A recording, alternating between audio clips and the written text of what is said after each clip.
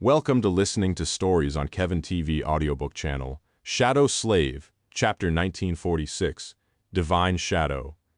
Although the battle in the Hollows had dealt a heavy blow to the Sword Army, Sunny himself received quite a boon as a result of facing Revel and her true darkness. Robbed of most of his powers, he had been forced to rely on his shadows to prevail and discovered a new facet of his aspect in the process. That timely discovery had helped Sunny defeat the daughter of Ki Song, but its repercussions were much wider than a momentary triumph. He felt that the ability to augment his shadows and his memories personally could potentially propel his mastery of shadow dance and weaving to new heights. In fact, Sunny suspected that he had stumbled onto one of the cornerstones of what a divine shadow like him was meant to be. Not that he was obliged to follow someone else's designs. He had done quite well by being his own independent person so far, after all, instead of acting as a loyal minion of the being casting him. Even if his aspect originated directly from Shadow God, it was folly to assume that a long-dead deity had known better what its uses would be in the distant and dire future of the nightmare spell. Still, the discovery held so much promise that it left Sunny impatient, giddy with anticipation, and almost breathless. He felt something that he had not felt in a while, the pure excitement of an explorer. Even if what he was going to explore were the depths of his own power, it was still uncharted territory. The Lord of Shadows had returned to the nameless temple, and Nephis was still on her way back to the main camp of the Sword Army.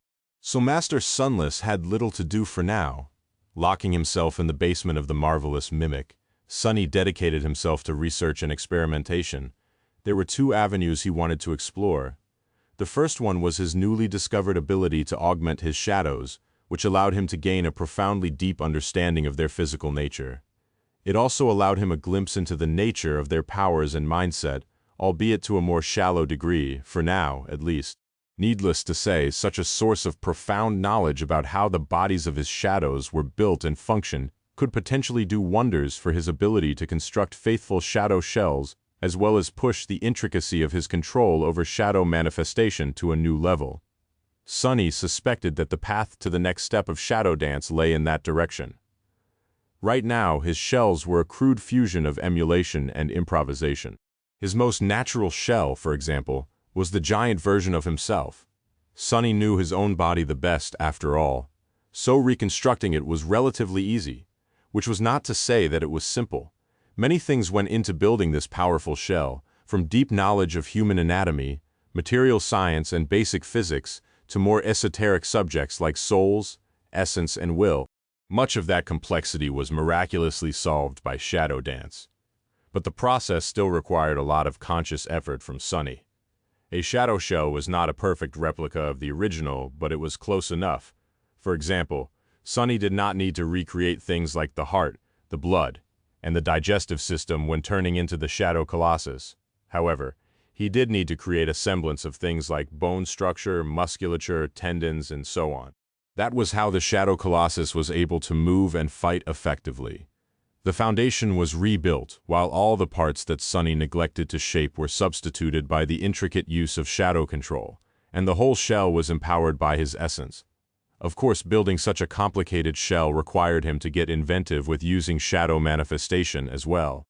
Sunny had gotten quite adept at manifesting shadows in various ways, manipulating not only their shape, but also their physical attributes. He could easily control such traits of the manifested shadows as rigidity, elasticity, viscosity, density, and so on. He could make them rough or slippery, solid or fluid, dense or porous. Of course, there were limits to how sophisticated these manipulations were. Sunny could manifest a shadow as a liquid, but he could not make it resemble water in all regards. He could make the surface of a manifested shadow slippery, but he could not turn it into actual ice. While sufficient for his purposes, his ability to finely control the physical attributes of shadows was relatively crude. This was going to change now. While augmenting, Saint Sunny had sensed the structure and composition of her stone-like body with stunning clarity, as if it was his own. Even greater than that, really, considering the mystical nature and legendary origin of his taciturn shadow. Those turbulent moments alone had given him some insight into how to improve his shadow manifestation and potentially build a shell of a stone saint, one superior in quality and faithfulness than any other shell he had created before. The benefit did not end there, though. On the contrary, that spark of inspiration was merely the appetizer. Sunny could also augment fiend, nightmare, and marvelous mimic, learning more about how their bodies were constructed.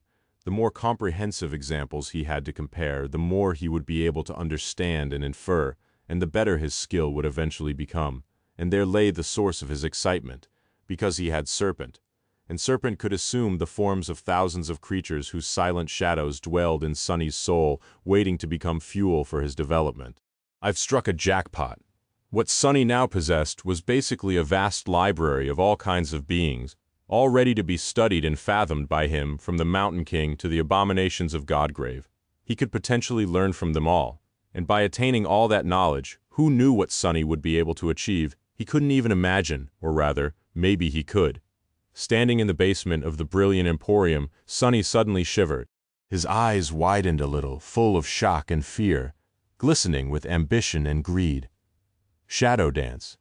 He had often wondered, of course, what the final form of shadow dance was supposed to be. He had already mastered 4 of its steps, but 3 still remained, both alluring and elusive. The first 4 steps of shadow dance were about sensing the essence of a being to shadow their mind, skill, and overall form. The 4th step in particular had allowed Sunny to delve into the physical structure of creatures both deeper and faster, which allowed him to shadow them more perfectly by assuming the same shape as them through the use of Shadow Shell. But there was a glaring difference between the forms Sunny assumed and the beings he endeavored to shadow. It was that he could not replicate their attributes, aspects, and mystical powers. He could become a 5-meter-tall adamantine troll to resemble Fiend, but he could not breathe out jets of infernal flame. But what if he could? If he was supposed to be a divine shadow, then what was the shadow of a god supposed to look like? Was it supposed to only replicate the general shape of the being casting it? Or was it supposed to replicate more? All of it, perhaps. Overwhelmed by these thoughts, Sunny made a tentative guess about what the final form of shadow dance was meant to be. It was the ability to become a true shadow of a being, all of them, including their mystical powers and authorities, not just their shape. The 5th step of shadow dance, then, would have to encompass the ability to shadow a being's attributes, some of them at least. Chapter 1947. Formlessness. Sunny's theory that mastering the remaining steps of shadow dance would allow him to shadow the attributes and aspects of other people, as well as profane powers of nightmare creatures, was not built entirely on pure conjecture. Sure, his intuition was telling him he was right, but sadly, his intuition was not what it used to be now that Sunny was cut off from fate. However, there was also something that corroborated his theory. A piece of information that Sunny had noted a long time ago, but never managed to explain before now. It was the scope of powers that the Mad Prince had seemed to possess. The Mad Prince, Sunny's own past self, had been a corrupted titan. He had attained transcendence, or rather descended into the abyss of corruption, all on his own. He had also formed the Titan core in the depths of the tomb of Ariel, somehow despite the dire number of shadow fragments that would have required. Sunny himself was currently facing the problem of how slow the process of building a new shadow core was. So he knew very well what the easiest way to absorb a vast amount of shadow fragments would be. It was to slay other shadow creatures. So he had a strong suspicion that the Mad Prince had slain his own shadows to become a Titan. Considering that none of the shadows had been heard of by the people of the Great River, that suspicion was all but confirmed. So then, how had the Mad Prince been able to visit Ananke in her dreams and instruct her where to meet Sunny and Nephis? If Nightmare had been killed, then he wouldn't have been able to use the Black Steed's Dreamwalker attribute unless the Mad Prince had learned how to shadow that attribute. It made sense in hindsight. The vile madman had spent hundreds of years in the tomb of Ariel, and while many paths to advancing his power were not available there, one path remained wide open, because it depended on nothing and no one except Sunny himself. It was to deepen his mastery of his own powers. Sunny did not know how many years exactly the Mad Prince, the last version of the Mad Prince, to be precise, had spent on the Great River.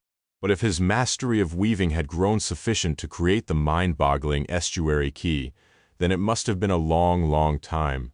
So he could have mastered more steps of shadow dance as well. Ananke must have called him a sword saint for a reason. Crazy bastard. While Sonny did not really want to follow in the footsteps of his past demented self, the Mad Prince was proof of what the future held. Thinking about him made Sonny feel hopeful about the potential of shadow dance, but also reminded him to be careful, slow and steady. Taking a deep breath, he remained motionless for a few moments, and then summoned Saint, Fiend, and Serpent. In the next several hours, Sonny conducted a lot of different experiments. He told himself not to hurry, but his excitement and drive were too powerful. In the end, he spent more essence than he had planned to, and brought himself to greater mental exhaustion than what was wise. His eyes were still full of excitement, though, despite the fact that these early results were incremental at best. The first thing Sonny confirmed was that augmenting his shadows was indeed an excellent method to improve the intricacy of his shadow manifestation.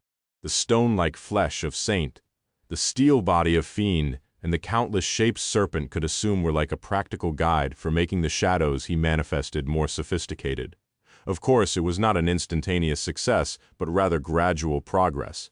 Sonny would have to practice much more to elevate shadow manifestation to an entirely new level. In fact, the sheer amount of practice he would have to undertake was a little daunting, but that was irrelevant. The only important fact was that he had discovered a reliable and effective method of improvement. With that, the hardest part was already behind him.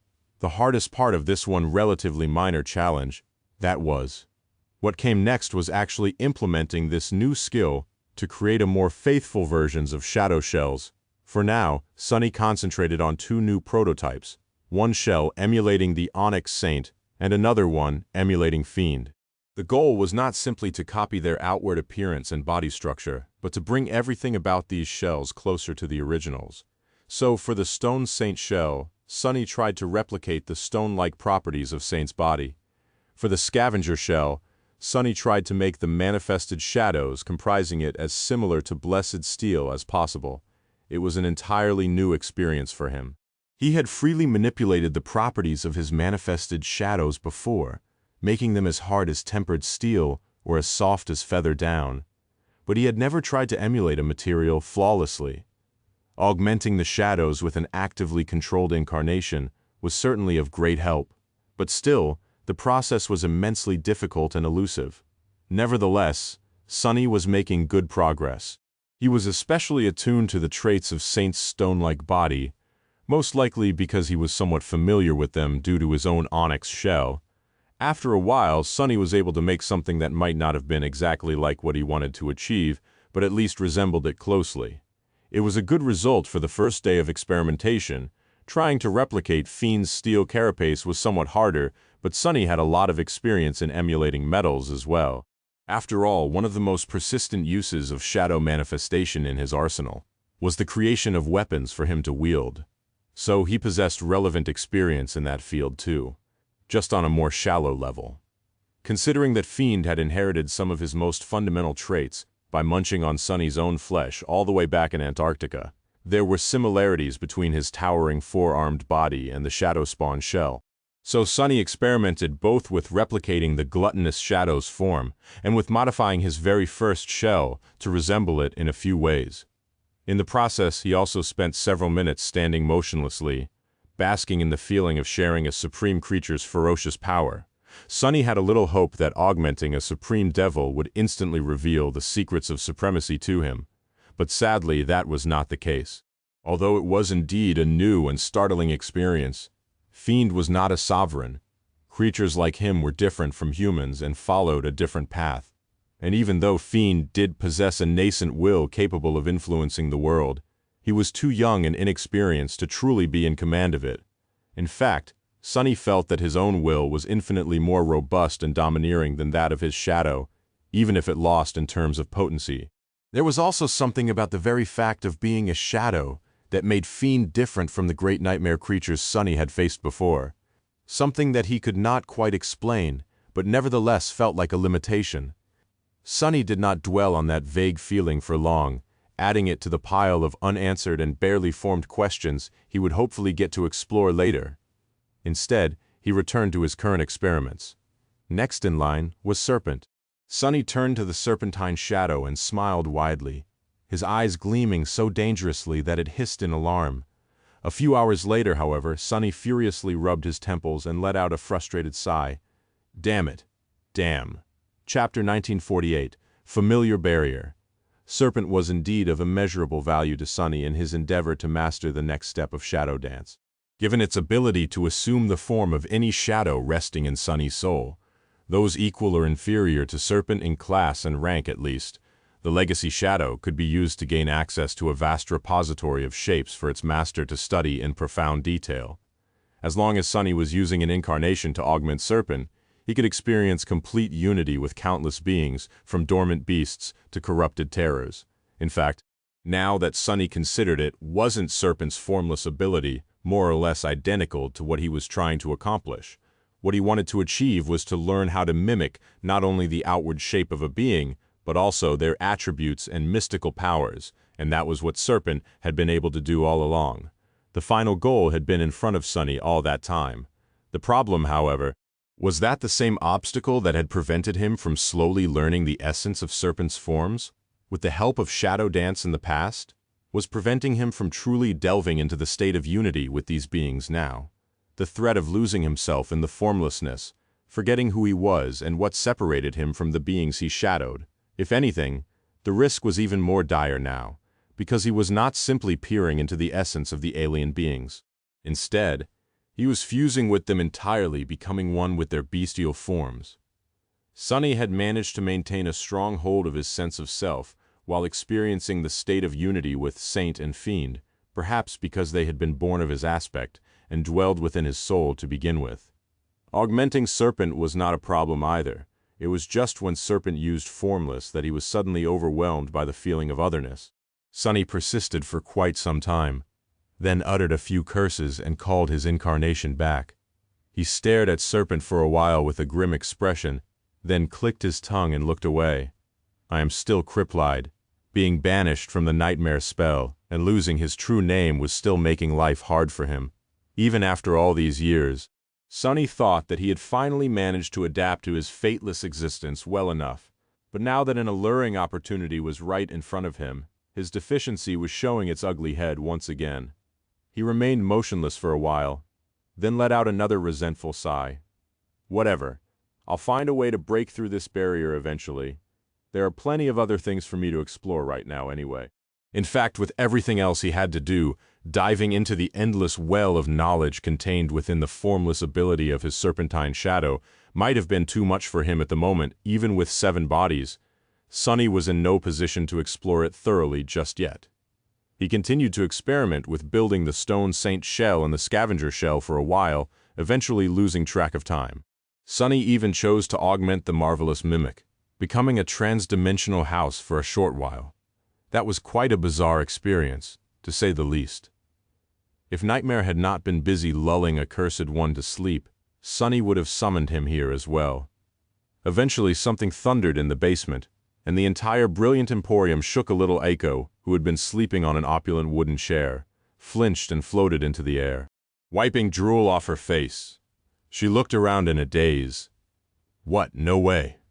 I wasn't sitting in your precious chair. Noticing that there was no one around, she calmed down a little, only to notice that the door to the basement was open, revealing a dark entrance. An insidious voice resounded from the darkness, making her skin crawl. Hey, Aiko, can you come down for a moment? The petite woman hesitated a bit, suddenly uneasy. Boss, actually, I have to leave urgently. My great dog is terribly sick and my family aunt has been run over by a PTV. Wait. No, the other way around. The darkness spoke again. It won't take long. Come down. Aiko let out a heavy sigh and glided into the basement with a resigned expression. Her boss was sitting on the floor with a mad look on his face and a frightening glint on his eyes. She landed softly on the floor and scratched the back of her head. Hey there, boss. I must warn you, if you finally lost it and decided that you want to eat me or some such, I'll be expecting a huge bonus come payday.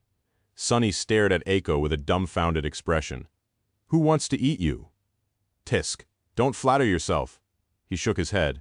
Honestly, sometimes I have no idea what is happening in that head of yours. You are such a weirdo. Anyway, don't move, I'll be quick. Aiko just stared at him in disbelief, as if she had never expected to hear such an accusation coming from him. Sunny, meanwhile, allowed his incarnation to separate itself from Fiend. Then he controlled it to glide across the floor and wrap itself around Aiko. The petite girl let out a yelp. Ah, what the hell? She subconsciously floated up, this time shooting almost all the way to the ceiling. Sunny let out a whistle. So this works too. Aiko regained her composure, landed and looked at her small hands. After making them into small fists a few times, she blinked. What the hell? Why am I suddenly so strong? Sunny took a deep breath. His aspect could be used to augment himself, his memories, his echoes, and his shadows. He could also augment inanimate objects to a degree, but he had never been able to augment other living beings, with the sole exception of Nephis, whom he had been connected to by shadow bond before.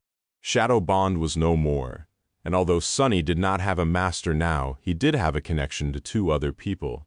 They were Rain and Aiko, both bearing the mark of shadows, so Sunny had decided to see if he could augment his followers as well. Amazingly, it worked, which was a great thing, because keeping Rain alive in the middle of Godgrave was getting harder and harder, and would get harder still once the two armies clashed in earnest. She did not even have an aspect, so Sunny was quite happy to find a way to boost her strength. Looking at Aiko and staring at himself through her eyes, Sunny grinned. Don't worry, that's just a little benefit of being a member of the Shadow Clan. Basically, I used one of my incarnations to fuse with you, thus doubling your strength. No need to stare at me with admiration. The petite girl was indeed staring at him. However, the emotion in her eyes was very far from admiration. Fuse with me? Who bastard? You have some nerve going around fusing with unsuspecting women without permission. Thanks, but no thanks. I did not assent to fusing of any kind. Defuse me right this second. Sunny blinked a couple of times, then recalled his incarnation and coughed awkwardly. Right, in hindsight he could have just sent his shadow to augment Aiko without controlling it directly. He just forgot about it in all the excitement. Well, that's embarrassing. Sunny cleared his throat. Whatever. Anyway, you can go. I'll think about giving you a bonus. A small bonus, mind you. Aiko opened her mouth, wanting to retort, but he added sternly, and by the way, were you sitting in my chair? The petite girl turned around and hurried upstairs. I'll be going, boss. My great-uncle and my family cat, my auntie and my dog anyway, see you later. Sunny scoffed and looked at his shadows. After a while he dismissed them, deciding that it was time to switch gears. Next, the memories. It was time to delve into the second avenue he wanted to explore.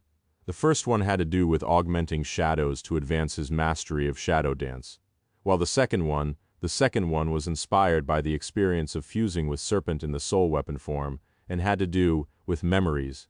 Sunny hoped to advance his mastery of weaving by augmenting them. Chapter 1949. Sonorous Silver Sunless. Sunny had quite high expectations for the next stage of his experiments. He had been making a living by selling memories, after all, and was obligated to forge a stellar sword for Nephis. There were many saints in the world, and even a couple of others who possessed divine aspects. However, he was the only weaver left in existence. Some could enchant weapons and craft memories, but their ability was no more than a pale imitation of his own. Therefore, what Sunny was going to do now thrilled him even more than the possible advancement of shadow dance. He was just a bit tired, so his excitement was calm and focused. He was going to fuse with his memories, which would hopefully allow him to learn more about their weaves. Let's see. He summoned the runes to study his soul arsenal. Memories. Silver Bell. Extraordinary Rock. Endless Spring. Weaver's Mask. Shadow Lantern. Shadow Chair, Overpriced Saddle. Weaver's Needle. Nebulous Mantle. Handy Bracelet. Quintessence Pearl. Definitely not me. He possessed far fewer memories now after being banished from the nightmare spell. Still, it was enough for a good start. The memories he did possess could be divided into three categories: the ones he had created himself, the ones he had altered, and the two divine memories he had received by chance. Sunny suspected that he would be able to learn the least from the first category, and the most from the last. If he even had the capacity to fathom the infinite sophistication of Weaver's Mask and Shadow Lantern, which was unlikely in any case, it made sense. He knew everything there was to know about the weave of those memories he had personally created after all. Shadow Chair, Overpriced Saddle, and Weaver's Needle could barely be called memories. They were simply objects he had outfitted with the rudimentary enchantments every memory possessed. Handy bracelet, quintessence pearl, and definitely not me were far more complex, each created after he became a transcendent. Studying them would be of more use, but probably not as much as studying the memories initially forged by the spell. They were Silver Bell, Extraordinary Rock, and Endless Spring. Each had accompanied him for a long time. Then there was the Nebulous Mantle, which had a somewhat special origin. Neither Sunny nor the Nightmare spell had created it.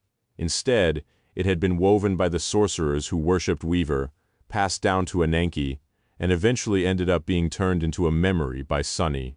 And finally, there were Shadow Lantern and Weaver's Mask. Sunny actually did not know how Shadow Lantern had come to be. Was it a true relic of Shadow God or simply a replica of one? He had received it as a legacy relic, and since aspect legacies seemed to come from the spell, it would be reasonable to assume that the spell had created it. However, another legacy relic Sunny had received was the fragment of Shadow Realm, and even the spell did not seem to know how to deal with it, to the point that it did not know how to describe the fragment with runes, or where to place it. Sunny knew the origin of Weaver's Mask, though it was indeed a mere replica of the mask the Demon of Fate had personally worn, one of the two granted to the high priests of the Nightmare spell in the distant past. However, it had been created by Weaver's own hand. So, it was indeed a true relic left behind by the nebulous daemon, just like the Nightmare spell itself. Sunny stared at the runes describing Weaver's Mask for a few moments, then shifted his gaze and glanced at the overpriced saddle. A sad sigh escaped from his lips. Chasing away the sudden feeling of crippling inferiority, Sunny raised a hand and summoned the silver bell. A beautiful bell wove itself from sparks of light, its familiar weight making him feel a hint of bittersweet nostalgia. Sunny closed his eyes for a moment, a small memento of a long-lost home which once brought its owner comfort and joy. He rang the bell quietly and listened to its sonorous ringing, then smiled, a hint of sadness finding its way into his eyes.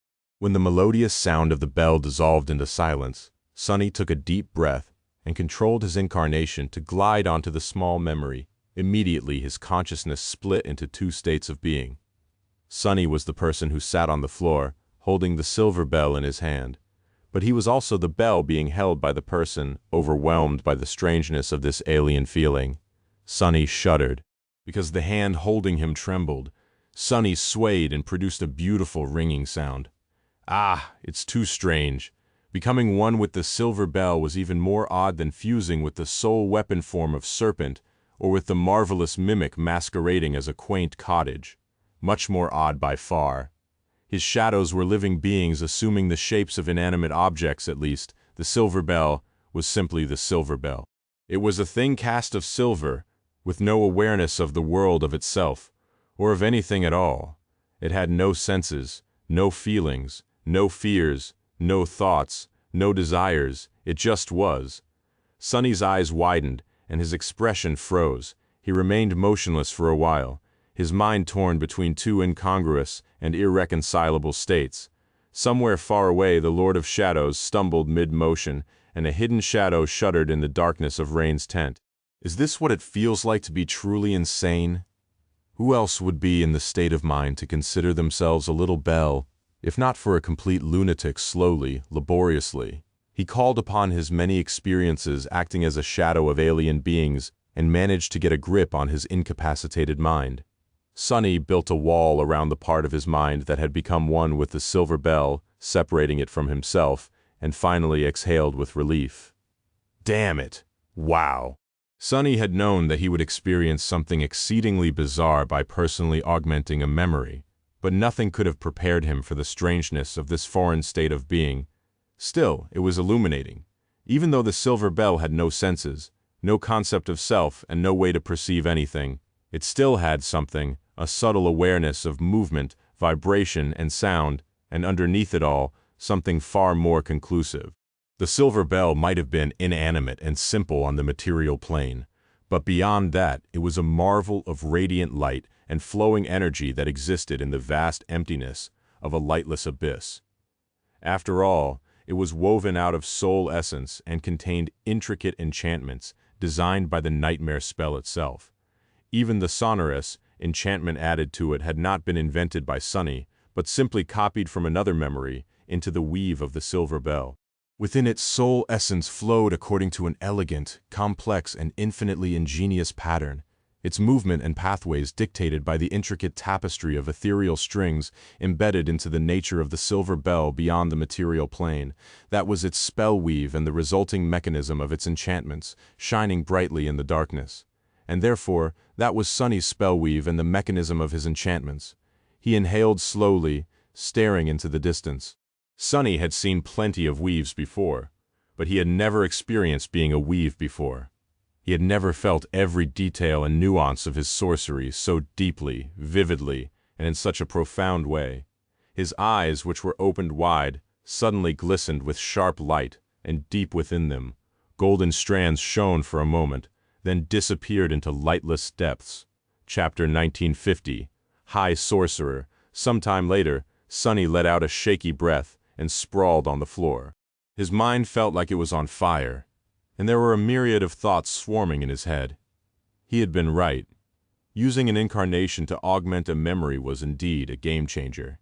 The act of fusing with a memory gave him an entirely new level of understanding of how its enchantments functioned, and how its spellweave caused those enchantments to exist. It was one thing to see the tapestry of ethereal strings, but experiencing it as a part of himself was completely different. Before Sunny could study a weave and make logical conclusions about how its elements functioned, as well as what role each string played in the tapestry, by observing the structure and guiding principles of countless weaves and comparing them to each other, he could deduce the purpose of some of the patterns and weave memories by recreating them. That was how his career as a sorcerer had started, and he had made great strides since then. Sunny had steadily increased the repertoire of patterns he could weave. Eventually, he was even able to understand the principles behind these structures, which gave him the ability to change and modify them. Finally, he reached a point where he could weave new patterns and thus create somewhat original enchantments all by himself. However, Sunny had always remained blind to the true essence of weaving. He had discerned how many weaves worked, but he never understood why. In other words, he had only observed the guiding principles of weaving without ever knowing the underlying reasons for why they were that way. His experience as a sorcerer had been purely empirical, lacking the theoretical understanding of the inner workings and causality of the sorcery he practiced. He was an alchemist at best, not a chemist. Now, all of it could change. Of course, Sunny had not fathomed the elaborate underlying laws of weaving yet, but he had obtained a tool to observe them now, to personify them now, which meant that, given time, he would be able to comprehend and learn them when he did. A soft chuckle escaped Sunny's lips.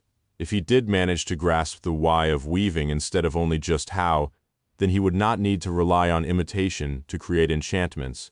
He would not need a repertoire of weaves and patterns anymore, because he would be able to solve any problem by simply knowing the rules of solving it.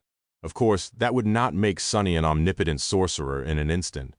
After all, having the tools necessary to solve a problem was not the same as mastering them. Otherwise, people would have been able to resolve, well, something terribly complicated in mathematics immediately after formulating the rules of arithmetic. To his shame, Sunny did not know enough about mathematics to come up with an example. Why am I even thinking about that? Right. He was thinking about it because he had decided to rest a little after his brain almost melted as a result of experiencing the fusion with Silver Bell. Still, he had rested enough already, hadn't he? Sitting up, Sunny shook his head energetically. Let's see what mysteries you're hiding and summon the extraordinary rock. Sunny did not say that. The extraordinary rock said that, but in the next moment, Sunny had become the extraordinary rock. Immediately he shuddered. Somewhere far away, the Lord of Shadows slammed into a pillar while walking out of the nameless temple. Elsewhere, a hidden shadow let out a frustrated sigh, making Rain stir a little in her sleep. Let's continue. Sometime later, Aiko returned to the basement, carrying a tray of food. Her boss was sprawled on the floor in a disheveled state, staring at the ceiling with glassy eyes. She cautiously nudged him with the edge of her shoe. Hey, boss. You're alive? Sunny turned his head and looked at her with a frown. Which me are you asking? Also, define the meaning of alive. Also, define the meaning of you. He blinked a couple of times, then shook his head. Never mind. Yes, I'm alive, But what are you doing here? Aiko let out a sigh and put the tray on the floor near him. Here, have some food? I thought you'd be hungry.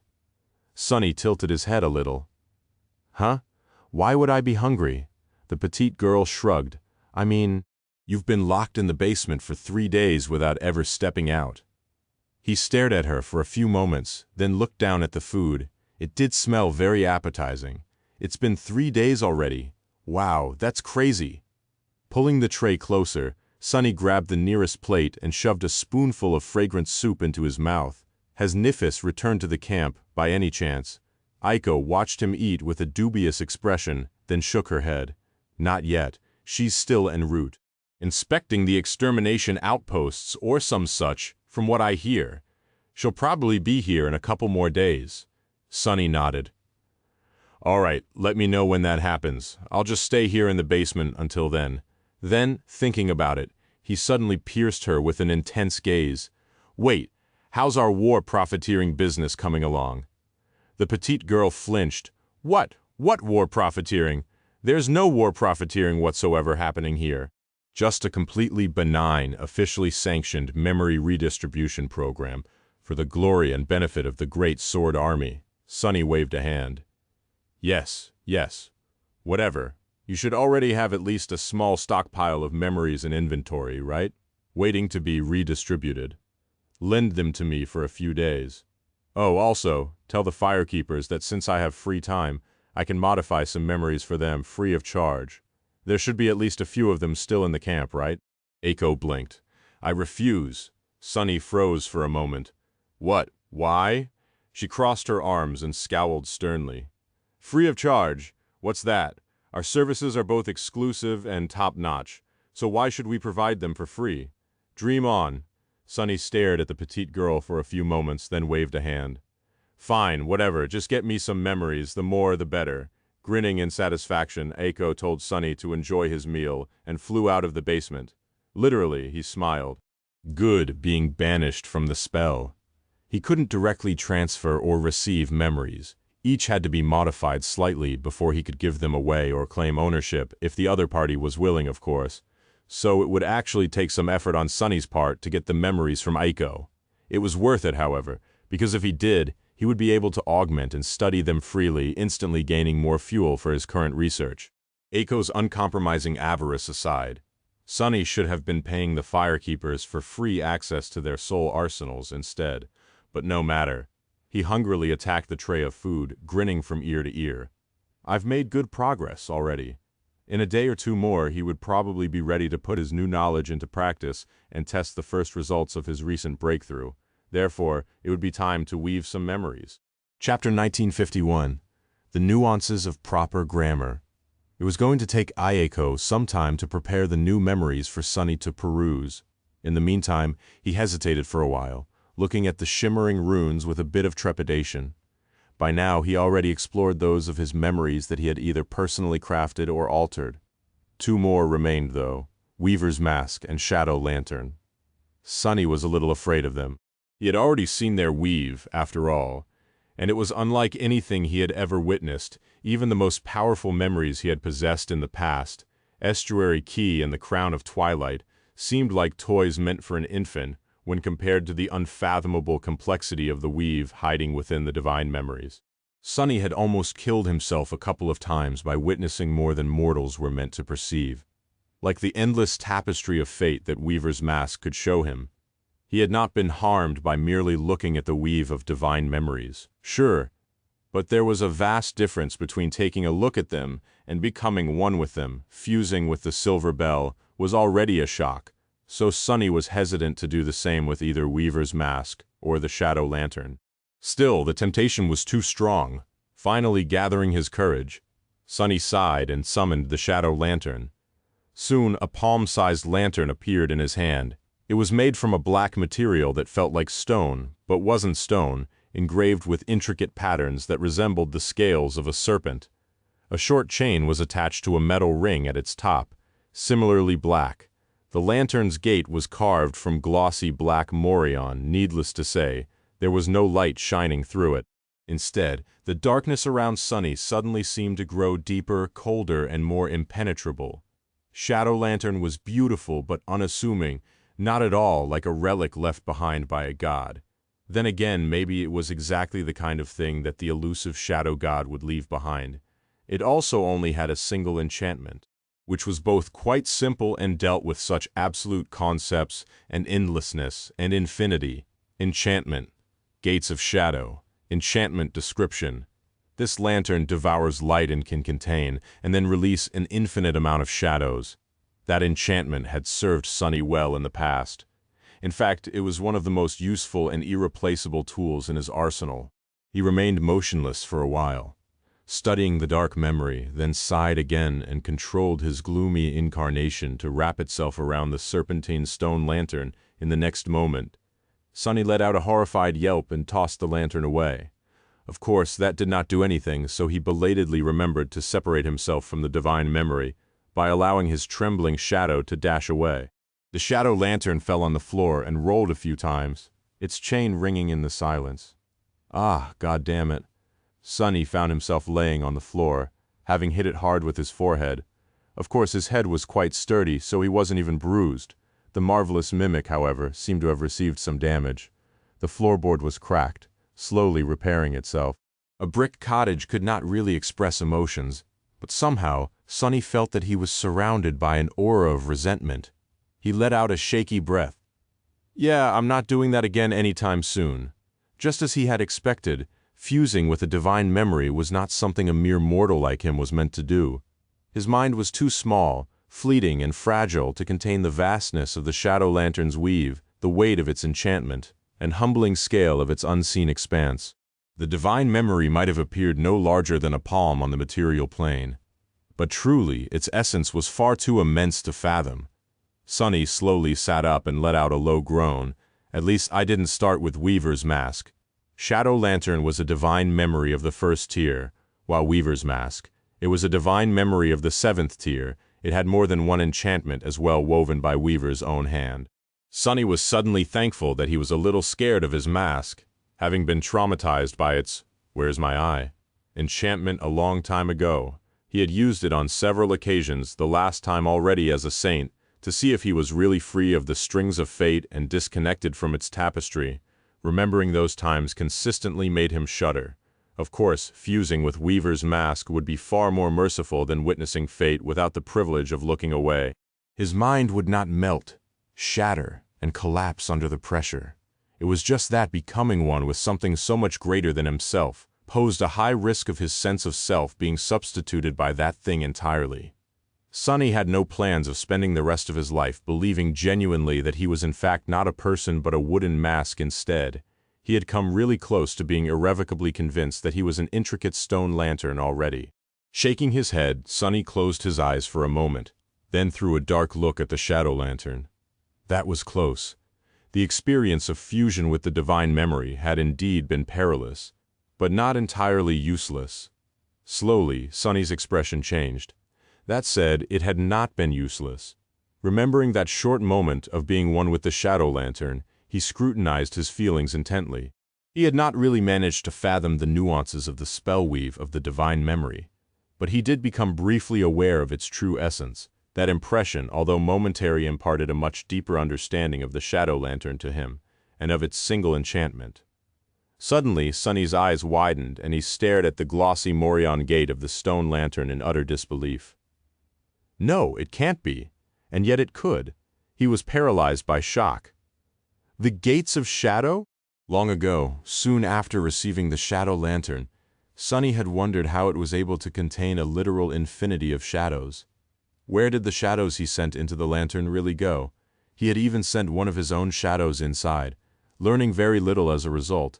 He had also tried to store the fragment of the shadow realm in the small stone lantern, attempting to test if its capacity was really infinite. The fragment could indeed be sent into the shadow lantern. Sadly, no matter how hard Sunny tried, it could not be retrieved. There was no reason Sunny knew why the shadow realm's fragment would not return from inside the lantern, like all other shadows would, but that was what he had discovered on Alethia's island. The discovery had crushed his hope of being able to move his piece of a divine domain freely wherever he wished. But now, Sunny had a strong suspicion about what the reason was. It was because the name of the single enchantment of the shadow lantern was much more literal than he had thought. Gates of shadow, not of the shadows but of shadow, made pale and feeble by the radiance of day. Shadow laughed and rose from the ground. That was what the nightmare spell called Shadow God in the description of the lantern. So, the gates of shadow were really the gates of Shadow God. Where would the gates of Shadow God lead? Sunny stared at the small stone lantern and its tiny Morian door with an expression of horror. There was only one logical answer. They would lead to Shadow God's realm. Chapter 1952. Choice Paralysis. It just doesn't end today. Sunny stared at the shadow lantern with a strange expression. Today, he had discovered the key to mastering the next step of shadow dance, elevated his sorcery, and now found out that the door to the shadow realm had been in his pocket the entire time. Well, technically, these revelations had unfolded over several days, as Aiko so helpfully reminded him. Still, how was his heart supposed to handle so many stunning discoveries? Who cares about my heart? I have 6 spare ones anyway. Standing up, Sunny carefully picked up the shadow lantern and studied it, a deep frown forming on his face. He was fairly sure his theory was correct. In that brief moment of fusion with the divine memory, he and the shadow lantern had become one and the same. In that instant, he'd glimpsed a bit of what the shadow lantern truly was, as well as what lay hidden beneath its surface. Although he couldn't fully comprehend it, he was certain of one thing: the gate of the shadow lantern led directly to the shadow realm. This would explain why it could hold an infinite number of shadows, as well as why the fragment of the shadow realm could be stored but not retrieved. That fragment had been torn from the shadow realm when a dreadful being escaped it, and by returning the fragment, Sunny was, in a way, mending a rift in the shadow realm itself. And there was no chance he could pull an entire divine domain out of the lantern after all. Just thinking about all of this made Sunny feel incredulous. The shadow realm, his gaze grew distant, his mind wandering to the implications. Out of the 6 divine realms in existence, only the 7th, the shadow realm, remained. When the dream realm was born, it slowly consumed the mortal realms, absorbing them into itself, along with 5 of the 6 divine realms. So Windflower had told him Sunny strongly suspected that the storm sea had once been the divine realm of the storm god. Godgrave had likely belonged to the sun god. The burned forest may have been the divine realm of the heart god. As for the beast god, fragments of its realm lingered in the song domain. Finally, Earth seemed to have once been the divine realm of the war god, humanity's patron deity. While 5 divine realms had been accounted for, the shadow realm had always remained a mystery. Where was it? Had it been swallowed by the dream realm? If so, where in this nightmarish world were the remains of the shadow god's realm? Sunny had never seen or heard of a place resembling the realm of shadow, so he'd always wondered where it went, and now he could go find out. The thought made him shudder with a sense of profound dread. Could he? Should he? The first question was simple. Yes, he could. His shadow had entered the shadow lantern back when he first acquired it. Now, with shadow incarnation and the ability to control his shadows directly, he could do it himself. In fact, he probably could have done it even before becoming a saint, simply by using Shadow Step to assume an incorporeal form. The only issue had been the unknown inside the lantern, and that there would be no one to summon him back. But now one of his avatars could hold the lantern while another ventured inside. He could maintain at least 2 avatars indefinitely, and Shadow Step no longer drained his essence passively. The possibility was certainly there. But should he? The reason for caution was obvious. Venturing blindly into a fallen divine realm was asking for trouble. Godgrave, Stormsea, and Burned Forest were all deadly, representing some of the most nightmarish corners of this harrowing world. Sunny had no reason to assume it, but somehow he felt that the Shadow Realm might be the most dreadful of them all. Yet there was a compelling reason to explore it too: his missing Titan core. His aspect had always made it harder to saturate his soul, and that difficulty seemed even greater now that he was a saint, especially given the absence of shadow creatures to hunt. Wouldn't it be reasonable to assume there were plenty of them in the ruins of the Shadow Realm? Entering the Shadow Realm was the most certain way he could think of to become a Titan. If Sunny managed to become a transcendent Titan, he'd gain another core, another shadow, and another avatar, and Serpent would also ascend. That would allow Serpent to take on the forms of titans. Sunny had slain like the fallen titan Goliath or the winter beast. Such a power would add a valuable trump card to his arsenal, and he desperately needed those, especially with the sovereigns to face. A long sigh escaped Sunny's lips. Damnation! He had so much to do already. Crafting memories was his immediate plan. But there was also the looming war, his need to learn about the sovereigns before facing them in battle, and Nephis was finally coming back to camp. That meant he could finally see her again. Now exploring a dead god's lightless realm had been added to his list of things to accomplish.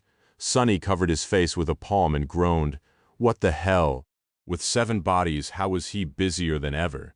Shaking his head, he took a deep breath and stared at the ceiling. For now, the only question was, what was he going to do first? Sneak into the shadow realm, or make a breakthrough in weaving? Chapter 1953, One Small Step for Shadow. Sunny definitely knew what the smart decision would be. The smart decision would be to concentrate on weaving for now. Slowly consider the potential perils of venturing into the shadow realm, and make thorough preparations before entering the lantern. For example, he had to decide which of his incarnations would explore the shadow realm. Would he send the Lord of Shadows and his 3 companion shadows to have as much power as realistically possible in the current situation at his disposal there? Or would he send a single incarnation as a scout to reduce the damage to a minimum in case it was destroyed by an overwhelming threat? It would also be best to consider many things, do extensive research, consolidate his recent breakthroughs, and make arrangements before passing through the gates of shadow. That said, to heck with it. The allure of an unexplored divine realm, the realm of shadows, was too irresistible. Even though Sunny knew that it would be wiser to remain patient, he could not imagine delving into the slow and meticulous process of crafting memories without satiating his curiosity and fascination. First, how was he supposed to concentrate on weaving intricate patterns of ethereal strings when there was a portal to a literal divine realm resting basically in his pocket, and not just to any divine realm either, but one that had belonged to the very god from whom Sunny's powers originated? It would be way too hard. Granted, he had no ambitions of going on a true expedition yet. Rather, what Sunny wanted to do was to take a first look at the shadow realm and explore it briefly simply to know what awaited him there, and from what he would have to protect himself. With that knowledge, he would be able to prepare for the actual expedition better. He might even want to craft a few specific memories to help him face the perils of the shadow realm. So it had to be done before he dove into weaving. It had to be done now. Sunny turned around, walked to the middle of the basement, and outstretched his hand. The shadow lantern hung freely from his fingers. Following a mental command, the little Morion gate opened, revealing a dark entrance. He remained motionless for a few moments, absorbed by solemn silence. Then he looked down at his shadow. "Well, what are you waiting for, Chop Chop? Get inside." The gloomy stared at him in shock, then pointed at itself with a finger as if asking, "Who, me?" Sunny raised an eyebrow. "Why, of course, I mean, who else? What did you think that I'll banish my original body to the shadow realm?" He scoffed. "Of course not. That's the land of death, you know." The gloomy shadow was dumbstruck for a few moments, then lowered its hands, and slowly clenched its fists, staring at Sunny with a murderous gaze. Sunny ignored its antics and activated Shadow Incarnation, taking direct control of his shadow. "Here we go." He glided up his leg onto his arm and toward the open gate of the shadow lantern, shadow realm. In that short moment before entering the darkness within, Sunny considered what he knew about it. Truly, it wasn't much, and most of what he did know had come from the description of the fragment. When Shadow made death, he had become death. Everything that Shadow swallowed died, and everything that died was swallowed by Shadow. Death was an absolute law, and thus that which was ever-changing no more. Time was an absolute law, and thus that which was everlasting no more. Space was an absolute law, and thus that which was endless no more. Wielding time, space, and death, the gods defeated and bound their enemies.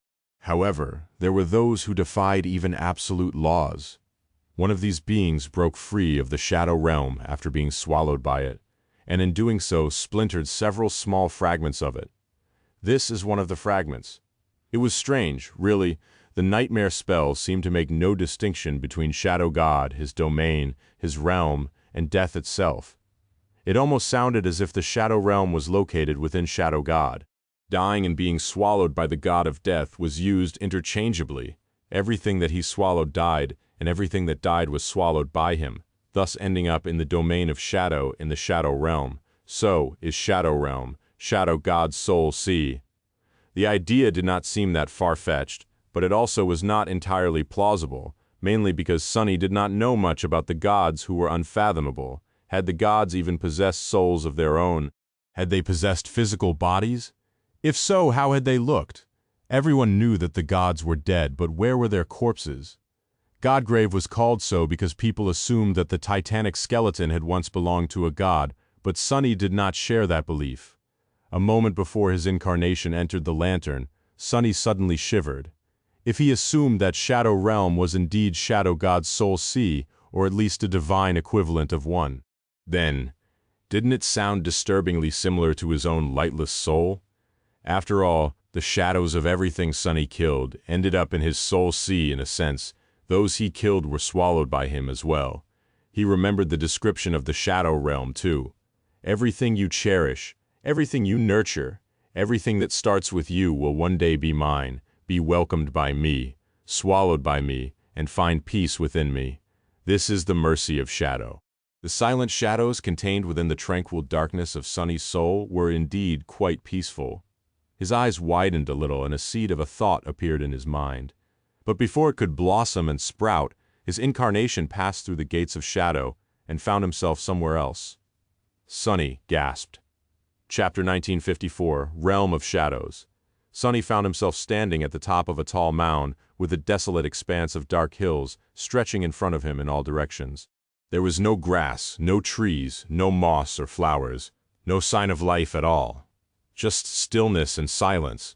It was a stark contrast to the dreadful reaches of Godgrave, where everything was consumed by the sprawling vermilion jungle that teemed with hungry, restless, abominable life. The ground was covered in a soft layer of fine black dust, but felt more solid than a sand dune would. What made him gasp was not the desolate landscape, however, but everything else he perceived. There was light. He had expected the Shadow Realm to be a land of eternal darkness, entirely lightless and covered by a veil of shadows. However, instead, its dark expanse was illuminated by a beautiful silver radiance, as if resting under a starlit sky. It was just that there were no stars. Looking up, Sunny saw a black sky. At least he assumed that it was a sky. There was no way to tell. There were no stars and no moon, just a seemingly endless expanse of darkness. However, there were clouds. Far in the distance, a vast storm front was moving across the dark plain. That was what Sunny wanted to call it. In any case, in truth, the clouds weren't really clouds, and the storm wasn't really a storm. The clouds weren't formed from water vapor, but from ethereal light particles instead. Shining with silver radiance, they moved and swirled, as if carried by ghostly winds. The Empyrean currents were like beautiful rivers of starlight that illuminated the desolate land, making the immense ancient shadows populating it flow and dance. It was a breathtaking sight. But more than that, even from a distance, Sunny could feel the terrifying violence of the radiant storm. It was both daunting and chilling, making him want to dive deeper into the embrace of shadows to hide himself. It was a storm of light. No, not light. Looking closer, Sunny shivered slightly, those sparks of silver light. He recognized them for what they were. It was soul essence. The storm raging above the dark plain was a storm of essence. He didn't quite know what to make of it at the same time as his eyes were enthralled by the sight of the beautiful, terrible soul storm. Sunny's other senses were flooding his mind with intense sensations as well. There was his shadow sense, of course. As it flowed in all directions, Sunny felt at home. He was surrounded by nothing but shadows, all of them indescribably ancient and unfathomably deep.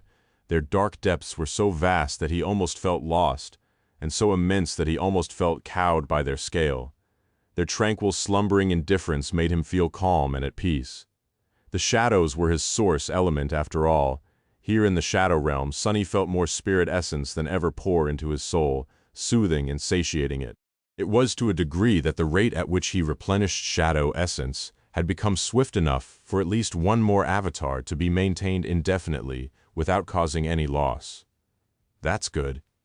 Sunny strived to maintain a careful balance between expending and replenishing his essence, maintaining two avatars at all times. The Lord of Shadows and Rain's companion was what he could do without constantly draining his reserves. So knowing that he would be able to send one additional incarnation out to explore the Shadow Realm without crossing the line was welcome news. Now then, should I take a look around? There did not seem to be immediate danger around him, but Sunny still remained in the form of an incorporeal shadow for now. He could not see any structures or sense any movement nearby either. But he felt uneasy, for some reason. Actually, it was completely reasonable for him to feel ill at ease. The Shadow Realm was supposed to be the land of death, after all. If everything that died ended up here, then the shadows of unholy titans and horrors beyond description would be here as well, wouldn't they? Sure, those harrowing creatures were supposed to be already dead, but beings of higher ranks were often above such limitations had Shadow God not blessed him from beyond the grave. Come to think of it, would the shadows of the gods and the 7 demons be here as well? Sunny shivered and carefully glided a few steps forward, nearing the crest of the hill. Something is wrong, I think. He was feeling rather strange. There was no pain and no discomfort, but he definitely felt that something about him was not right. His unease grew stronger. What is it? Then he froze. If Sunny had eyes at the moment, they would have undoubtedly narrowed. It was because he saw a tiny mote of silver light slowly rise above his incorporeal form, dancing in the ghostly wind. Then there was another and another. Why was he emanating sparks of soul essence? That did not make any sense. Not only because he was not supposed to randomly leak essence, but also because Sunny had never possessed soul essence to begin with. He was rather unique, possessing shadow essence instead. Following an ominous premonition, Sunny summoned the runes and looked tensely at the counter of his shadow fragments. A moment later, he felt a hint of terror. His shadow fragments were dwindling. The rate was not high, just 1 or 2 every moment, but it was unmistakable. His soul was being drained. Not quite. It was not being drained. Instead, it was slowly disintegrating. It was bizarre and beyond reason, but he could not deny the fact. He was not under a soul attack, and was not receiving soul damage. He did not even feel any pain, but his soul was slowly falling apart. It was being broken down and turned into pure soul essence. If not for the radiant motes of light, Sunny would not have even suspected anything. Feeling a sense of terror, he looked into the distance, where the immense soul storm was raging above the dark plain, a storm comprised of an incalculable number of essence sparks. If Sunny had hair right now, it would have stood on end. Damnation! What the hell was this place? Following an instinct, Sunny assumed his human form and immediately manifested the onyx mantle. A shadow was quite vulnerable after all, leaving the soul without the protection of a physical body. Finally, the stream of essence sparks rising above him was cut off. Sunny trembled and let out a relieved sigh. That was close. Before he could celebrate his salvation, however, his shadow sense caught a subtle movement a short distance away, and then a black arrow suddenly flashed from the darkness, easily piercing his chest. Chapter 1955, Rude, Welcome. Sunny was in the heart of the Shadow Realm, a place where he was supposed to have an absolute advantage over his enemies, and yet he had not sensed the smallest of movements up until the very last moment. It made sense in hindsight.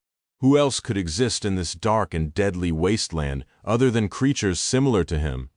He only sensed the black arrow when it was already too late to dodge it. Sunny only managed to turn his torso a little, bracing for the impact.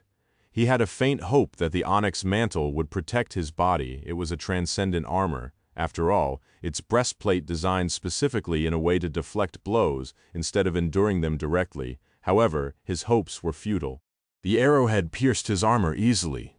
It pierced his skin and muscles as well, sliding between his ribs and biting his heart. If not for that slight last-moment turn, his heart would have been entirely destroyed. Now, it was merely damaged. A split second later, the arrowhead exited from his back and scraped against the inner surface of the onyx mantle. Having wasted its momentum, it failed to break through the stone-like armor again. Consumed by pain, Sonny was tossed back by the devastating force of the impact.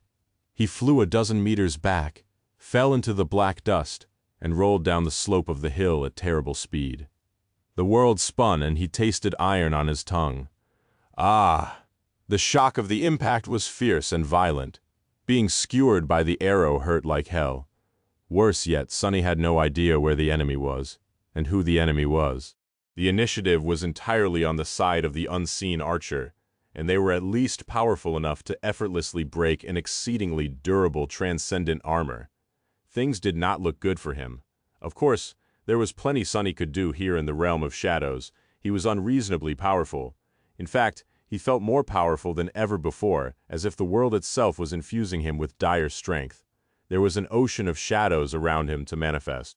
There were his shadows as well, saint, fiend, serpent. He could call upon them to protect him. There was Shadow Step, and his ability to move great distances in the blink of an eye, even without the support of other incarnations, and unable to augment himself. Sonny could try to give the deadly enemy hiding in the darkness. A good battle, however, he did not. There was a much safer solution after all.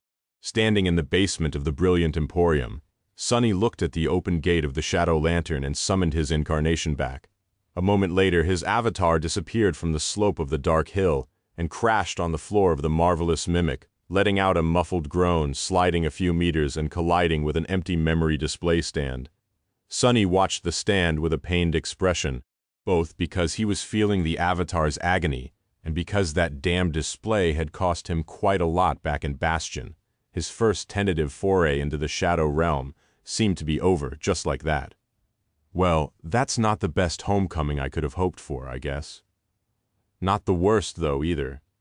Walking over to the avatar, who was sprawled on the floor, Sonny looked down at himself with a dark expression. He considered the few short moments he had spent in the Shadow Realm carefully. It was not what he had expected it to be. That dark land was nebulous and beautiful, but also somehow able to destroy souls. If not for how durable his own soul was, it might have been damaged far more severely. In fact, Sonny had a sinking feeling that without soul weave, the damage might have been irreparable. On top of that, he had gotten an arrow driven through his chest. His heart had almost been pierced clean through. In fact, the wound would have been fatal for most humans, even saints. His avatar was only alive because of blood weave, which helped him ignore the damage dealt to his heart and keep the blood running through his veins. For now, the avatar stared back at him from below, his face pale and his lips red with blood. Sonny sighed. "What are you waiting for, fool? Hurry up and turn back into a shadow." That would not heal his wound, but it would at least prevent the wound from killing his body. The avatar gritted his teeth, lingered for a moment, and then said in a resentful tone, "Go to hell, you smug bastard." Sonny smiled pleasantly. Berating himself was still fun. "We're already in hell, though." With that, he released control of his incarnation and allowed the avatar to become a shadow once again. Gloomy was a little damaged and seemed rattled by the whole experience, but at least it wasn't vomiting blood. Sonny sighed and looked at the ceiling. "I'll need to ponder a bit before venturing into the Shadow Realm again." He lowered his gaze and looked at the darkness hiding behind the open gate of the Shadow Lantern. His thoughts returned to what he had seen, sensed, and experienced on the other side. It was a little bit overwhelming, however. Sonny had a feeling that there was something in particular that he was missing at the moment. Something important. As a scowl appeared on his face, his shadow stirred on the floor. In the next moment, Sonny's eyes widened and he reeled back. Almost at the same time, there was a quiet rustle, and another black arrow suddenly shot out of the gate of the Shadow Lantern, missing his head by a hair's breadth. It struck the ceiling above, tearing a hole in it and making the marvelous mimic shudder. It can follow. Stunned and terrified, Sonny fell on his back. He froze for a moment, dazed, and then hurriedly slammed the gate of the Shadow Lantern shut. A few moments passed in tense silence, but nothing else happened. The basement of the brilliant Emporium was silent and peaceful. Sonny's mind, however, was anything but. Staring at the Shadow Lantern with a pale face, he inhaled sharply and then slowly breathed out. What the hell have I almost brought back from that cursed place? Chapter 1956. Consider death. In the end, Sunny lost more than he gained from his first venture into the shadow realm. He had gained precious knowledge of what awaited him on the other side of the gates of shadow, as well as 2 black arrows, one smeared in his own blood. After retrieving the second arrow from the ceiling of the dining hall of the brilliant Emporium, Sunny studied them both with a dark expression. The arrows were not enchanted in any way. In fact, they looked quite simple, almost makeshift. The shafts were made of dark wood. The arrowheads were cut from obsidian, and the fletching was made from crow feathers. Nevertheless, there was nothing mundane about them. Just by holding the 2 black arrows, Sunny could tell that he was holding something mystical. There was a quiet, deadly aura surrounding them, as if the arrows themselves had presence akin to one a saint would possess. Each was also much heavier than he would have expected, hinting that the materials used to craft them were not at all ordinary. Sunny did not know who had crafted these arrows, and from what, but taking a closer look at them, he was not at all surprised that the onyx mantle had been pierced. He had created more than enough memories to know mystical materials when he saw them. The materials used to fashion the 2 black arrows were at least akin to something he would have harvested from a great nightmare creature, but somehow even more daunting. Even the shadows cast by the arrows were a little threatening. There was something else about them, as well. Sunny's expression turned even darker when he sensed something familiar about the black arrows.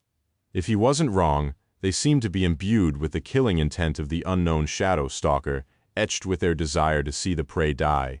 The arrows carried their own will. Well, I'm still alive, aren't I? Better yet, he was now in possession of 2 supremely lethal arrows. Sunny had many uses for something so precious. Who knew, perhaps he would be able to return the favor and sink them into the heart of that damned archer one day. Sadly, he had lost something far more precious in return. It was not the health of one of his avatars, either. Grimacing, Sunny glanced at the shadow lantern. It was his ability to use its gates of shadow enchantment. Of course, he was still able to send shadows inside or call them back. However, now that the unseen assailant had shown their startling ability to follow shadows back through the gate of the shadow lantern, Sunny was wary of opening it again. Who knew what would crawl out of the shadow realm the next time he did? By personally passing through the gates of shadow, Sunny seemed to have attracted the attention of at least one creature dwelling there. Now that the shadow archer knew his scent, it would not be impossible for them to wait patiently in the area where the lantern led to. Sunny uttered a quiet curse and dismissed the shadow lantern. Now was not a good time to lose one of his most useful tools. The war was raging on, and the battle with the sovereigns was drawing closer with each passing day. He would have to step into the shadow realm and slay the mysterious archer sooner rather than later. But not now. Now, Sunny had to collect his thoughts and pay attention to his other endeavors. First, his sorcery. He looked at the destroyed display stand, sighed, and called upon the shadows to clean up the debris. There was a lot to do, and no time to waste. As he headed for the warehouse hidden behind the memory boutique portion of the brilliant Emporium's basement, though, Sunny lingered, staring into the distance with a complicated expression. He was still being tormented by curiosity, wishing to learn the secrets of the shadow realm. If anything, his thirst had only grown stronger after witnessing the unforgettable vista of the dark, silent land. But he could wait for a bit before trying to quench it. Nevertheless, he had to consider something. He had to consider death. The soul storm raging in the distance, and the strange fact that his own soul had started disintegrating almost immediately after entering the shadow realm, were obviously connected. In fact, Sunny had an idea of what the storm of soul essence was. If his shadow had been almost reduced to a whirlwind of essence, then other shadows would be, too. And since the shadows of all living beings that died were supposed to enter the shadow realm, he could safely assume that the soul storm was formed by countless shadows being transformed into essence by the dark expanse of the shadow realm. Countless living beings perished every day across the dream realm and the waking world, just here in Godgrave. The constant cycle of the scarlet jungle extending its tendrils to the surface, giving birth to legions of creatures, and being reduced to ash by the incandescent abyss above, would probably send an endless stream of shadows to the empty realm of Shadow God, where they would be slowly ground to dust, turning into swirling rivers of essence. Maybe that essence was then released back into the universe, giving birth to new life. If so, then Sunny might have just witnessed the inner mechanism of existence. He might have seen the genuine workings of death. What was death, really?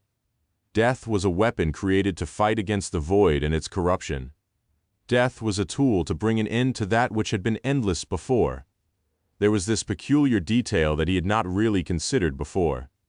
The souls of nightmare creatures were tainted by the vile corruption of the void, and yet, once a nightmare creature was slain, the soul shards retrieved from its body bore no signs of corruption. No awakened had ever become corrupted as a result of absorbing soul shards, which meant that death somehow cleansed the souls of the nightmare creatures from the dark taint of the void, putting an end to it. But how could one end something that was supposed to be endless? Sonny lowered his head and rubbed his face tiredly. Was he thinking about useless things? Maybe he was, but then again, maybe he wasn't. Destroying something might end it, but if a thing was indestructible, then transforming it into something new was a kind of end as well. Shadow. God had created death, but he had also become death. He swallowed everything that died and gifted the dead the peace of an end. Was that peace? The process of being stripped of everything that made a being themselves, grinding their very soul into a river of essence, and releasing that essence back into the world to live anew. If so, it was a terrifying thought, but also a little comforting. Most of all, it made Sonny think about his own soul and the shadows that he himself carried within its dark depths. Was his soul a weak, tiny seed of a new shadow realm? Now that is really terrifying. Shivering, Sonny threw these thoughts out of his head and walked into the material storage of the brilliant emporium with determined steps. Chapter 1957, Sorcerer's To-Do List. Sonny spent the next several hours exploring various mystical materials he had accumulated over the years and considering what exactly he was going to craft. The memories of the Shadow Realm kept creeping into his mind, but he resolutely ignored them and tried to concentrate on the task at hand. Sadly, just as he did, there was another distraction. It was Aiko, who wanted to know where the large hole in the floor of the dining hall had come from. Sparing his bewildered assistant a neutral gaze, Sonny turned back to the shelves and gave her a non-committal shrug. "Oh, you know, I just happened to find the gates of death by accident and decided to take a quick look at what was on the other side. It was quite pretty, actually. Sadly, my soul kept disintegrating, and someone shot an arrow through my heart, so I took offense and left." He sighed. "But I sort of forgot to close the door after returning. As you can see, we lost a bit of flooring as a result, and an entire display case, the fancy one with silver inlays and tempered glass." Aiko stared at him for a while, then lowered her head tiredly. "Uh-huh, I see." Her gaze naturally settled on the two black arrows lying on a table nearby. She studied them for a moment, then shivered. What's that?" Sonny glanced her way absent-mindedly. "Oh, those are arrows from Death's realm. By the way, can you go clean the one on the left? I got it wet, you know, with my heart blood." Then he scratched the back of his head and added in a doubtful tone, "Actually, scratch that, don't clean it in fact, don't touch it at all. It's imbued with a little bit of death's essence, so who knows what will happen if you do." Sonny was a saint, but Aiko was merely an awakened. He still remembered always being killed by a mere glimpse of Nether's killing intent, frozen in the reflections of the great river. So it was better to keep these arrows away from her just in case. The petite girl gave the black arrows a tense look and took a hurried step away. "Ha-ha, you and your jokes, boss. Ha-ha." Nevertheless, she then took another step back, and even floated up a little. Glancing at Sonny, Aiko hesitated for a moment, then hastily left the warehouse. He nodded. Probably a good decision. With that, Sonny returned to his thoughts. Weaving. There were a lot of memories that he wanted to create. His end goal was the sword he had promised Nephis, a blade to slay the gods both figuratively and literally. That sword was meant to accompany her into the battle against the sovereigns, but Sonny was looking further than that. He was looking to what would happen after the sovereigns were gone, to the time she would be sacred, and then divine aside from the sword. Sonny also wanted to craft a few memories for himself. He wanted to create several soul-bound charms in particular, so that the underworld armament trade of the onyx armor would be finally put to use again. He had some ideas, but wasn't certain what these charms would be just yet. He also did not know how many of them he wanted to create. One would be enough, but 7 would be better. That way, each of his incarnations would be able to use a unique soul-bound charms, and all of them would be able to use the charms simultaneously. Do I even have enough imagination to invent 7 suitable charms? He was still determined to only use memories for convenience, or to better express his own power, not borrow power from the memories themselves. In any case, it was too early to think about crafting the charms. He had not even discovered a way to bind memories to souls yet anyway, so planning to forge them was a bit premature. Then there was Saint. Unlike his other shadows, she could use memories too. Not any type of memory though, only weapons and charms. The graceful stone knight had the ability to either manifest weapons from her darkness, or augment existing weapons with it. Currently, she was only doing the former, but doing the latter could push her to even greater strength, and just like Sunny, her armor could augment the enchantments of a single charm. Finally, there was Rain. His sister had been suffering a lot since coming to Godgrave. She had endured many harrowing battles, surviving against all odds, when surrounded by nightmare creatures far more powerful than her every soldier in this godforsaken place had.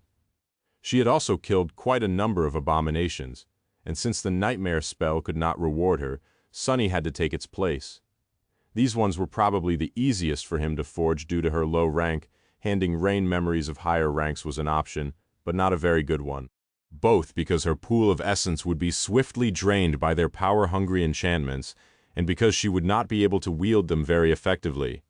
Plus, she would learn to rely on the memories provided by Sunny too much, which would stunt her own growth. There was also the matter of people questioning where a young awakened with no backing had received memories of great power. Not only would that cast suspicion on Rain, but there was a slight danger that someone would decide to try taking them from her. Her safety was already guaranteed by his presence by her side, so Sunny did not want to overdo it with her equipment. I'll start with crafting something for Rain. That would be a good start, as well as something that would allow him to realize his recent insights. Chapter 1958, Practice Run. Sunny had a lot to consider. He wanted to give Rain the best chance of, if not thriving, then at least standing on her own in the war between song and valor. The problem was that there were only a handful of individuals in the world who could stand their ground in the sweltering hell of Godgrave. The rest of them, the awakened soldiers, the ascended officers, even the transcendent generals, were really out of their depth. They were not meant to be here in the middle of a harrowing death zone, and they were definitely not meant to spill each other's blood for the benefit of 2 callous sovereigns. If even saints could not guarantee their survival in the war, then mere awakened like Rain could only rely on luck and good fortune to survive. Of course, Rain had her faithful shadow companion to keep her safe, but she did not quite know how far her teacher was willing to go to protect her. It was so by design. Sunny had intentionally made himself look eccentric and unreliable in front of her, so that she wasn't stifled in his vast shadow. Still, he could think of a few things that would help Rain in the days and months to come. He thought back to his experiences on the Forgotten Shore and the memories he had relied on to survive there. In a sense, Godgrave and the Forgotten Shore were somewhat alike. The latter was a dire crucible in which the dreamers of the Dark City had been forged into unparalleled warriors. Those of them who survived, of course. Even Aiko was someone far more dangerous and capable than an average awakened was. Despite her outwardly whimsical and cowardly appearance, the former was much the same for the soldiers of the 2 great armies. Those of them who were destined to survive would come out much more fearsome and stalwart on the other side. So, Sunny could very well look to his own experience to determine what Rain needed the most at the moment. The nature of the war was also changing before, during its early stage, the dangers his sister had faced were predominantly those posed by the dream realm itself. The scarlet jungle, the incandescent white abyss above, the hordes of powerful nightmare creatures that her weapons could barely harm. But things would be different now. The 2 domains had already established themselves on the bones of the dead deity, which meant that one day very soon, the clashes between their soldiers would become far more frequent. There would be bloody skirmishes, devious ambushes, and large-scale battle fought under the gray veil of clouds. Fighting against humans was very different from fighting against nightmare creatures, especially if Rain was unfortunate enough to face a master or a saint on the battlefield. Killing humans was also very different from killing nightmare creatures. Sunny himself was not even sure how he would handle the next stage of the domain war due to that. No, he could not even call it the domain war anymore. Now that the House of Night had been wiped out, and the government had been forced to break its neutrality, there was no party uninvolved in the war. The whole world was dragged into the conflict between the King of Swords and the Queen of Worms. Both of the worlds, really, so it was a world war or realm war, to be precise. Mostly because Sunny had been a little negligent in his role as a surrogate replacement of the nightmare spell. So what does Rain need the most? There were several areas that needed improvement. The first and the most obvious one was her lacking ability to slay enemies of higher ranks. Most nightmare creatures of Godgrave were transcendent, so many awakened were physically incapable of harming them. Of course, local abominations were also strange, since they were born weaker than most creatures of their rank, then matured and gained true strength in a matter of days, at least on the surface. That was how the two great armies had been able to push the Scarlet Jungle back, slaying these nightmare creatures before the enemy could come into their natural power. Nevertheless, Rain could use a weapon that was capable of piercing the hides of even mature abominations with at least some degree of ease. Considering that her weapon of choice was a bow, that meant arrows. Sunny glanced at the two black arrows, then shook his head. If even Eiko wasn't safe handling them, Rain wouldn't be either. The second area that needed improvement was Rain's defense. The puppeteer's shroud was a good armor, but it wasn't the most durable of them. Its main benefits were that it was light, sufficiently resilient, and protected one's mind. Better yet, it had an invigorating effect on someone's mind as well, helping its master deal better with mental fatigue, which was perhaps the most valuable gift Sunny could have given Rain in a dreadful war. That said, he had not anticipated that she would keep ending up in the midst of a melee so often when transferring the puppeteer's shroud. Wasn't she supposed to be an archer? Why was his sister constantly fighting side by side with that girl, Tamar of Sorrow? Sunny grimaced and shook his head. Then again, he had been supposed to be a stealthy assassin, too. Life never went the way one wanted it to go. The puppeteer's shroud had seemed sufficient at the start of the war.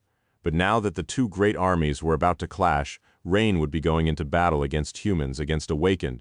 She would be exposed to countless aspects, and those were varied and unpredictable. So she needed to both bolster her overall defenses and gain resistances against a varied array of attacks, from relatively simple elemental ones to more strange and sophisticated forms of harm. Sunny hesitated for a while, looking around the crowded warehouse. Then he nodded. Arrows, defensive equipment, utility memories.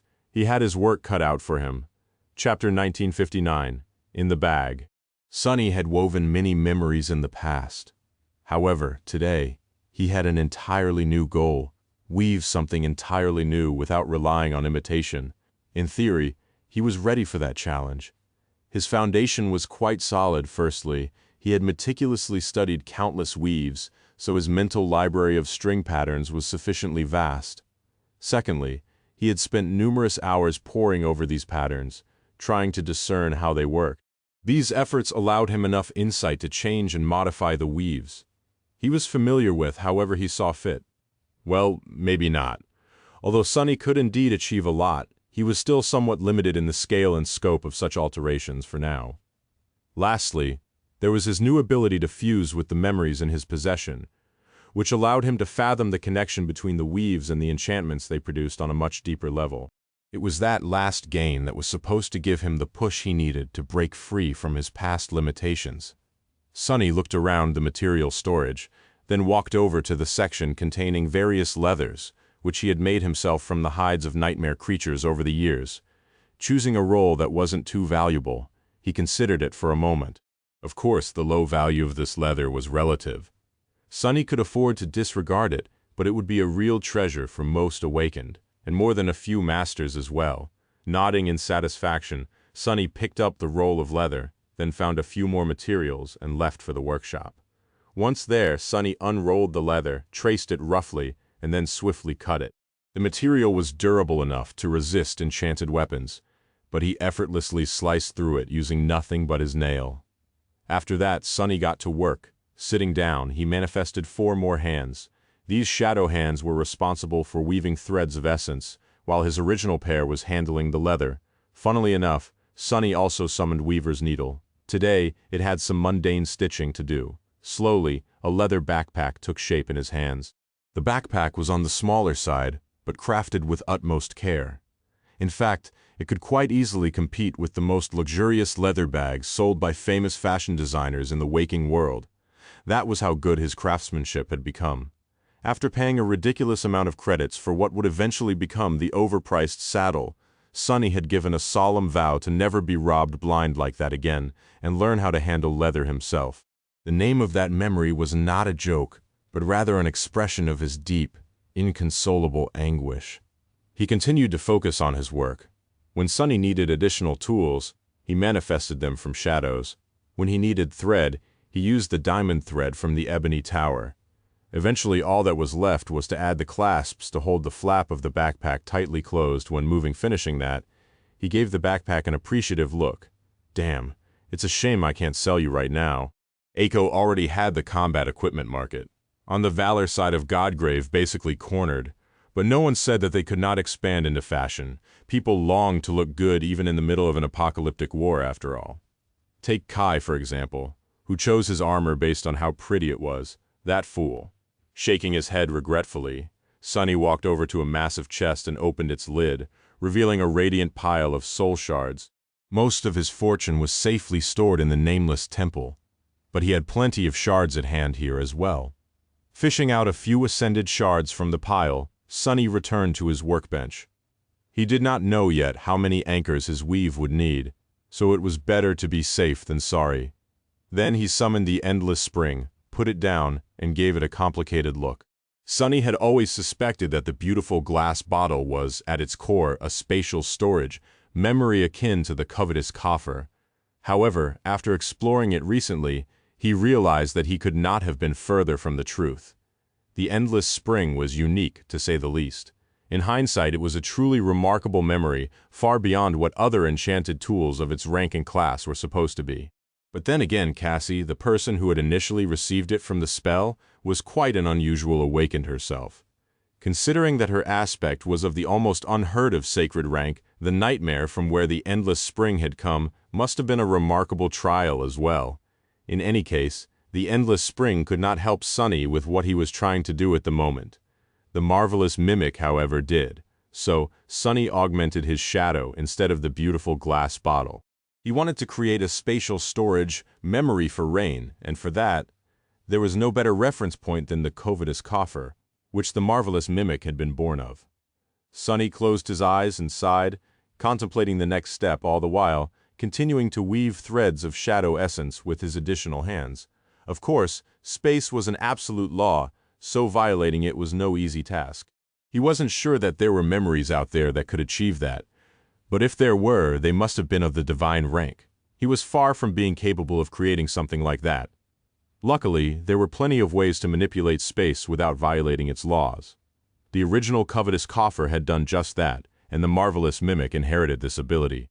It contained an independent space within itself, a pocket dimension basically, and at the same time served as a portal between the larger world and that space. More than that. Sonny leaned back with a contemplative expression. In some sense, the covetous coffer had also been a soul-bound memory.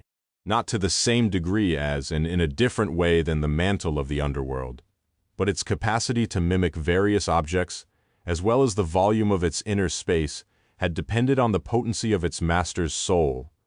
That was definitely something Sonny had to explore further.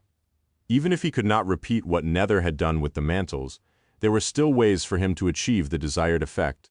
In any case, creating an independent dimension, and then connecting it to the world through a memory, was still a difficult task.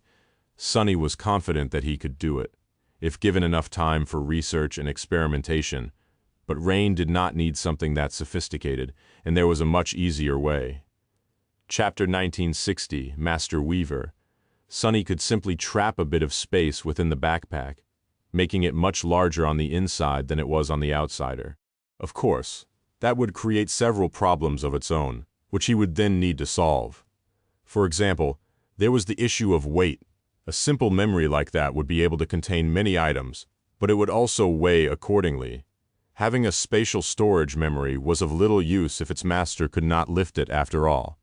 Luckily, Sonny had long mastered enchantments that manipulated weight. By adding a simplified version of the Feather of Truth, He would be able to give the backpack the ability to reduce the weight of all items stored inside. Then there was the issue of continuity. Effie had actually possessed a spatial storage memory of her own, long before the Black Beast locket, all the way back on the Forgotten Shore. However, it possessed a glaring flaw when compared to the covetous coffer. Once it was dismissed, everything inside was tossed to the ground instead of being safely stored within her soul. The same would be true for the leather backpack, unless Sonny came up with countermeasures. He had to weave plenty more shadow threads, so there was enough time to think.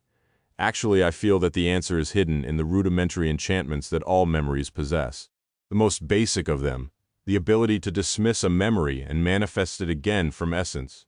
If I can somehow make the backpack treat everything stored inside of it as a false memory, maybe a part of itself, that's worth exploring. He mentally planned out the desired enchantments in his head, just like with the backpack itself, which was made from leather, but required many little details to be added, like clasps, pockets, decorations, and so on. The fundamental weave also needed many additions to perform well. There was a lot to think about. Eventually, though, Sonny took a deep breath and concentrated on the backpack, peering beneath its surface. He was ready as he would ever be. The tentative design of the weave was fleshed out in his mind. Unlike how he had done it before, meticulously imagining every twist and turn of each single thread of essence, Sonny did it differently this time. Instead of a precise and clear image, the weave in his head was more abstract. There were clearly defined sections, those that were responsible for the overall structure and framework of the entire tapestry. There were also several precisely mapped patterns, mostly the smaller ones, a detailed solution. Those he was going to finish in the process, following his knowledge, intuition, and inspiration before starting. Sonny cleansed his mind, bringing it to a state of clarity, something he usually only did when going into battle, but which felt strangely appropriate. Then he picked up Weaver's needle and one of the soul shards and started to weave. Sonny started slowly creating the framework of the weave and its rudimentary enchantments. In the process, he dove deeper into the state of unity with the marvelous mimic, exploring its connection to space. Of course, the marvelous mimic was a shadow now, not a memory, but Sonny remembered the spell weave of the covetous coffer quite well. By becoming the mimic, he could mentally connect its traits and attributes to the corresponding patterns on the coffer. I think I understand. Following an intense spark of inspiration, Sonny entered the state of flow and switched to the conceptual patterns of essence strings he had loosely planned. It was not absolute improvisation. Rather, it was a guided improvisation that sought to invent the correct connections between the concepts and elements of the weave he had prepared in advance, forming the functional pattern out of them. There was a strange, unfathomable, and beautiful logic to weaving that Sonny did not quite understand, but could feel intuitively. It felt close now, just out of reach now. He was the heir of Weaver, after all. Armed with that intuitive kinship, the deep well of theoretical knowledge he had built, and the state of unity with the marvelous mimic, Sonny used all 6 of his hands to form the intricate patterns of essence threads. At some point, his eyes widened. This is it. As if by magic, the chaotic mess of strings was slowly forming into a harmonious tapestry, giving birth to order.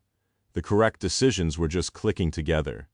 In that moment, Sonny fully felt the nature of a spell weave, where everything was tied together and interconnected. Resolving one problem led to a solution to another, which hinted at how to deal with 2 more. Like that. A cascade of understanding was born, helping him deal with dilemmas that he had no prior knowledge of and pushing the weave to its final form. It's wonderful.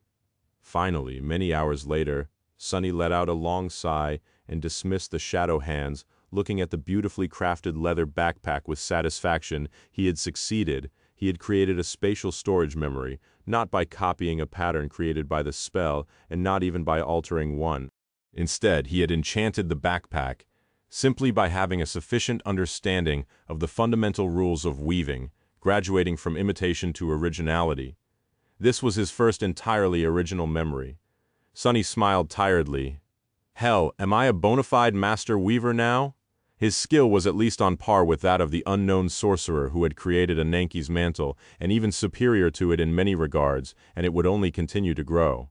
In fact, he was about to enter a period of explosive growth. The sky was the limit. Well, maybe here in Godgrave. That phrase was not the best to use. In any case, there was one last step left. Sonny stared at the leather backpack lovingly. "What should I call you, huh?" He intended for Rain to use it well. Sonny scratched his chin. What was the purpose of a spatial storage? Memory, obviously, it was to hold things. Not just hold things, of course, but hold it away from the grabby hands of other humans. And here in front of him was basically a leather bag. Sonny's eyes glistened, and he raised a finger into the air. "Ah, I know, it was so obvious." He nodded in satisfaction, as if having arrived at a perfect answer. "I shall name you the Bag of Withholding, Chapter 1961, Soul of a Poet." Several more days passed. Sonny would have lost count of how many, honestly, if not for the fact that two of his incarnations were out there in the world, one marching with the Song Army, the other preparing to raid and destroy its supply lines. He had spent these days immersed in weaving. At some point, Aiko delivered a collection of memories to the basement of the Brilliant Emporium. Some of them she had purchased and was about to resell. Some had come from the firekeepers. Sonny had to take breaks to rest his boiling mind, replenish essence, and weave more shadow threads. So he spent his breaks studying these memories. With each memory he merged with, his insights grew. Almost 2 weeks had passed since his battle with Revel. The marvelous mimic had long since healed the hole made in the floor of the dining hall by the Black Arrow, and Nephis was set to arrive any moment now. Letting out a tired sigh, Sonny took a step back and looked at the memories resting on the workbench in front of him. The first of them was the Bag of Withholding, the spatial storage memory that had helped him advance his sorcery to a new level. Next to it was a canteen that looked like it was made from green copper, housed in a black leather sleeve with an intricate image of a coiling serpent etched into it. There were some decorative patterns on the canteen itself, all following the same theme. In truth, Sonny had crafted it from the leftover scraps of the huntsman's axe. The canteen was a kind of storage memory as well, albeit quite different from the Bag of Withholding. It could store a great volume of water and purify it. Needless to say, it was his crude attempt at replicating the Endless Spring. The knockoff Endless Spring had been considered, but eventually dismissed. Crafting the green canteen had not taken him much time, actually. However, unlike the original, it had to be filled by hand, so Sonny sent Aiko to do just that. The canteen could really contain a lot of water, so his poor assistant had to spend an entire day filling it under the confused gazes of the firekeepers. They even chased her off the Ivory Island when the water level of the lake started to drop. The third memory Sonny had crafted for Rain had a very simple enchantment, but was exceedingly difficult to devise in terms of complexity. It might have been the most troublesome of them all, forcing Sonny to really strain himself mentally. It was a long strip of black silk that could be used as a sash or a scarf, decorated with subtle embroidery. After thinking for a while, Sonny had named it In Case of Emergency. The In Case of Emergency was meant to serve as a safeguard against a very particular peril, the incinerating radiance of the white abyss that hung above Godgrave. Its function was indeed simple. If given a mental command, it would instantly turn the person wearing it completely still. After all, Rain could potentially topple after a few hours of immobility due to running out of essence, which would render the entire memory useless. So, Sonny had tried hard and eventually managed to make the In Case of Emergency consume less essence than any awakened could replenish naturally, thus making its enchantment somewhat passive as long as it was used by a person of Rain's weight. That was it for the utility. Memories Sonny had prepared, pressed for time. He eventually had to turn his attention to other areas. Next to the neatly rolled sash were 3 arrows, each possessing a unique enchantment. They were Heavy Blow, Outskirts at Noon, and Don't Cut Yourself. All 3 had black shafts crafted from the charred wood of the burned forest. The fletching and arrowheads, however, were different. The Heavy Blow had gray fletching and an arrowhead forged from dull metal. Its enchantment was a vastly improved version of the Burden of Peace, one of the enchantments of the sorely missed Morgan's Warbow. Once the arrow pierced the flesh of the enemy, its master could pour out their essence to make it immensely heavy. The more essence spent, the heavier the arrow would become. Heavy Blow was meant to slow powerful enemies down. The outskirts at noon was also meant to debilitate a strong enemy, but in a much more insidious way. Its fletching was white, and its arrowhead was carved out of bone, a shard of bone Sonny had picked up here in Godgrave. Although its enchantment was his original creation, it was inspired by the blessing of dusk, from the shroud of graceless dusk. What Sonny had done was store a mental image inside the arrow, a mental copy of the overwhelming disorientation he had experienced after enveloping the outskirts of NQSC with his shadow sense for the first time. Once the arrow struck true, this terrible cacophony of sensations was projected into the victim's mind, hopefully causing complete sensory overload. Outskirts at noon was meant to daze the enemy. The master of the arrow could continue to expend essence to sustain the disorienting effect. Finally, there was the don't cut yourself. Its arrow and arrowhead were green, the latter forged from the same metal as the beast of prey and the green canteen.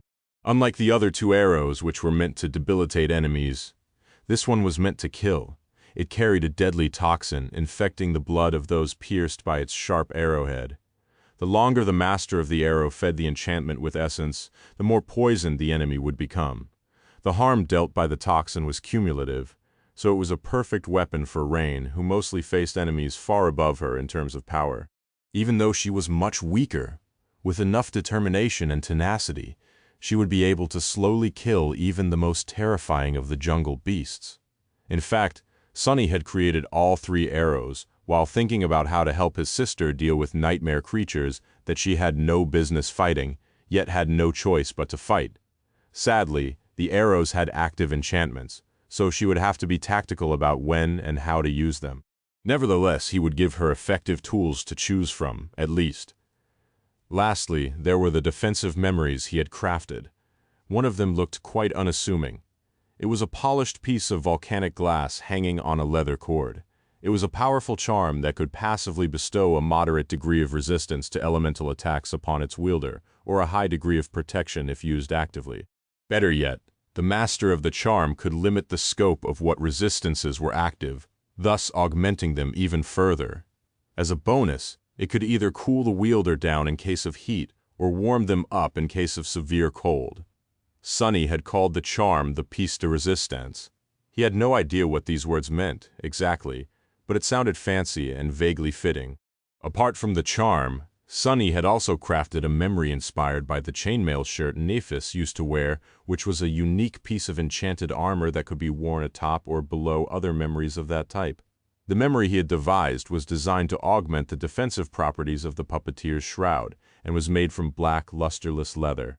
There was also a lining of light, dark gray chainmail to make the entire ensemble more durable, effectively adding a second hidden layer of physical protection to the puppeteer's shroud. He had called it the safety first. These were all the memories Sonny had crafted for Rain. His gaze shifted to one more item lying on the workbench. It was a bracelet, much like his own. However, Sonny had not been able to finish it yet. He needed Cassie's help to complete the weave of this unassuming but deeply complicated memory. Still, I have outdone myself this time, if I do say so myself. A faint smile appeared on Sonny's face. He couldn't wait to present these memories to Rain. There was just one thing that bothered him, though. Sonny frowned, then summoned the runes and glanced at the list of his own memories. Shadow chair, overpriced saddle, weaver's needle, handy bracelet, quintessence pearl, definitely not me. His gaze shifted to the memories he had crafted in the last few days. Bag of withholding, green canteen, in case of emergency, don't cut yourself, outskirts at noon, safety first. He closed his eyes and let out a quiet sigh. There was no denying it. I guess I have a poetic soul too. Sonny was starting to understand how he and Rain had ended up with their weird names. Chapter 1962, Darkest Shadow. A deep yawn escaped Sonny as he kneaded his weary shoulders.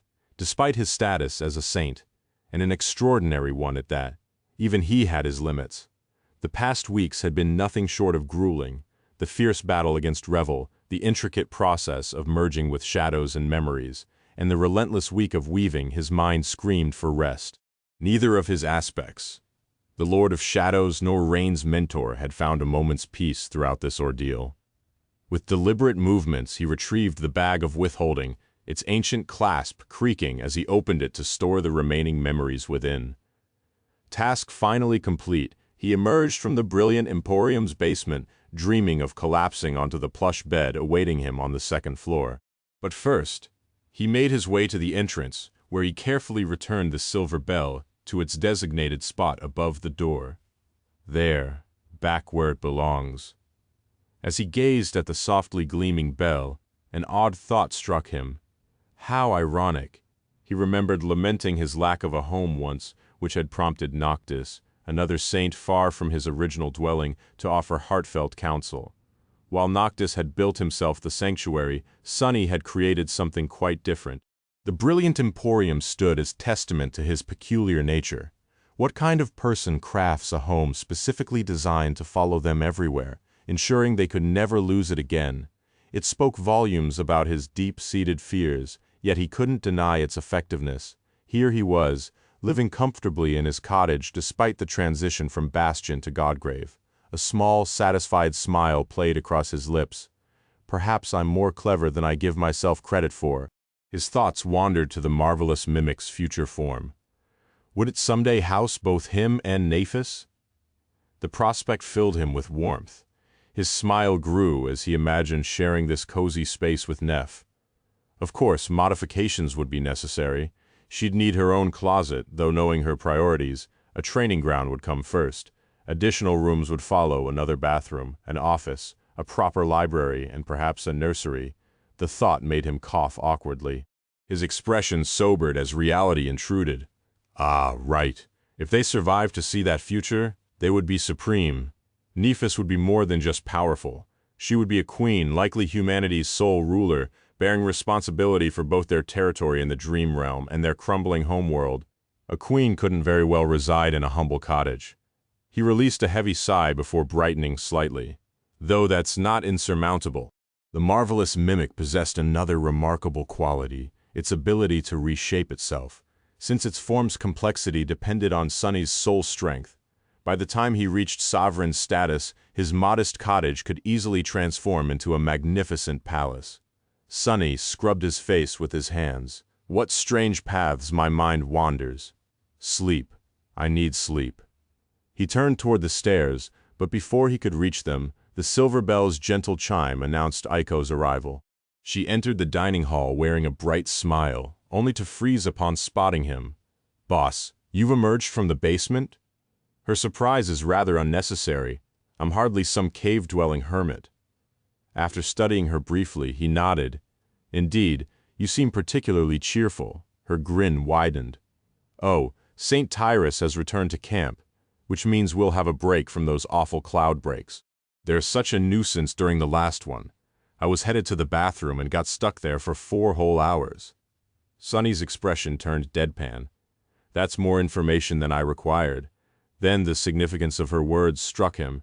St. Tyrus has returned. Sky Tide had been traveling with Neph's group, which meant Nephis was back as well. His eyes lit up with sudden energy. Finally, with renewed vigor, he turned away from Aiko and headed for the door. After a moment's consideration, though, he used Shadow Step to transport himself to the brilliant Emporium's second floor. 2 weeks in the basement had left their mark on his appearance, after all. Meeting Nephis looking anything less than presentable was out of the question. A thorough shower is in order. While Sunny's anticipation for Nephis's return ran high, the entire Sword Army shared his excitement. The army had split its forces between 2 locations. The main contingent remained at their primary camp, while the expedition force established a secondary position on the dead deity's breastbone. Nephis's return would likely trigger a reorganization of these forces. Her delayed arrival stemmed from her mission to secure a safer, broader path connecting the 2 camps. The secondary camp would function as their offensive spearhead against the Song army, while the main camp provided rear support. The troops stationed within the breastbone reach represented the Sword Army's finest. Veterans who had survived the nightmarish campaign to claim the Vanishing Lake Citadel, renamed after Nephis, reduced most of it to ashes during her confrontation with Moonveil. The main camp's soldiers were no strangers to combat either, having gradually conquered the eastern collarbone plain while battling the Scarlet Infestation. However, they knew the expedition force's trials, and the battle for Vanishing Lake. only through increasingly elaborate tales. Whether these stories originated from Clan Valor's elders attempting to boost morale, or from Cassie's careful manipulation, remained unclear, but they painted grandiose portraits of Summer Night, the Lord of Shadows, and Changing Star, particularly the latter two. Despite his self-imposed basement exile, Sonny had heard the whispers about the Lord of Shadows. Had he not been that very figure? He might have found himself impressed by the descriptions. They spoke of a mysterious entity wielding unfathomable power with ruthless precision, a fearless warrior commanding darkness and death itself, leading an army of terrifying beings against countless monstrosities. Yet simultaneously, a brilliant tactician who preserved his soldiers' lives against impossible odds. Well, perhaps I am somewhat impressive. Sonny often overlooked his own extraordinary capabilities, understandable, given how his opponents seemed to grow exponentially more powerful at an alarming rate. But to ordinary awakened, the Lord of Shadows must appear truly terrifying, a being whose dark powers defied comprehension. The Sword Army's troops counted themselves fortunate to have such an ally, while the Song Army would soon learn to dread the very shadows themselves. Fortunately, none suspected that the Lord of Shadows represented merely half of legacy of Changing Star, last scion of the Immortal Flame Clan. The contrast made perfect sense. Their very essences dictated their roles, one destined to lurk in darkness, the other to blaze like a beacon. More than that, while the Lord of Shadows remained an enigmatic newcomer, Nephis had long since become the beating heart of these people's hopes. Their devotion ran deep, rooted in decades of admiring her illustrious family. They had witnessed her meteoric rise firsthand, her extraordinary achievement at the Forgotten Shore, her triumphant return as a master after a solitary quest across the Dream Realm, and her unwavering protection through the tumultuous years following the Chain of Nightmares, where Sonny's connection to humanity remained tenuous. Nephis had forged bonds of steel. Little wonder, then, that the Sword Army's entire camp hummed with anticipation at her return. Yet more fascinating was her unexpected popularity among the Song Army's ranks. At first glance, it seemed paradoxical. Changing Star stood as their declared enemy, but the same qualities that endeared her to the Sword Army resonated across battle lines. Moreover, word had spread, carefully orchestrated by Cassie, no doubt, that among all Valor's champions, only Nephis had raised her voice against the king's declaration of war. Thus, while Song's warriors spat venom at the mention of other sword domain saints, particularly the king himself, they spoke of the Immortal Flame's daughter with something closer to wistful regret. This sentiment echoed strongest in Rain. Though she seldom discussed Nephis and her companions, Sonny recognized the turmoil in his sister's heart. Her memories, though altered, held clear images: Effie as a neighbor, lessons from Nephis and Kai, casual meetings with Cassie. The prospect of facing them as enemies across a battlefield weighed heavily on her soul, but Rain's struggle merely exemplified a broader tragedy. Though presented as a conflict between sovereign domains, the war between Anvil and Kisong cut deeper, a civil war that severed bonds of friendship and even blood. The arbitrary nature of their allegiances only twisted the knife. The nightmare spell had scattered people across the dream realm with cold indifference, and few possessed the means to traverse the vast distances between citadels or brave the treacherous storm sea. Master Orum's fate stood as a stark example. His clan's eastern location had forced their vassalage to Valor. Had the spell cast them westward, he might have served Kisong proudly instead of dying a traitor in a lightless cell. Discontent simmered in both armies. As the initial shock subsided and the specter of impending bloodshed loomed closer, resentment and fear poisoned the air. Yet, what choice did they have? The Supremes had spoken, and mere mortals could not defy their will. Sonny, however, saw opportunity in their growing disillusionment.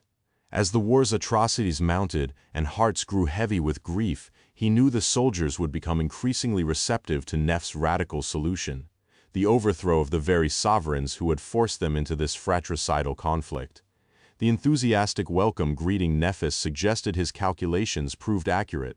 Even Sonny's fearsome reputation as the Lord of Shadows would serve their cause. In this realm where might made right, his apparent allegiance to Nephis would legitimize her authority. After all, what better proof of her power than her ability to command such a terrifying force? Sonny lingered at the war camp's gates, listening to the excited chatter of the crowd. They've returned, the firekeepers, all made it. Glory, glory, whispers about his alter ego filtered through as well. These celebrations masked a bitter truth. The victory at Vanishing Lake had come at a devastating cost. 7 saints lost, each death not only weakening humanity's defenses, but guaranteeing more casualties in the battles to come. Though some knew the truth, the bereaved clans had been informed and word had spread. Most preferred to focus on more palatable narratives, the triumph of Changing Star and the Lord of Shadows, the supposed defeat of Dark Dancer Revel and her sisters. But such concerns could wait, for now, after far too many days apart, Sunny had eyes only for Nephis. His smile softened with genuine warmth. There you are. Chapter 1964. Nice experience. At the column's head, Nephis advanced with her characteristic grace, every bit as luminous as Sunny remembered. Filtered sunlight pierced the clouded veil above, catching her silver hair in its gentle rays. Her slender form moved with fluid elegance, softly draped in a pristine white tunic that caught the breeze. Sunny's eyes widened in surprise. She really meant it true to her word. She had abandoned her usual attire. Gone was the gleaming steel armor that had made her look so valiant and knightly, replaced by the simple tunic and leather sandals. The change lent her an air of approachable beauty that drew even more attention than her martial appearance had, not that Sunny minded the change. Behind her the firekeepers trudged wearily, clearly worn down by the oppressive heat of their journey. Yet Nephis appeared remarkably fresh, as though she hadn't spent days traversing Godgrave's treacherous landscape. Sunny noticed curious droplets of water still clinging to her hair. How does she manage to look so immaculate? The mystery would have to wait. While the crowd erupted in jubilant cheers around him, Sunny remained silent, drinking in her presence. Perhaps sensing his gaze, Nephis turned, her eyes finding his among the masses, her lips curved into a smile that stole his breath. The crowd's cheering intensified. A rough hand suddenly gripped Sunny's shoulder as an overexcited voice bellowed in his ear. Did you see that?" She smiled at me. Another voice immediately contested from his other side. "Are you daft? Why would Lady Changing Star smile at you of all people? That smile was clearly meant for me." A third voice joined the fray. "You're both wrong. It was obviously for me." The soldiers' enthusiasm bordered on hysteria. Sunny could only grin at their fervor. Yes, I saw it. But he knew better than all of them. His eyes followed Nephis as she entered the camp. That smile was mine alone, really no one else's. Once Nephis had arrived, Sunny slipped away to the Ivory Island. With Anvil occupied defending the Vanishing Lake and Morgan protecting Bastion, she remained the sole royal family member in the main camp. Her duties would keep her busy for some time before she could retire to her citadel. Perfect opportunity for preparation. His earlier exhaustion had mysteriously vanished, replaced by an energetic buzz that belied his recent sleepless weeks. Only the occasional betraying yawn hinted at his true state. What to do first? Sunny yearned to create a romantic moment with Nephis. But Godgrave offered precious few opportunities for traditional courtship. His knowledge of such matters was limited to vague notions picked up here and there. The conventional options seemed simple enough: shared walks, entertainment venues, fine dining, perhaps visits to cultural institutions or recreational facilities, though he remained unclear on what exactly an amusement park entailed. Any activity that let couples share pleasant moments in agreeable surroundings. But Godgrave provided none of these.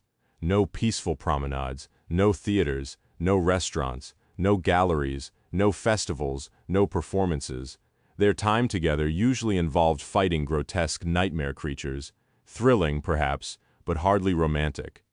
A frustrated sigh escaped him. Curse this realm. His options for displaying affection were desperately limited.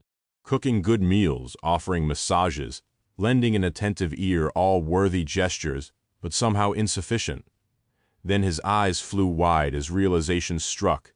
His palm met his forehead with an audible smack. Gifts. How could I forget about gifts?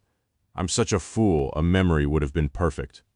The oversight stung now that it was too late. Shaking off his self-recrimination, Sunny ransacked the brilliant Emporium's pantry before using Shadow Step to transport himself to the ivory tower. At least he could still prepare a proper feast. After weeks of field rations and the sparse fare during their march to Vanishing Lake, she deserved something special. The thought made him chuckle as he worked. Speaking of taste, I'm quite the delicacy myself. The observation wasn't mere vanity. Countless nightmare creatures had attempted to devour him despite his unimposing frame. Surely his exquisite flavor explained their persistent interest.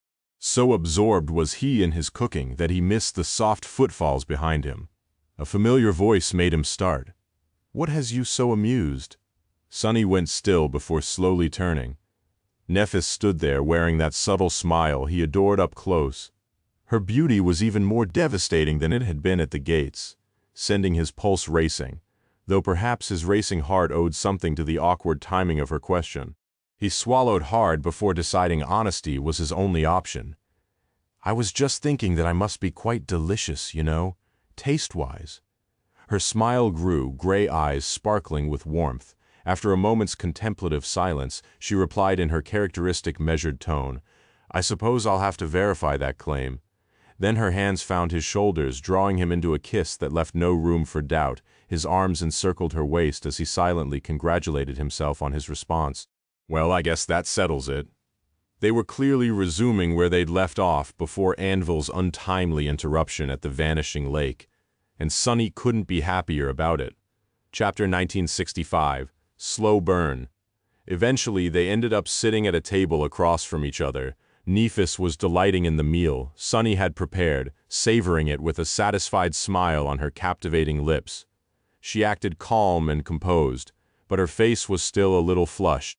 Her eyes glistened in the sunlit expanse of the spacious stone chamber. Sonny, meanwhile, was savoring watching Nephis eat.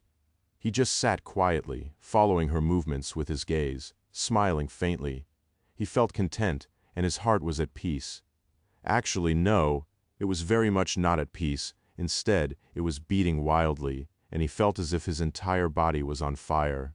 It took all his willpower to stay still, maintain his composure, and keep the deep carnal hunger from reaching his eyes. He really needed a cold shower. A very, very cold shower, honestly. It was too cruel. Nephis was inexperienced, and therefore irresponsible, with showing him physical affection. Did she really expect him to just go and cool down after being set on fire so thoroughly by her touch, her scent, and her lips? Sure, they tasted sweeter than he could describe, but Sonny was a man, and men were not usually satiated by a little taste. In fact, he felt quite insatiable at the moment. Her presence, which naturally inspired and impassioned desires, was not helping the situation one bit. Sonny was ready to devour her like a beast, but he couldn't. Curse it. Why did I cultivate this soft and gallant image? I should have pretended to be a wild and unrestrained shopkeeper instead. A quiet sigh escaped from his lips. What is this sweet torture? Still, he was not in a hurry. He was enjoying the slow burn of their strange romance very much. The flirting, the tender moments of mundane closeness, the exhilarating rush of physical passion. He wanted to savor every second of it, and deep down, he was a little reluctant to take the next step already. Sonny and Nephis were adults, and they both knew what they wanted. However, he was very aware of how differently they viewed each other. Nephis was fond of him, sure, she enjoyed his company greatly, and there was undeniable physical attraction between them. She might have even begun to develop an emotional connection, learning to care for and depend on him. She certainly trusted him a great deal. But at the end of the day, Sonny was still a stranger to Nephis. She had only known him for a few months after all, and while some of the experiences the two of them had shared were quite intense, they could never compare to the lifetime bond that still dwelled in his heart, a bond that Nephis did not remember. So deep down, Sonny hoped that she would at least learn to value him more before their relationship evolved into something more meaningful and irreversible. Before that happened, he would have to be satisfied with what existed between them now. It was fine, he had waited to be with her for many years, and he could wait a little longer. These little sweet moments were precious enough, and he wasn't going to rush. As Sonny was thinking about that, Nephis glanced at him with a smile and winked innocently. His body shivered. No, I take it back. What was the point of being slow and steady? Fortune favored the bold. He had waited for almost 10 years already, so there was no harm in rushing at all. If Nephis beckoned him with a finger, he would not hesitate to rush across the finish line right there and then. The furniture in Neph's chamber might not survive. Watching his eyes grow a few shades darker, Nephis chuckled. "You look really funny?" Sunny remained silent for a few moments, then asked in a slightly hoarse voice, "Oh, how so?" She put a grape into her mouth, enjoyed it thoroughly, and then shrugged with a smile. "It's just that you're so intense, but also can't stop yawning. It is so cute. I mean, such a contrast." She reached for another grape, then seemed to change her mind. "Have you not gotten any rest lately?" Sunny blinked a couple of times. "Have I been yawning?" He hadn't noticed at all. Suddenly, he was embarrassed. "I wasn't yawning before, right? Not just embarrassed, mortified." Sunny coughed. "Oh yeah, to be honest, I haven't slept for a couple of weeks. I've been busy working on my sorcery ever since the battle at Vanishing Lake." "Right, I created quite a few memories as practice. Let me show you." He was about to summon the bag of withholding but then froze for a few moments. Before that. With that, he manifested the gloomy shadow into an avatar. A second later, a second Sunny was standing near the table, wrapped in clothes made from shadows. Nephis looked at him in surprise, and at that moment the avatar swayed, clutched at his chest with a grimace, and fell to one knee. The wound dealt to him by the black arrow was refusing to heal. Usually, a saint would be able to recover from a non-lethal injury quite swiftly, but this one had turned out to be unusually stubborn. Even though it wasn't getting worse, it wasn't getting any better either, which was a real shame, because Sunny would have been able to weave much faster with the help of an additional avatar. What happened? Neph's voice was full of alarm. Sunny endured the pain, looked up at her with a pale face and smiled weakly. "Well, how do I say this? I visited the Shadow Realm and was shot by an arrow through the heart."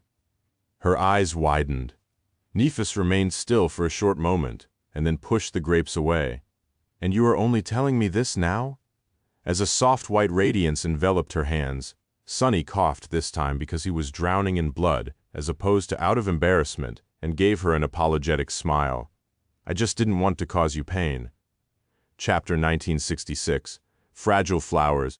Once again, Sunny felt Neph's gentle touch, and a pleasant warmth enveloped his body, washing all his pain away. The relief was palpable and exhilarating, dazing him for a short moment. Of course, it was darkened by the knowledge that the pain he was liberated from was at least equal, and very likely much inferior to the pain Nephis endured for his sake in return. As the soft radiance enveloping her hands dimmed and was extinguished, she supported the avatar and looked at Master Sunless, who was still sitting at the table. Her expression was strangely dark for a moment and then turned stern. "No more of that nonsense." Confused, Sunny raised an eyebrow. "What do you mean?" Nephis remained silent for a moment, then sighed deeply and let go of the avatar, patting him on the shoulder. She rose from the floor and walked back to her chair. "The sparing me, the pain nonsense." Nephis took a glass filled with fragrant wine, drank deeply from it, and then carefully placed it down. "If I were wounded and in pain right in front of you, and you had the power to stop my suffering, would you have hesitated to help me because of a few fleeting moments of agony?" Sunny shook his head. "No, I mean seeing someone I care about suffer would have been quite agonizing anyway." Nephis nodded slowly. "Exactly. So never hesitate to ask me for help, if you will." Sunny did not say anything for a while. Then he dismissed the avatar and smiled mischievously. "Is this your roundabout way of saying that you care about me, Lady Nephis?" She scoffed. "Seriously, how come I'm only ever surrounded by such people?" Nephis sighed and shook her head in resignation. "Both you and Cassie, she has this infuriating habit of bottling things up, suffering in silence, and treating me like some kind of fragile flower. I watched her retreat into herself for 4 entire years, never admitting what was wrong."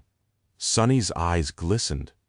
He knew that Cassie could have been very well hearing this conversation, but could not endure the temptation to share his grievances with a fellow victim of the blind seer's cagey nature. Right, she's so secretive, like, who in their right mind would keep so much to themselves? For years, vital information too. Of course, he knew that Cassie had most likely only been withdrawn in the last 4 years because she simply couldn't make Nephis, or anyone, really, except for Sonny himself, remember what she had to say. And he knew that Cassie's habit of keeping secrets close to her chest was because of the trauma of watching her visions become self-fulfilling prophecies in the most horrible way. Sonny was personally responsible for cementing that trauma in her heart after all, but still. Was there anyone who could pass on the chance to complain about a friend to someone who knew them as well? Neff's eyes glistened with fervor. Right, she didn't even tell me that you were the Lord of Shadows, so despicable. Sonny opened his mouth to agree, then closed it and coughed. Well, that was my fault, really. Nephis looked at him with an appalled expression, but couldn't maintain it for long and laughed. Oh, I know. Then, she lowered her head and gave him a curious glance. It seemed like she wanted to ask something, but in the end she did not. It was only then that Sonny realized that he had let more than he wanted to slip. His words implied that he had known Cassie for a long, long time. Nephis must have noticed that, but decided to remain silent. By now she had to know that there was a strange connection between her and Sonny, but perhaps because of the Sonny was thankful for that, because he knew that he would not be able to answer. But at the same time it pained him, because he wanted for her to ask the question so badly. It was a strange thing. Nephis studied his face for a bit, then leaned back and let out a sigh. Then she raised an eyebrow. So, what was it about visiting the Shadow Realm and being shot through the heart by an arrow? Her eyes narrowed. Who dared? Sonny spent some time telling Nephis about the breakthrough he had made during the battle against Revel, the subsequent experiments he performed, and his brief visit to the Shadow Realm. The conversation had taken longer than he expected, because he had to be very careful with his words. Some things he could share freely, some he had to be very vague about to avoid watching Nephis forget everything he said. In the end, though, she understood most of what had happened. Sonny then proceeded to boast about the memories he had crafted, and this is the Green Canteen. At its core, it is a spatial storage memory, but not a simple one, of course. I had to manage its weight first and foremost, just like the bag of withholding. But that's not all. I was also able to weave an enchantment that allows it to purify water. It can even desalinate it, albeit slowly. Now, that created a problem of its own. How to separate the purified water, the polluted water, and the byproducts of purification, including salt. Noticing that Nephis was looking at him with an amused smile, Sonny stopped. What? She shook her head lightly. It's nothing, Sonny. I'm just seeing another one of your many faces. I've never seen you so enthused about anything. I think Sonny's gaze slipped to her lips. He lingered for a moment.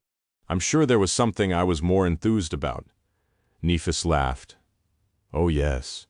I felt your enthusiasm quite clearly. Sonny blinked a couple of times. What's that supposed to mean? Then he shook his head. Well, you're not wrong. We are different, after all, you and I. Nephis tilted her head a little. Different? How so? Sonny hesitated for a few moments, looking at the enchanted canteen in his hand. Then he offered her a faint smile. You were born to a family of warriors. You have inherited swordsmanship from your father, and wielding a sword is both your passion and your calling. I, however, only picked up the sword out of necessity. I've gotten quite good at wielding it, true, but if left alone I would have much preferred to do something else, like running a memory store, writing academic papers, or managing a small restaurant. Nephis seemed surprised by his words. Really?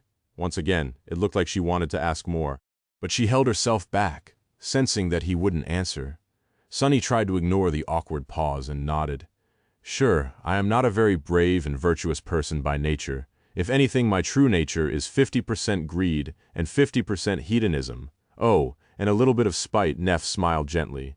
It seemed that you are more remarkable than I thought then, Master Sunless, because it takes much more effort to become who you are now while going against your nature. She sighed. It even makes me feel insecure about my own swordsmanship. After all, as you said, it is not only my calling, but also my inheritance. Hearing that, Sonny froze for a moment. Right, her inheritance. He wanted to spend more time with Nephis, but there was something more important than their reunion. Sonny hesitated a little, then dismissed the green canteen and said tentatively, About that, I think you should talk to Cassie soon. we have discovered something important, as well as something that might be of great value to you and only you. Chapter 1967, Lost Together. Nephis had only just returned to the camp, so she did not know about the memories of Master Oram yet. Sunny selfishly wanted to stay in her company for a while longer, but it was important for her to meet Cassie. Not only because of the knowledge about the sovereigns that Oram's memories contained, but also because they were a testament to the lives of her parents. Broken Sword, Smile of Heaven.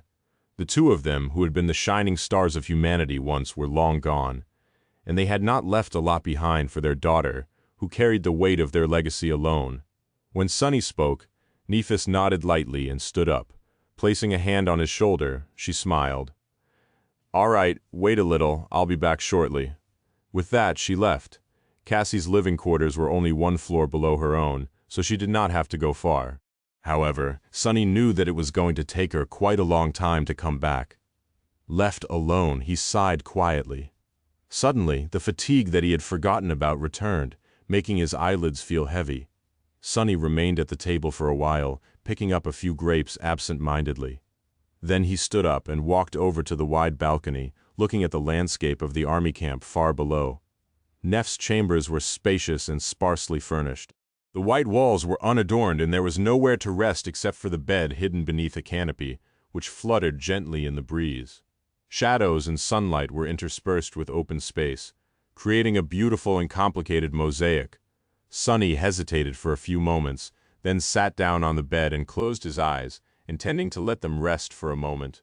Instead, he simply fell asleep. His tired body desperately needed reprieve, and so did his overtaxed mind. So, Sunny decided not to wake himself up. Master Sunless had nothing to do at the moment anyway. His other two incarnations could pick up the slack. The Lord of Shadows was preparing to attack the Song army from the rear. Rain's mercurial teacher was busy hiding from the Queen of Worms while keeping his headstrong disciples safe, so he drifted into the soft embrace of sleep. After a while, feeling rested and refreshed, he became aware of his surroundings once again and slowly opened his eyes. It seemed that he had been asleep for much longer than intended. The air smelled of impending rain, and the stone chamber was much darker than before. Considering that there were no knights in Godgrave, it could only mean that storm clouds were gathering in the sky, casting a deep shadow on the war camp of the Sword Army.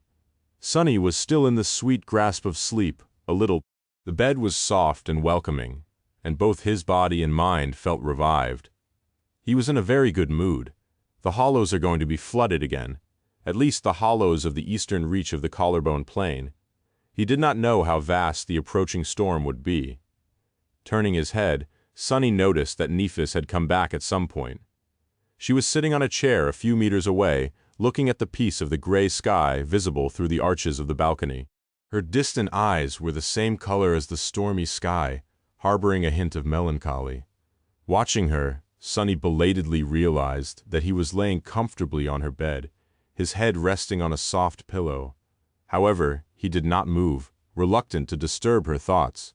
Nevertheless, Nephis must have sensed his gaze, or maybe something deeper, and turned. Her face remained motionless for a few moments and was then illuminated by a faint smile. "You're awake?" Sunny nodded. "Yes, sorry.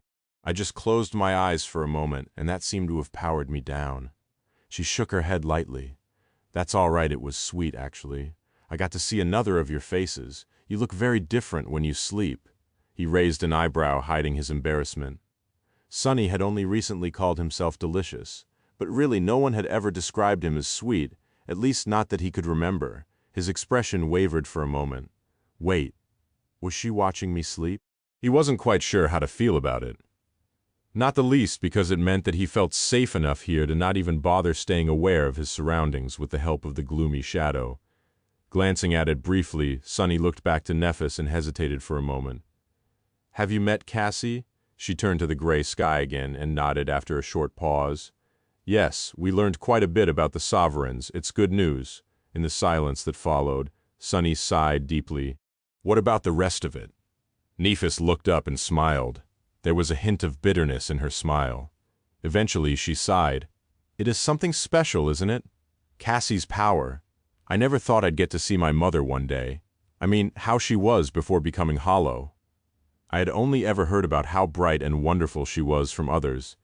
Nephis lingered for a few moments and added, her voice growing a little distant, "My dad, too. I still remember him a little." It was not like we were particularly close, though. He was not indifferent or uncaring, just always busy and always bleak. Even if he tried to brighten up when around me, looking back, he was really obsessed with what he was trying to achieve. Conquering the fourth nightmare, most likely. "The apple doesn't fall far from the tree, does it?" She sighed. It was really strange to see them like that, young, radiant, loving, and brimming with hope. I had thought that it would be a solace to finally know what they were like, to know that they have not always been just a pair of ghosts. Especially my mother. She looked down at her hands and added, her voice sounding wistful, "But to be honest," Nephis sighed in the end. "Witnessing them only made me feel lonelier." Sonny remained silent for a while, not knowing what to say. Everything he wanted to say to her would be forgotten in a few moments, never leaving a mark. So there was no point eventually. He looked at the ceiling. "There is this guy that I know who became an orphan early on. He was lonely for a long time too, but then he met a girl." He paused for a few seconds. "And then he lost that girl. And then he found her again, only to lose her again. Come to think of it, I guess it's wrong to say that he lost her, rather, it was him who became lost. In any case, what I'm trying to say is, actually, I'm not sure what I'm trying to say." Sonny smiled. "I seem to have had some kind of idea when I started talking, but now, I don't know. You don't have to feel like that, I guess." Nephis chuckled softly. Standing up, she walked over to the bed and sat down, looking at Sonny from above.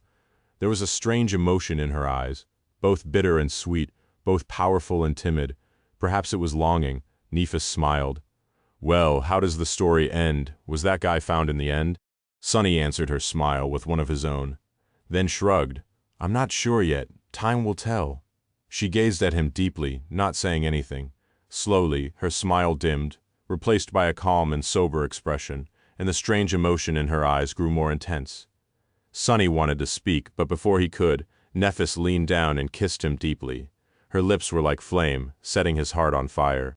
His hands rose, hovered hesitantly near her waist for a moment, and then wrapped around her tightly, as if intending to never let her go again.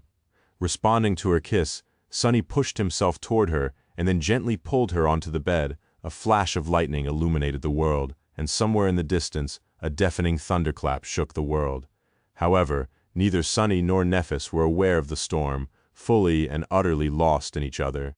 Chapter 1968, Council of Shadows. Somewhere far away, a titanic humerus bone hung far above the desolate, ashen wasteland, like a floating mountain chain. It was the right arm of the dead deity that connected Godgrave to the distant Moon River Plain, as well as to the road leading to Ravenheart. Not long ago, it had been covered by the scarlet jungle. Now, however, the jungle was gone. The vermilion forest had been obliterated by the soldiers, and the white slope shone blindingly under the radiant overcast sky. Then there was movement. A small bird suddenly fell clumsily from that sky, colliding with the bone surface at full speed, head first. The black crow bounced off the ground, rolled a couple of times, then jumped to its feet and shook its tiny head dazedly. Then it remained motionless for a while before suddenly bursting into a tide of shadows. Those shadows surged and formed into the menacing figure of the Lord of Shadows. Sonny stared at the horizon with an absent expression. He was supposed to be preparing an ambush for the supply convoy of the Song Army right about now. But how the hell was he supposed to? He was already lucky to have fallen on the arm of the dead deity, instead of plummeting straight into the sea of ash. That would have been. What was he thinking about? Why was he even thinking about anything to begin with? Shaking his head decidedly, Sonny fell backward and crumbled into 4 bewildered shadows. He had released control of his incarnation, entirely unwilling to split his attention between several bodies. Right now. The shadows looked at each other in confusion. Nobody was controlling them at the moment, so it was unclear what they were supposed to do. A few seconds later, the naughty shadow suddenly threw its arms into the air and performed a triumphant pirouette. Then it threw a smug, satisfied look at its companions. The haughty shadow would have usually given its sibling a contemptuous stare, but this time it charitably held itself back. In fact, it raised his chin even higher than usual, emanating a very subtle feeling of contentment and pride, as if saying, finally, everything is as it should be. Haughty was such an august shadow, after all. It could reluctantly approve of being with a literal princess. Their master had done something worthy, for once. Even the crazy shadow seemed happy, or at least excited. It was usually hard to tell what the lunatic felt, but today it seemed to be in a good mood. Too good of a mood, maybe. Only the creepy shadow remained his usual self. No, not quite. He looked very puzzled by the whole situation, and a little bored. His emotionless stare seemed to convey a silent question. I don't really know what is happening. But weren't we supposed to start killing soon? Hello? Can we concentrate on the important stuff? Hello? Why wasn't anyone listening? The other three shadows ignored him. Creepy scratched the back of his head. Well, it wasn't all bad, at least he was learning new things about human anatomy. In fact, it was quite fascinating. Eventually, quite some time later, the haughty shadow coalesced into the fearsome Lord of Shadows once more. Only he wasn't so fearsome anymore. It was hard to maintain one's ferocity while happily humming a tune.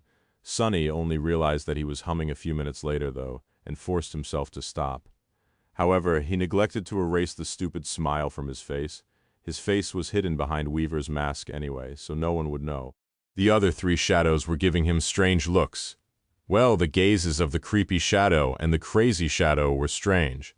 The naughty guy was quite obvious and expressive. Sonny grinned. Shut up. He failed to make his voice sound stern, though. What does he even know? Looking around, Sonny tried to concentrate and glanced warily at the sky.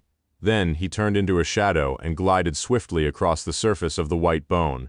He was already running late to his rendezvous. Sometime later, he reached the road built on the dead god's arm by the soldiers of the Song army. It was hardly a proper road, really. Not even a sovereign could have built something substantial on the nearly indestructible surface of the ancient bone. Instead, logs scavenged from the annihilated jungle were placed on the ground, held in place by tar. The supply caravans used this road to pull heavy carts up the slope, eventually reaching the crossing to the Collarbone Plain. Now that Song had descended upon Godgrave in person, the Song army possessed a dream gate of their own, so their supply situation was not as bad as it had been before. But there were limits to what a dream gate could achieve. First of all, only cargo from the waking world could be carried through it, most of which was mundane. Secondly, the supply infrastructure in the waking world was a glaring vulnerability. After the fall of the House of Night, no one believed that the war would stay contained in the dream realm anymore. The flow of supplies from the other side could be cut off at any moment, so both armies were working hard to maintain a logistical connection to their domains. Sonny's job was to disrupt that connection by harassing the Song army from the rear. He had briefly considered destroying the crossing itself, but decided against it in the end. The crossing was too close to the main camp of the enemy, and to their sole citadel in Godgrave as well. The risk of running into someone truly powerful, perhaps even the Queen herself, was too great. So he had chosen to start with a single caravan. Those caravans weren't easy targets either. The supplies were guarded by both awakened troops and ascended officers. From time to time, there would even be a saint mixed between the soldiers. Clan Song had plenty of those to spare after all.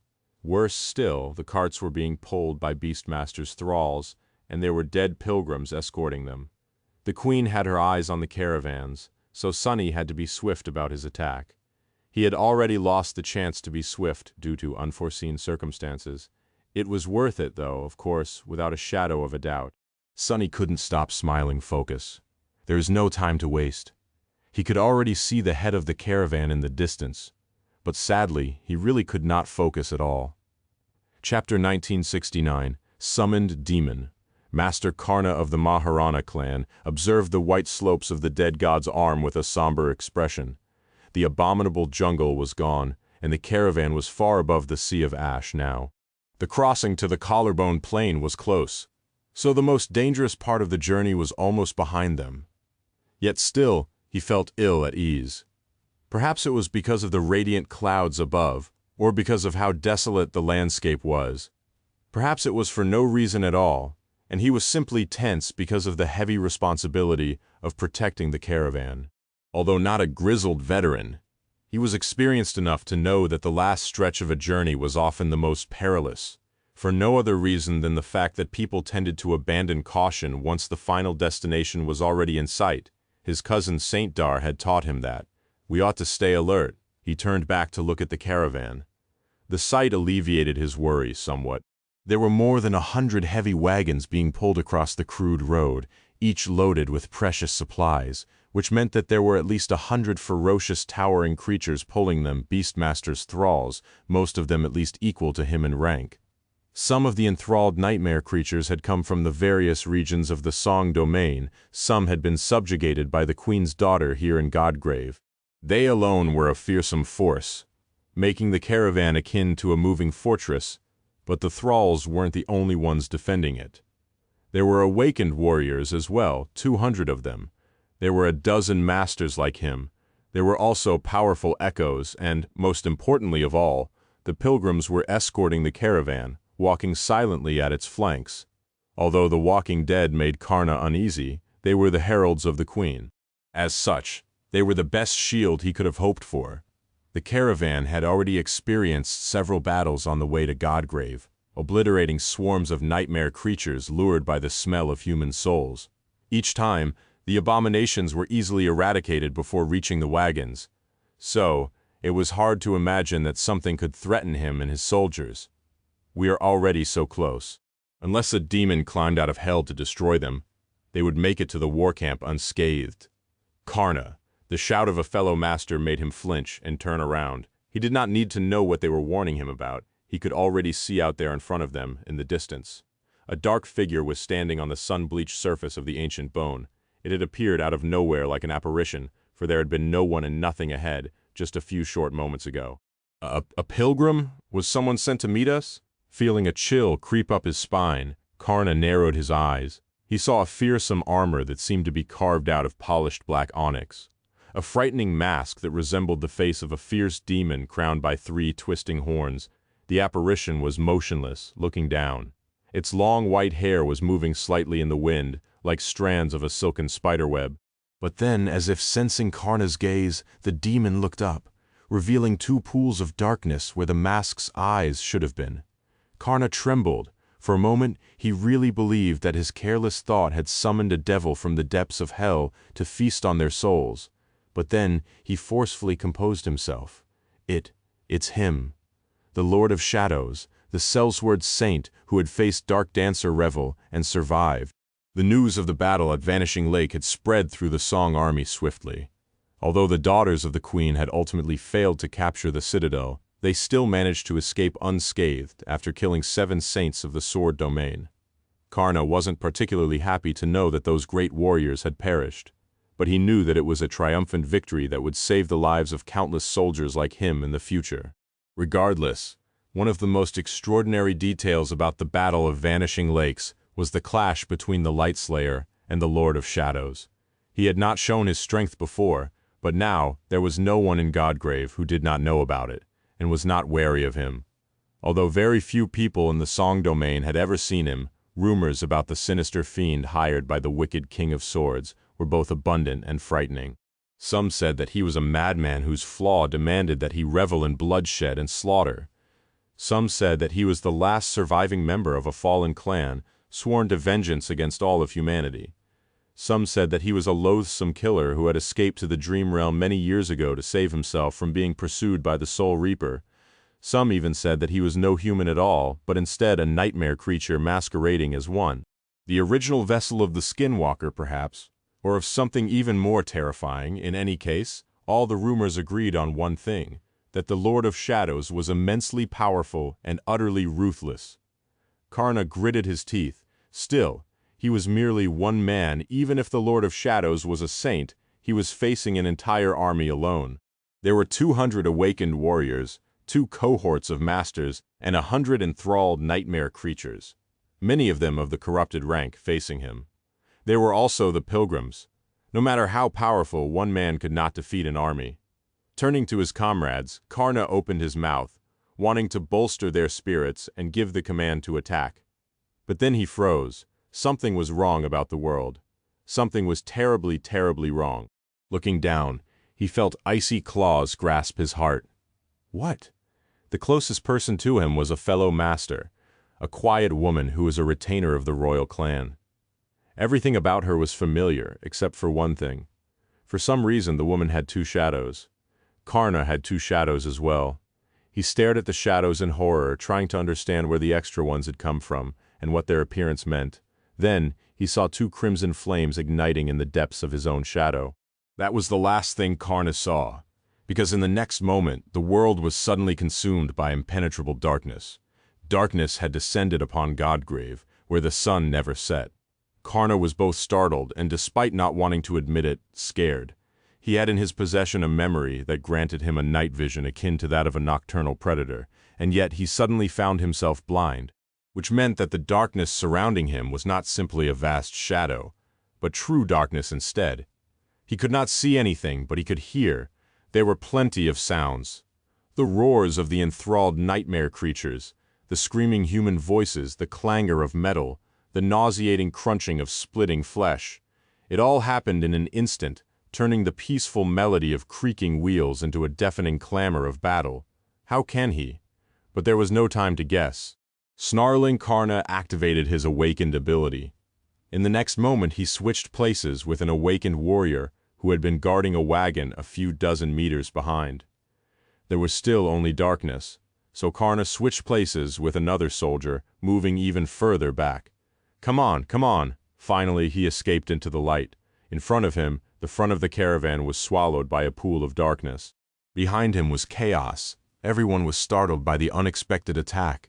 Not knowing what was going on, there was something different about the state of the caravan as well.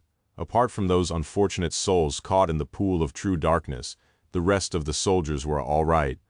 So were the thralls of Beastmaster. However, the pilgrims, each and every one of them were gone, replaced by tall bonfires. Someone or something had set them all aflame in these few short moments. Karna paled a little and jumped onto the wagon, looking ahead in the direction where the Lord of Shadows had been standing before. He saw the sinister saint almost instantly. The Lord of Shadows was calmly walking down the bone slope, his steps graceful and unhurried.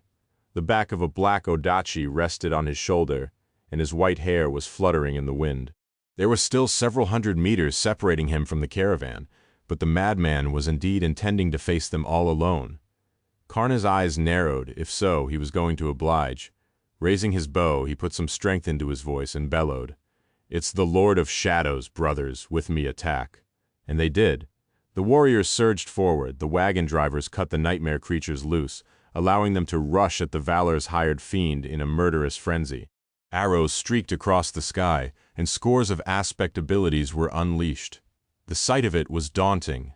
However, in the next moment, Karna felt his mouth turning dry. It was because countless shadows suddenly moved all around them, coming alive. The light of day seemed dimmer now, the darkness deeper. Some of the shadows shot from the ground, turning into needle-sharp spikes. They pierced the bodies of Beastmaster's thralls. Some turned into black chains that slithered across the ground, binding soldiers and pulling them down. Some even turned into black hands, each with 7 fingers that ended in sharp claws, blocking the aspect abilities. Blood spilled on the white bone, a terrible cacophony of screams permeated the air, and several wagons were split apart by the unleashed violence. Karna growled, "Curse you! A saint was a powerful existence, but not an invulnerable one. They still bled like humans and could be killed by humans. All it would take was one sword that struck true, one arrow that bypassed the enemy's onyx armor, knocking an arrow on the string of his bow." Karna activated both its enchantment and his ascended ability, then drew it and took aim.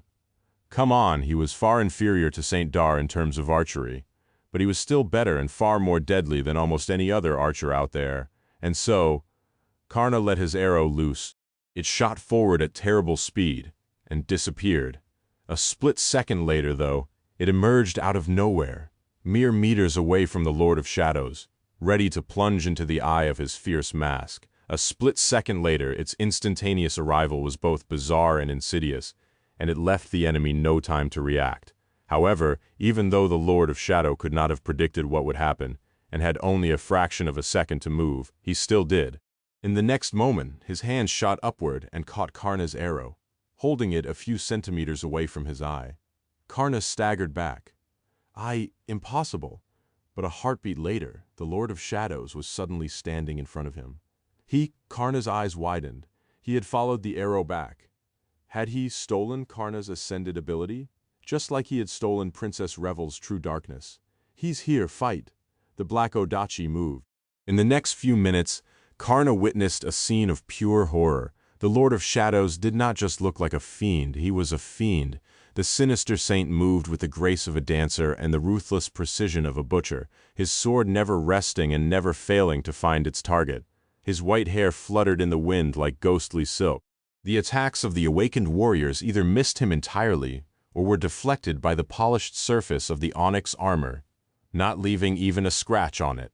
The nightmare creatures, terrifying monsters that had once threatened the lives of the champions of the Song army, fell to the ground one after another, their bodies severed and horribly mangled by the black sword.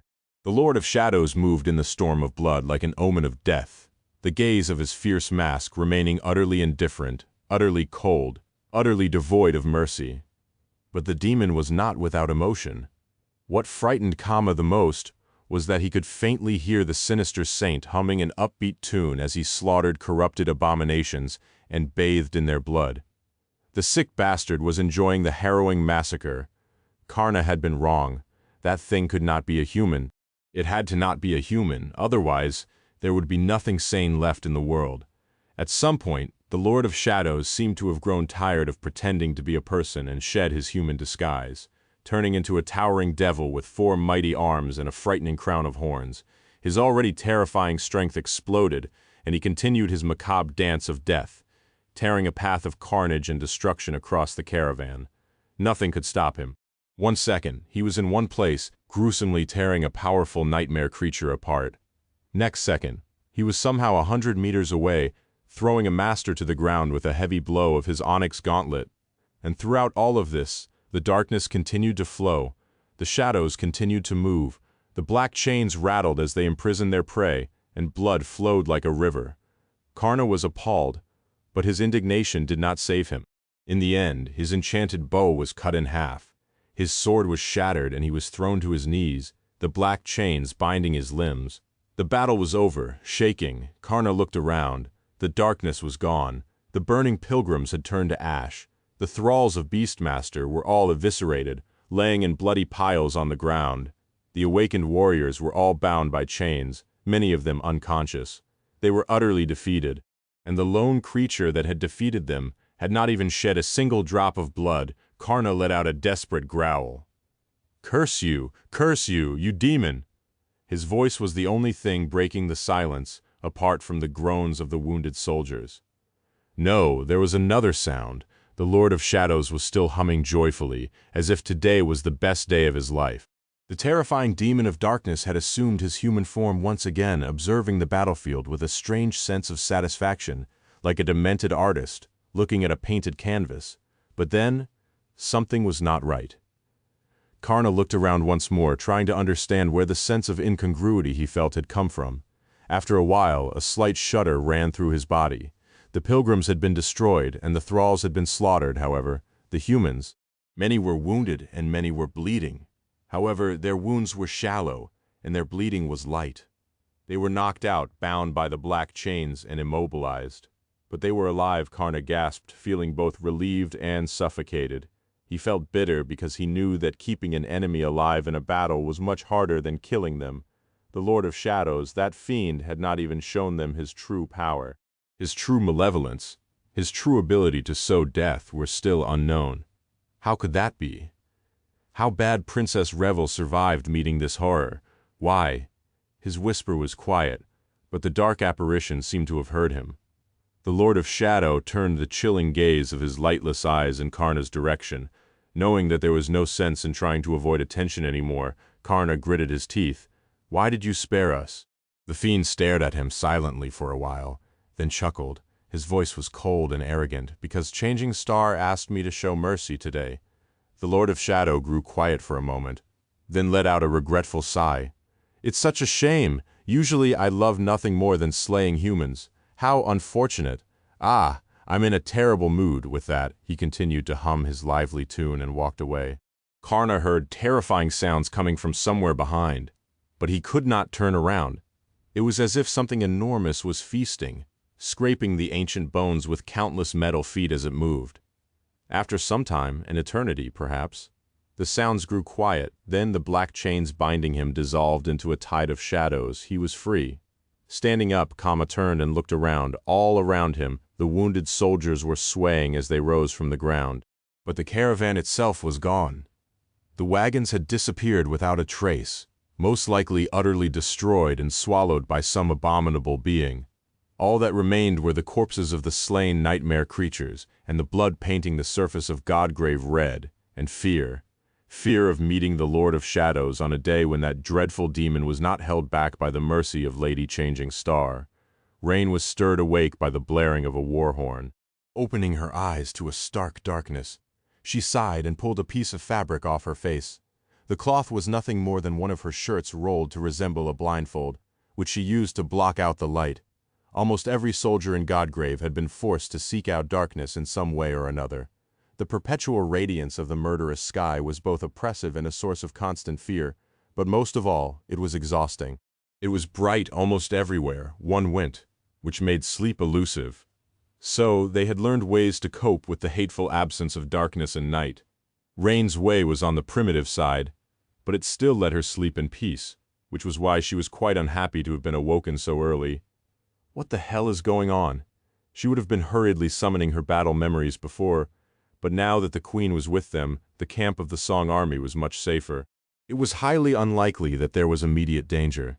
So Rain took her time, yawning, she stretched, then summoned the puppeteer's shroud and climbed out of her tent as soon as the soft gray fabric covered her pale skin. A wave of heat assaulted her outside, and Rain saw that the camp was boiling with strange activity. The soldiers were rushing, the hideous thralls were being saddled, and the pilgrims were moving silently between the tents. Far in the distance, the main gates of the camp were opening slowly. Rain studied the commotion somberly. "Good morning." Turning around, she saw Tamar standing with her arms crossed a few steps away. Beside her, Ray and Fleur were starting a fire to prepare food. Rain raised an eyebrow. "Is it morning?" The young legacy shrugged. "I might as well be. Does it matter?" Rain failed to suppress another yawn and shook her head. Walking to the fire pit, she asked, "What is going on?" Ray, who had been trying to fire up the kindling with a mundane flint, looked up at her in surprise. "You haven't heard?" Rain stared at him for a moment, then took the flint from his hands and ignited the kindling on the first try. "How would I have heard anything while asleep? Everything had been fine yesterday." A corner of Tamar's mouth curled upward a little.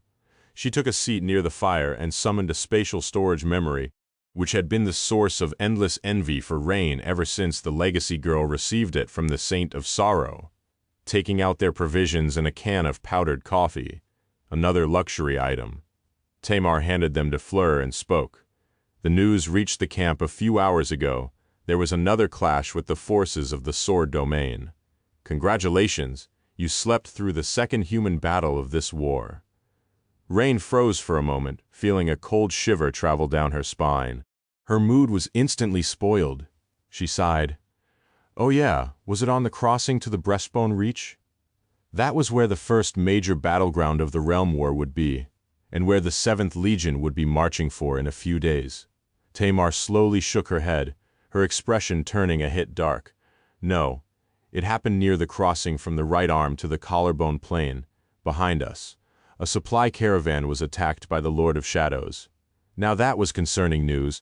Rain threw a sidelong glance at her shadow, wondering how her teacher felt about someone wielding a similar authority launching an attack on the Song army. There was a lot of talk about the Lord of Shadows in the camp these days, painting him to be some kind of a monster. Well, it wasn't that uncalled for. After all, he had crossed blades with Princess Revel and lived to tell the tale. No one would have been surprised if someone like Changing Star or Morgan of Valor had done the same. But for an entirely unknown saint to prove himself capable of facing the first princess in battle was a disturbing revelation, added to the sinister reputation and mysterious nature of the Lord of Shadows. Wild rumors about him were bound to spread. The situation was not helped by the fact that very few people in the song camp had ever seen him, like her cohort members had. Rain suddenly felt tense. How did the Lord of Shadows and his troops manage to reach our rear without being noticed? Ray shivered. That's the thing. There were no troops.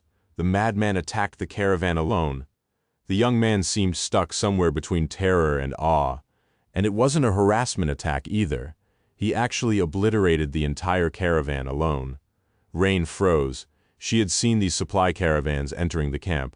They were not an easy target. Far from it, actually.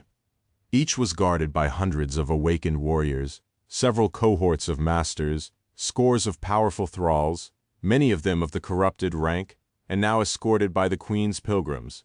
One saint obliterated them all. How was that possible? Were the rumors about the Lord of Shadows not as exaggerated as she had thought both the rumors about his frightening power and the rumors about him being a monster? Fleur placed a coffee pot on the fire and sighed. That is not the strangest part, though. Rain glanced at her. It isn't? The delicate girl nodded, her expression strangely similar to one of relief. The Lord of Shadow did not just destroy the caravan. For some reason, he spared every human guarding it.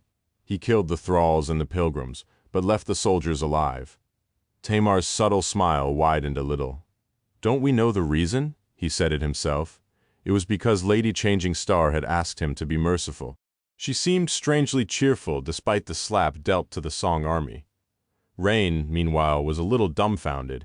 She could easily believe that Lady Nephis had asked the Sellsword Saint to be merciful. She could even believe that the Lord of Shadows would actually listen to her.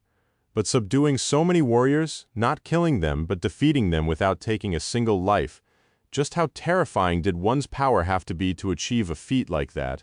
She felt both disturbed and relieved. Relieved because her fellow soldiers had been spared, and disturbed because the nebulous figure of the Lord of Shadows seemed even more frightening now. What would happen on the day the enemy decided not to stay his blade? Ray cursed quietly. I told you all that he was a scary bastard.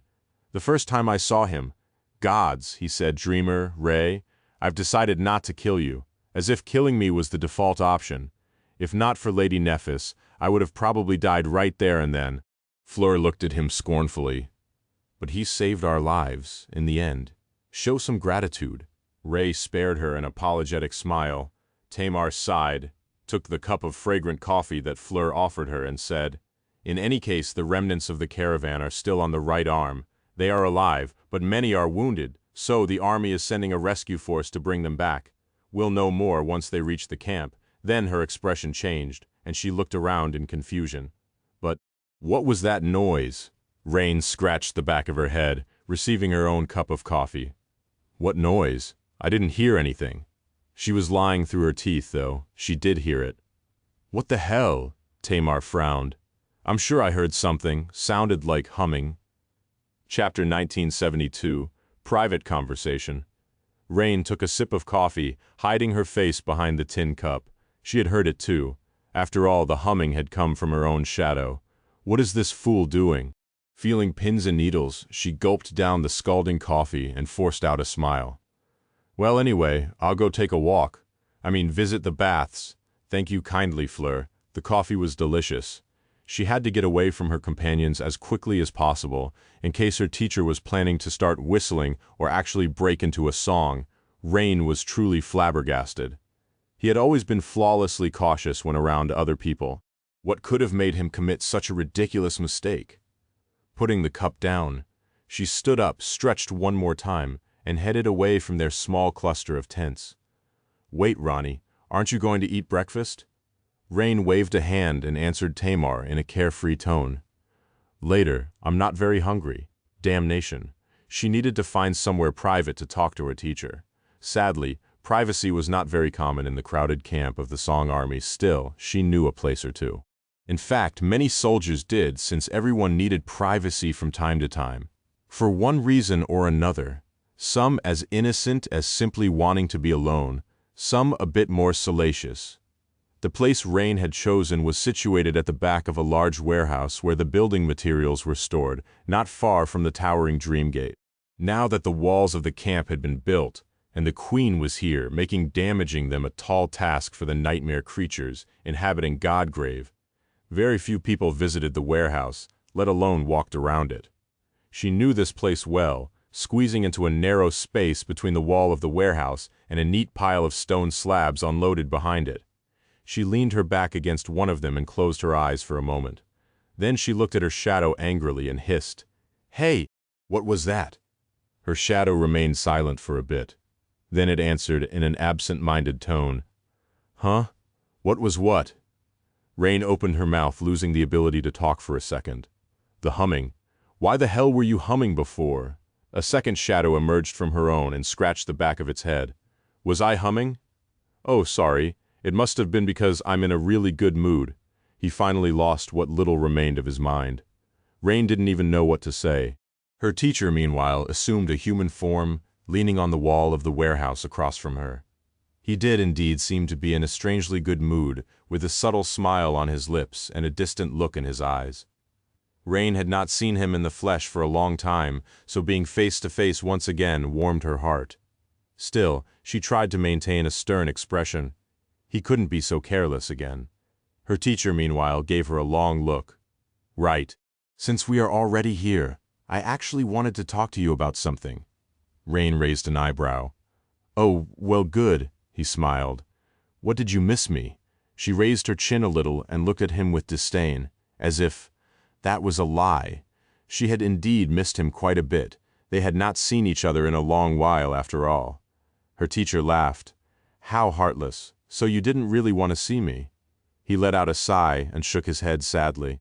"And here I was, all excited to show you all the wonderful new memories I prepared for you." Rain's eyes glistened. Taking a step forward, she grabbed his arm and looked at him with an expression of utter devotion. "Teacher, your student missed you so much. My heart ached so terribly at being unable to see you that I couldn't sleep at all.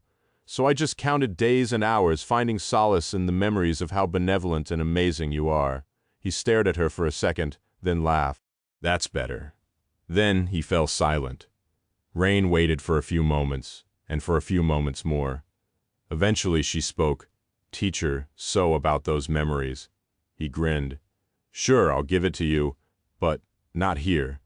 There's something else we need to do, so let's go somewhere more private." Rain wanted to say that there weren't really any places more secluded than this one in the army camp, and that going outside unnoticed would not be easy. But at that moment her teacher fell into the shadows and pulled her with him. A moment later they were somewhere else, surrounded by darkness and the damp, suffocating smell of the jungle. Everywhere around them, the vermilion jungle sprawled. Rain's nostrils were assaulted by countless smells, and her ears were assaulted by countless sounds. The rustle of leaves, the hum of abominable insects, the distant footsteps of dreadful predators. They were in the middle of the jungle, surrounded by darkness. That could only mean one thing. Rain's eyes widened, and she suddenly felt cold. Her hair stood on end. "Teacher, did you bring me to the hollows?" Of course, she had kept her voice to a barely audible whisper. He just nodded calmly, as if it was not even worthy of being mentioned. "Yes, but don't worry, there are no cursed nightmare creatures nearby, only the great ones."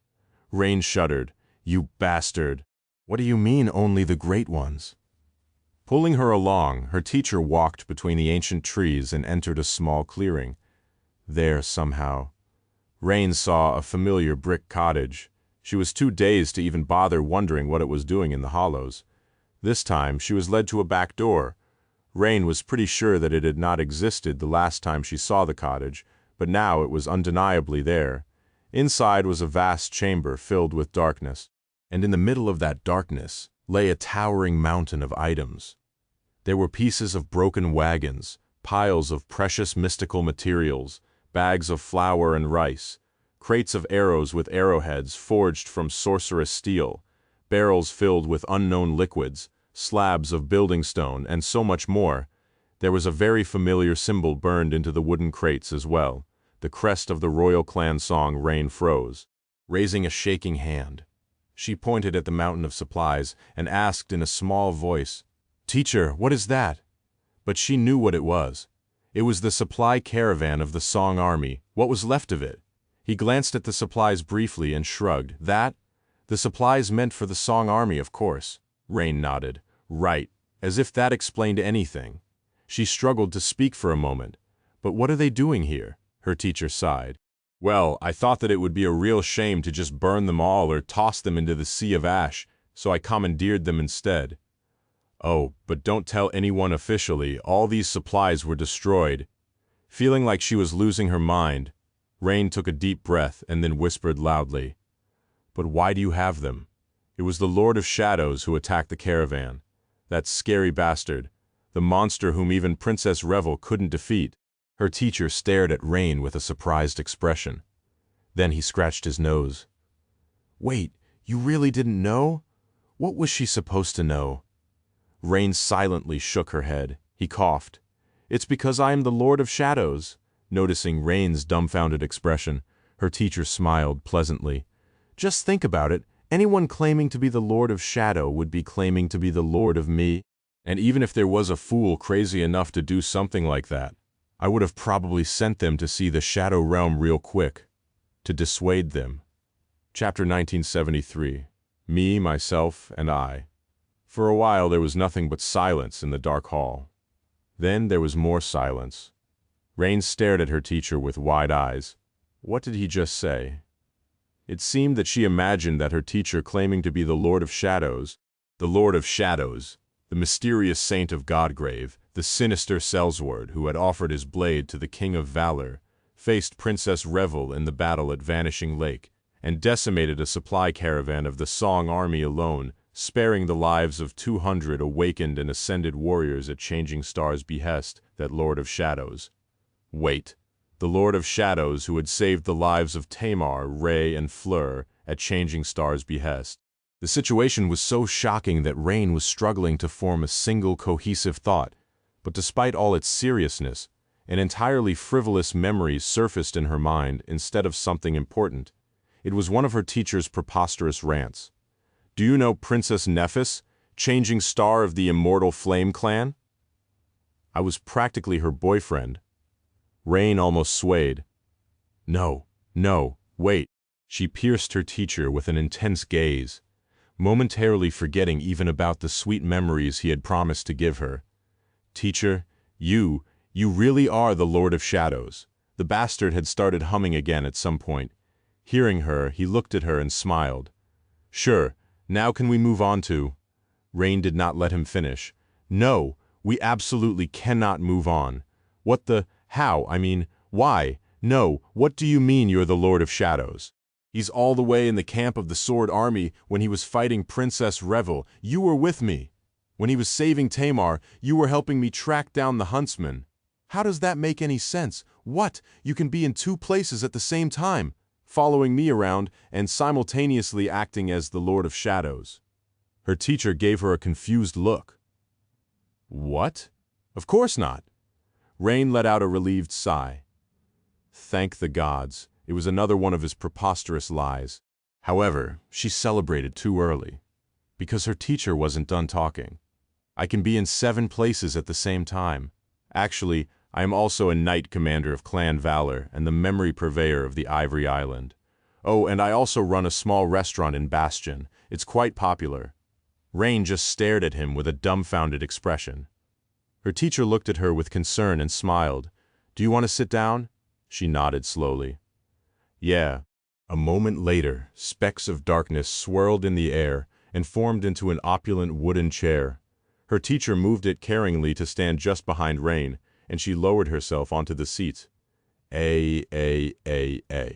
So, her teacher could be in 7 places at the same time. She had to repeat it several times mentally for the meaning of these words to sink in. Rain covered her face with a palm. Let's think about it. Something like that was unheard of, but not really impossible. After all, there were all kinds of aspects in the world, and all kinds of unnatural powers wielded by the nightmare creatures. Anything was possible. Actually, it even made a lot of sense. She had long noted how similar her teacher and the Lord of Shadows seemed. It was just that she could not have concluded that they were one and the same without this key piece of information. Assuming that a person could exist in several places at the same time would have been quite an unreasonable leap of logic, after all. Who could have guessed that her closest companion was also a complete stranger? A sinister saint serving the King of Swords, no less. And what was that? Had he mentioned something about running a restaurant in Bastion? A restaurant? Somehow, that last detail rattled her mind more than the rest of what he had said. No, that was not important right now. Rain could reluctantly accept that her teacher possessed the power to live several lives at the same time. But, she lowered her hand and looked at him. "Teacher, what the hell?" He scratched back of his head. "Huh, what are you angry about this time?" Rain's eyes narrowed. "If you are really the Lord of Shadow, one of the most fearsome champions of the Sword Army, then why the hell did you let me join the Song Army? Did it not occur to you that being on the different sides of this damned war might pose a bit of a problem for us?" He looked at her with a strange expression. "What do you mean? Of course it did. Have you forgotten that I tried to dissuade you? But no, you just had to be all moral and righteous. I can't just sit on the sidelines. These are the people I know, and they will be the ones who suffer. I can't step back and do nothing. Those were your words. Do you even know how loudly I was cursing on the inside while going on about how you're joining the war?" Rain's eye twitched. "Well, when you put it like that," her teacher scoffed. "But I couldn't very well stomp on your principles, so I kept quiet." "Well, it doesn't matter that much anyway. Who says that you and me being on different sides will become a problem? Me and me are on different sides as well, and I'm not worried." Hearing that last sentence, Rain felt a strong headache, as if it made sense. It was too bizarre. Not only had her teacher been living several lives at the same time, but one of his incarnations was even a general of the opposing army, the most feared general of them all, the very same sinister saint who had just attacked the supply caravan of Song. The incriminating evidence was right here, an entire mountain of stolen, commandeered, as he had called it, supplies, and he had not even taken them in the name of the Sword Army. He had just hoarded them for himself. Her eyes trembled. My teacher is a bandit. He's a shameless, flagrant highwayman. But then again, that one actually wasn't that surprising, quite the opposite, really. She could believe it easily. That sounded exactly like something her teacher would do. Rain took a deep breath. So, her teacher was pretending to be a sellsword saint who had been hired by the King of Swords. He was also the knight commander of the great clan Valor. He was also the memory purveyor, whatever that meant, of the Ivory Island, which was Changing Star's own citadel. And he was a master chef somewhere in Bastion on top of that. Right. It was going to take her some time to come to terms with these facts, just as expected from a dark deity. No, was he really a dark deity? Suddenly, Rain came to realize that she knew very little about her teacher, despite spending almost every day of these past 4 years in his company. She took a deep breath and looked at him soberly. After hesitating for a while, Rain asked, "Teacher, who are you really?" Chapter 1974, Lost Time. Rain hesitated, trying to formulate her question better. "I mean, are you a human? A spirit? Some strange apparition that enjoys cooking, terrifying vast armies of awakened, and educating young maidens? And don't you dare say that you are just a shadow. What does that even mean?" Her teacher stared at her for a few moments. "Well, a shadow is the dark area that appears when an object blocks the source of light." Rain clenched her fists. "That's not what I was asking." He laughed, then commanded the shadows to rise from the floor and manifest into another, much less comfortable from the looks of it, chair. Sitting down, her teacher shrugged. "What are you even talking about? I'm just a human saint." Rain shook her head energetically. "No, I've met saints, and there are no human saints like you. You never sleep, never eat, live in the shadows, and go around slaying skinwalker vessels as if they were children. You even know how to guide a person to awakening without infecting them with the spell, and that is just 1/7 of you." He hesitated for a little while. "Well, all right, I'm not just a human saint. I'm quite special as far as human saints go." Leaning back, he smiled. "In fact, there is no one else like me. As far as I know, there are 2 other transcendent humans who can rival my power. However, I am unique even among them, because I am not a carrier of the nightmare spell anymore." Rain blinked. A saint who is not a carrier of the nightmare spell anymore. How was that possible? Noticing her confused expression, her teacher chuckled. It's a long story, a story that spans thousands of years, actually. So forgive me if I don't go into detail.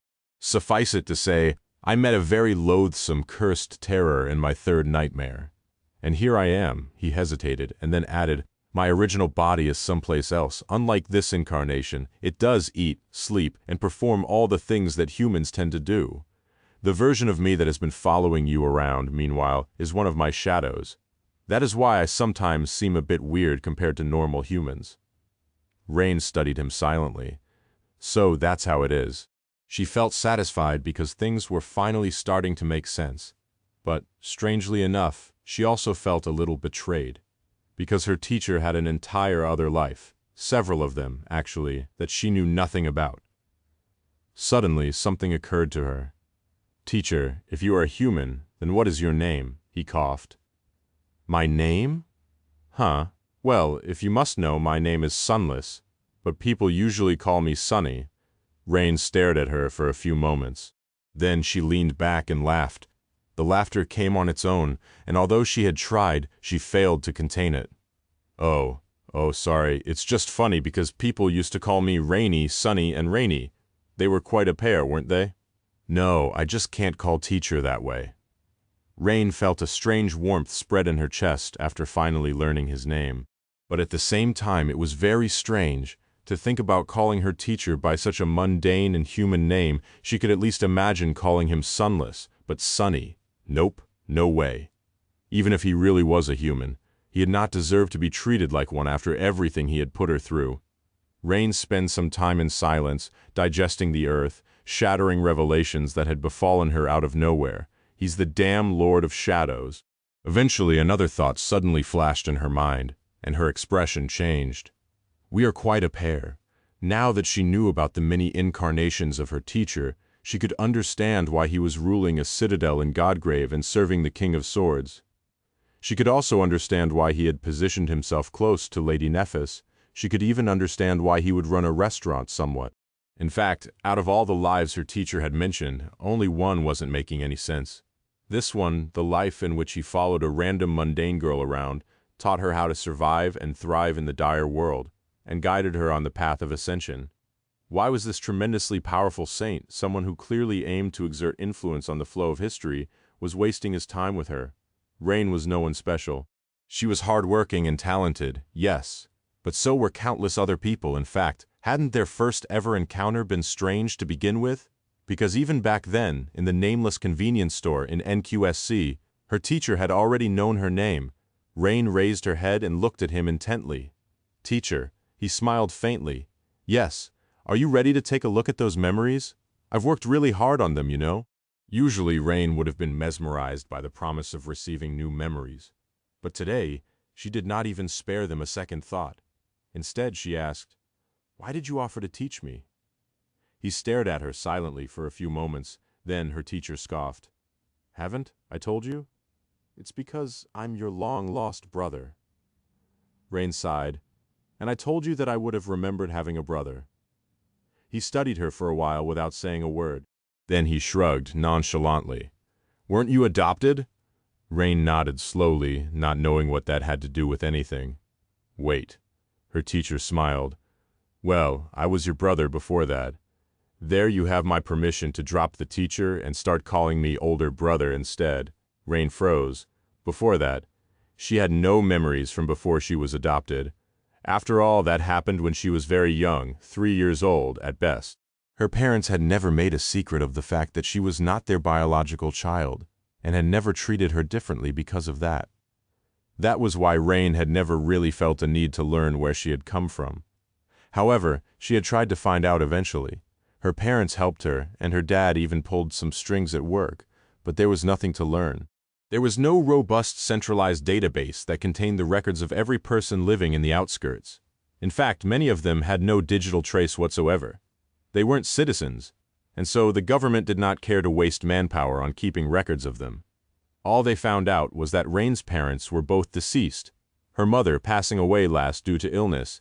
Even that was only a rumor an orphanage worker heard from the person who had worked there before him. And that was all. She had been a little disappointed to have learned nothing, but not too much. So why?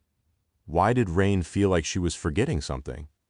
It was as if she had just thought about it, but the thought slipped away. Looking at her teacher, she asked evenly, "If you are really my brother, then where have you been? Where have you been all this time?" His smile dimmed a little strangely. Rain found it hard to focus on what he was about to say. Her teacher lingered for a few moments, then looked away, rotting in the outskirts at first, and then, "Well, I can't really tell you, and you should not ask." Rain looked at him, stunned.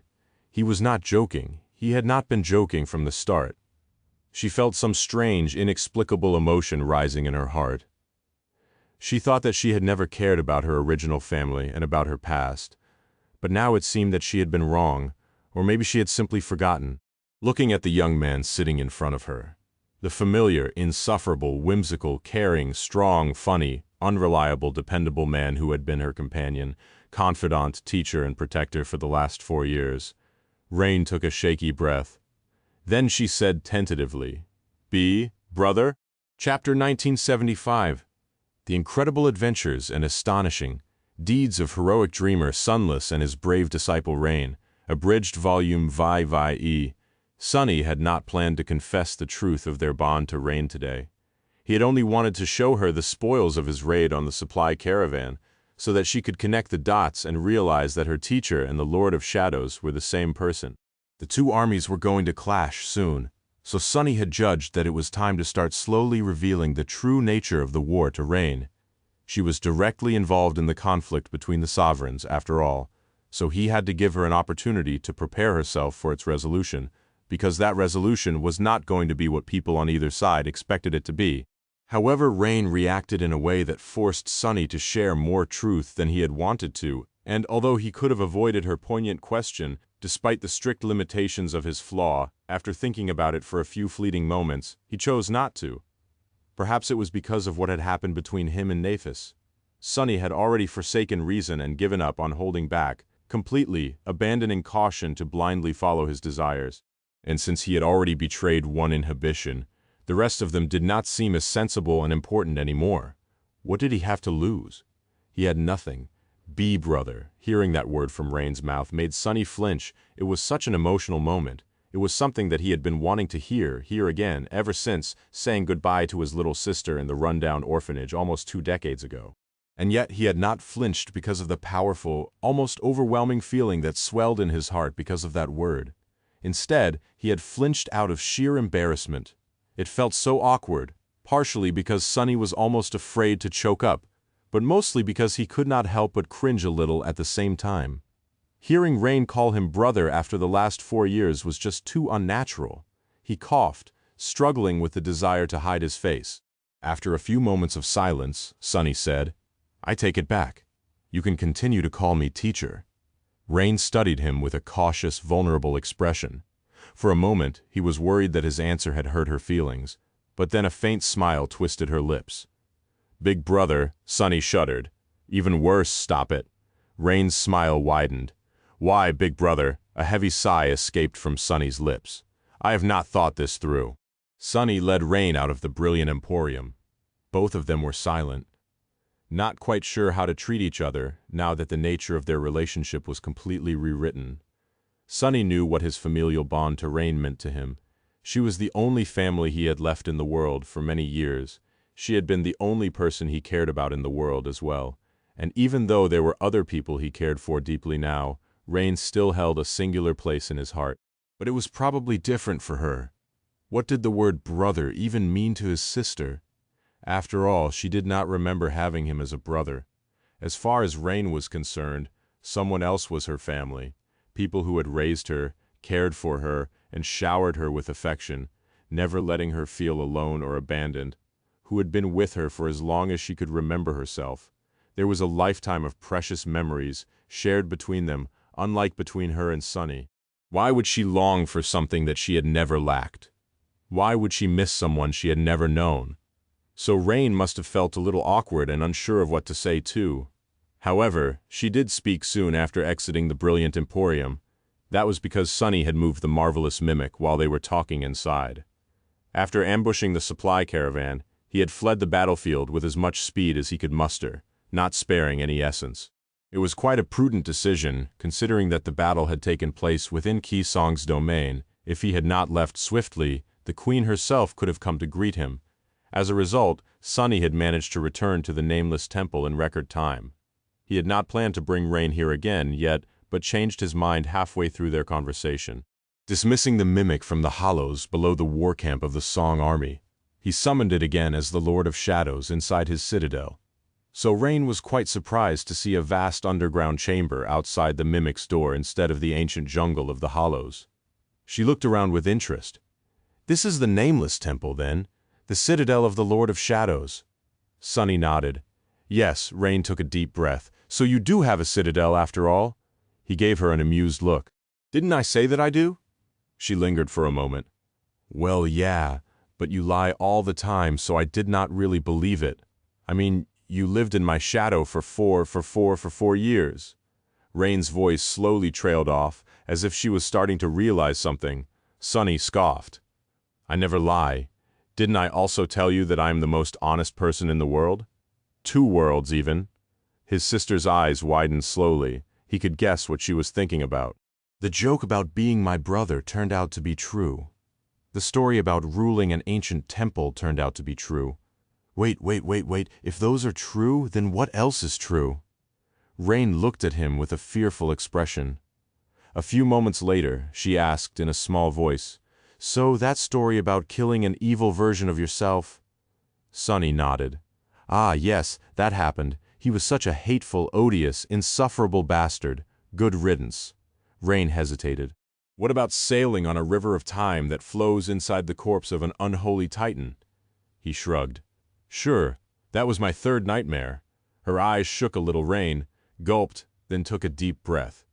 "What about being 26 years old, 4 years old, and several thousands of years old at the same time?" Sunny glanced at her and smiled nonchalantly. "River of time, remember? You would not believe the kind of shenanigans I survived there. It's also the reason why I am 26 years old, despite having been born 25 years ago, and am 5 years older than you, despite having been only 4 years older than you before. Oh, and the part about being 4 years old, that is the age of this incarnation of mine. I became a saint during the chain of nightmares." Rain just stared at him silently, dumbstruck. "As if any of that nonsense makes any sense." Sunny smiled brightly. "I'll give you that." The tomb of Ariel was a little confusing. The young woman opened and closed her mouth several times as if trying to force herself to ask the next question, but not daring to. Eventually she managed to squeeze out, "What about being a celebrity, a war hero, and immensely rich?" Sunny grinned. "I used to be all of those at one point in time or another. Come to think about it, I'm back to being all 3 now." Rain took a deep breath, remained silent for a while, and then asked weakly, "Do you really know someone who became a saint as a baby?" He raised an eyebrow. "Huh. She remembers that too." It seemed like his nagging had been quite memorable. "Sure, you've heard of him too, actually. Little Ling, Saint Athena's son, of course. You weren't there when he was born, and did not feed him ice cream every week. Unlike me. Oh, and I'm also the only reason she met her husband." Rain remained silent for longer this time, then suddenly yelled, "What about the blood of an ancient demon flowing in your veins? What about devouring the bones of a nebulous deity? What about ruling a fragment of a divine realm?" Sunny scratched the back of his head in embarrassment, then said humbly, "All true." Rain staggered. After a while, she asked in a quiet, numb voice, "Did Beastmaster really ask you to run away with her once?" He laughed, which prompted Rain to glare at him angrily. "I should probably tone it down. Well, yeah, technically, she offered to run away from a great nightmare creature together. But there were other candidates, and she chose me. I guess she likes me a little." His sister closed her eyes and fell silent. Eventually, though, she asked in a shaking voice, "Is Lady Nephis really your girlfriend?" Sunny tripped. He did not answer for a while, then coughed and said in a neutral tone, "Don't start calling her sister-in-law just yet. But yeah, it's true." He paused for a moment and then added with a dreamy smile, "In fact, I'm in her bedroom right now." In the next moment, Sunny was surprised to find a fist flying toward his face. Chapter 1976, Ronnie of Shadow. Sunny failed to dodge Rain's punch, so she hurt her hand. They ascended the stairs silently, but the silence was much less awkward than it had been a few minutes ago. In fact, it was quite comfortable, almost like before. Well, if not for the fact that Rain groaned from time to time, cradling her bruised hand. "What the hell are you made of? Stone?" Sunny looked at her and smiled. "Actually, yeah, sort of. You see, there was this suit of armor I had, a memory of something forged by the ruler of the underworld." Rain shook her head decisively. No, stop. I don't want to know." He chuckled. There were some Valor troops stationed at the nameless temple, but their camp was outside its walls. Still, they had access to the main hall and the gateway located there, so Sunny took a roundabout way to the inner sanctum and the courtyard beyond. There, a tall tree stood in absolute darkness, its leaves rustling quietly in the wind. Sunny led Rain across the black marble plates. As he did, the darkness around them stirred and surged, eventually manifesting into a long bench. Sitting down, Sunny leaned back and inhaled deeply. Rain sat down too, looking around with curiosity. Her gaze grew a little tense at the sight of the tree, and she studied it cautiously. Her caution was easy to understand here in Godgrave. The only trees were those spawned by the abominable jungle. She had seen too many of her comrades being killed and consumed by them, enough, so that the sound of rustling leaves had already become an instinctual fear. Sunny sighed. "Calm down. I brought it here from the waking world. It is a perfectly mundane tree." He paused for a moment and then added, "Well, at least it should be." In truth, he wasn't quite sure. After being tended to by Shakti the firekeeper, this tree of his had recovered from its former malaise. It was doing quite well now, already having grown a bit taller, too well even, considering the environment. It was only ever surrounded by shadows, after all. Sunny honestly had no idea what was happening to his tree. Hearing his words, Rain seemed to calm down. She looked around once more, and then asked suddenly, "Wait, if you really are a saint who rules a citadel and my brother then?" Her expression became a little strange. "Doesn't that make me an actual legacy?" "I'm a legacy?" Sunny stared at her silently for a few moments. That was an interesting question, actually. He was one of the 6 most powerful humans in the world, did indeed conquer a citadel with his own 2 hands, and had even unlocked his aspect legacy. More than that, Rain was a direct beneficiary of that legacy, now that she bore the mark of shadows. There was no codified definition of what a legacy clan was, really. Most of them had been founded by the prominent awakened of the first generation, those powerful and lucky enough to survive and thrive in the dire world of the nightmare spell. Ruling a citadel and having a legacy heirloom were common traits shared by many clans, but not all of them. In fact, the hierarchy of the awakened nobility had been shaken in recent years. With so many new masters and saints making a name for themselves in the wake of the chain of nightmares, some old families had suddenly found themselves inferior to the nameless newcomers. Old clans fell out of power, and new ones were being established. Take the Han Li clan, for example, who had lost its most promising scion and never managed to produce a saint. Although not entirely forgotten, it had definitely declined, losing all influence. It was funny to think that Sunny had once been afraid of their retaliation. He scoffed. "Girl, if you don't qualify to be a legacy, then no one in the world can claim that they do." Rain blinked a couple of times, then suddenly smiled. Well, who would have thought? Turns out I'm just as much of a princess as Tamar is. Ha! That is an entirely new perspective. How should I break the news to her, I wonder? She remained silent for a few moments. Wait, so what do I call myself? Rain of the Shadow Clan? Rain of Shadow? I mean Rani of Shadow? That does sound kind of cool. Sunny did not answer immediately, since he was stumped himself. What about him? Was he supposed to call himself Sunny of Shadow, Sunless of Shadow? No, that did not sound even remotely right. He was simply Immortal Flame. So Sunny did not have to call himself anything. You can call yourself whatever you want.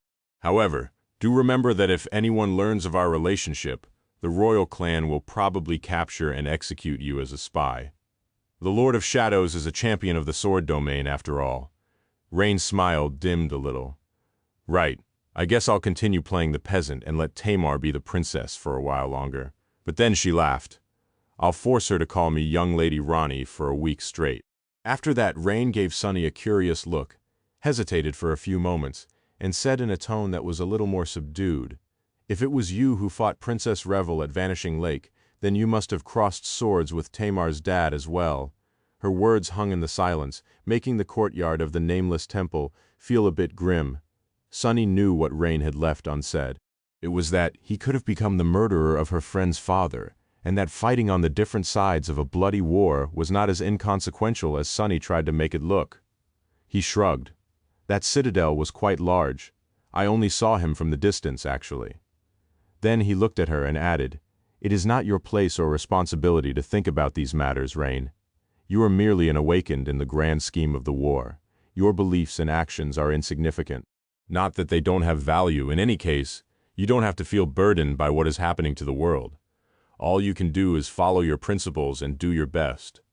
Sunny turned to the tree, remained silent, and then added, a hint of coldness finding its way into his voice, "People like me will deal with the rest." Rain studied him for a while, then asked neutrally, "Because your beliefs and actions are significant, unlike mine?" Sunny smiled darkly and shook his head. "The only difference between you and me is that I am strong enough to force my beliefs onto others and reshape the world with my actions. Strength is the only virtue that matters in the end, and weakness is the only sin." She let out a quiet sigh and looked at the tree, as well, listening to the peaceful rustle of its leaves.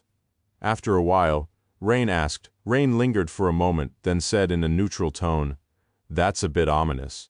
Sunny chuckled and looked at the tree with a distant expression. Eventually he glanced at her with a faint smile. "I wanted you to see this tree, actually." He paused for a heartbeat or two, then looked away. "People in the outskirts rarely get to have graves. The place is terribly overcrowded. Well, at least it used to be before the Dream Gates, and the mortality rate is extremely high. Bodies get disposed of in a very utilitarian way, so there's nothing left behind." Sunny sighed.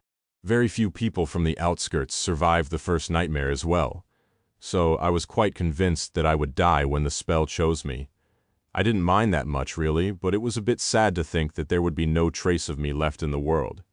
He paused for a moment and smiled wryly, realizing how ironic it was. After all, that was exactly what had happened to him. In the end, every trace of his life had been erased from existence, leaving nothing behind. He had assured this obliteration willingly, earnestly, and with his own hands. Oblivious to his thoughts, Rain listened to him intently. Sunny looked at her, then pointed to the lonely tree. "That was why I carved a line into this tree before entering the nightmare. You know, to leave my mark on the world." She traced his finger and studied the dark bark, then frowned slightly. "But there are 3 lines." Sunny nodded. "Yes, that is because I had carved 2 lines into the tree before that." He paused for a few moments. "For our parents?" Rain grew quiet, looking at the 3 lines with a guarded expression. Sunny smiled wistfully. What could he say? After a while, he finally spoke. "They were good people, the 2 of them. Actually, they were very mundane people, but that is already an accomplishment in the outskirts. Our father, I don't really remember him that well. In my memory, he is more of a feeling than a person, something big, quiet, strong, and caring. Mom used to say that he had a mischievous side and quite a hot temper, hiding behind the calm facade, but I don't know. He worked on one of the city barrier maintenance crews and died in an accident not long after you were born. Stuff like that happens all the time to maintenance workers." Sunny did not know a lot about his father, but he did know some things. The mere fact that his dad had been a maintenance worker instead of ending up in one of the local gangs spoke a lot about his character. The way he had cared about his family was quite telling, too. He had been a good person, and both Sunny and Rain inherited some of that goodness, it seemed. It suddenly occurred to Sunny that Rain's mild obsession with building and infrastructure, which she had picked up while working as a laborer on the road crew, might have come from their dad. He smiled. "Our mom, now that I think about it, when you were born, she was about as old as you are now. She was very cheerful, soft, and pretty. Well, at least from what I remember, actually, you look a lot like her. When I saw you for the first time, I thought, thank the gods, unlike me, Rain took after Mom." Sunny chuckled. Rain indeed resembled their mom very much. Of course, her beauty was far more striking after all. She was an awakened, Perhaps more importantly than that, she had grown up in an affluent district of NQSC, breathing clean air and eating well. Their mother, however, had spent all her life in the outskirts, where the air was toxic and the best food one could get was synth paste. She had been affected by this harsh and unforgiving environment, inside and out. Still, in Sonny's memory, she was breathtaking. His smile widened a little as he looked at Rain, studying her features subtly. She loved us very much. Mom worked in a factory that produced air filtration systems and spent all her free time taking care of you and me. We lived in a small cell in one of the hives on one of the highest floors in the winter. She often cuddled with us on the floor, sharing her warmth and reading to us. Sonny searched her memory for more details, not knowing what else to say. Oh yes, she liked reading. We had an old communicator with a cracked screen, and she downloaded all kinds of stuff from the network to read. She especially liked fanciful stories about the world before the dark times. What else? Her favorite snack was fried synth-paste crumbs, with whichever spices she could get. She called me sunless because I was born during an eclipse, and called you Rain because you were born during a storm. Rain's eyes widened slightly. He paused, remained silent for a few moments, and then sighed. She got sick when you were about 3, and eventually passed away. I hope you never believed that you had been abandoned, because she would have never left you, or me, by choice. It's just that life is hard in the outskirts. Sonny hesitated for a while, looking at the gently rustling tree. Eventually a pale smile twisted his lips. I know that it probably doesn't mean as much to you as it does to me. After all, you already have parents, and they are quite wonderful parents at that. I don't want or expect you to feel any particular way about what I told you either. It's just that being forgotten is quite a sad thing. No one remembers Mom and Dad in this world, except me, but now you can remember them too. It makes me happy to know that Rain remained silent for a few moments. Then she said quietly, I will. I'll keep them well in my memory. Sonny smiled. With that, he stretched his arms above his head and let out a long sigh. Well, good now. Speaking of memories, we were sidetracked for quite a long time, weren't we? Young Lady Tamar's probably wondering what the hell are you doing in the baths for so long. So let's get to the important stuff, shall we? Rain studied his face with a sober expression for a while, then smiled tentatively. Sure. After all, as a legacy, I should receive some cool stuff, shouldn't I? I swear, there has never been a poorer legacy than me, and a stingier founder of a legacy clan than you. Big brother. After speaking to Rain about their parents, Sonny felt strangely at peace. The darkness surrounding the nameless temple was safe and nurturing, and the quiet rustle of the leaves was pleasantly soothing. Added to his previous euphoria, it seemed like nothing could spoil his tranquil mood. But at the same time, he didn't feel quite well about himself. After all, he had unexpectedly dumped the knowledge that they were family on Rain, and then proceeded to give her a lecture about their dead parents, whom she did not even remember. Rain was a young woman who was trying to find her place in the world while dealing with the appalling nature of war. The former was already difficult enough, but the latter was a mental burden that no human could carry well, let alone endure unscathed. Sonny knew it better than most, and yet here he was, adding to her burden. Feeling a bit guilty, he decided to sweeten the deal with some gifts. Luckily, there were the memories he had prepared for her. Although Rain seemed a little distant and subdued, her eyes glistened at the mention of memories. She had witnessed and survived so many horrors since the start of the war, after all. And unlike other awakened soldiers, she had not received any rewards from the spell in the process. The same awakened soldiers were walking around with their shiny new memories on full display, and she saw them every minute of every day. Naturally, Rain was excited. And Sonny's mood improved even further after witnessing her excitement. All right, here we go. Don't thank me too enthusiastically. With that, he summoned the bag of withholding and presented it to her proudly. However, her reaction was not what he had expected. Instead of bursting with delight and admiration, Rains just continued to look at him expectantly. Her expression did not change at all. She remained silent for a few moments, looking at him with lively anticipation, then blinked a few times and glanced behind him. Sonny tilted his head a little. What's wrong? Rain smiled cautiously. That's not it, is it? What a strange question, still holding the bag of withholding in one hand. He scratched the back of his head with the other. I mean, yes, that's it. Her smile froze a little. Slowly, the excited gleam of Rain's eyes was replaced with something that strangely resembled fury. A seething kind of fury. Leaning forward, she shouted suddenly, "What do you mean, that's it?" One memory, one, after everything I went through, and all the abominations I killed? Am I a joke to you? What kind of a damned legacy lord are you, huh? Big brother. Sonny stared at her in shock. Then he stared some more. After that, he let out a quiet sigh and said with reproach, "Open it, you idiot!" Rain frowned, then grabbed the leather backpack from his hand without spending even a second to appreciate the delicate stitching and tasteful decorative details at that, and opened the clasp roughly. A moment later, she forgot to breathe. Sonny scoffed. "Such an ingrate!" Rain raised her head, looking at him with burning eyes. Her expression was strangely intense. "Is that a spatial storage memory?" And her voice was strangely hoarse. Sonny nodded dismissively. "Yeah, just a little something I crafted for practice. It's called the bag of withholding, by the way. I put everything else inside."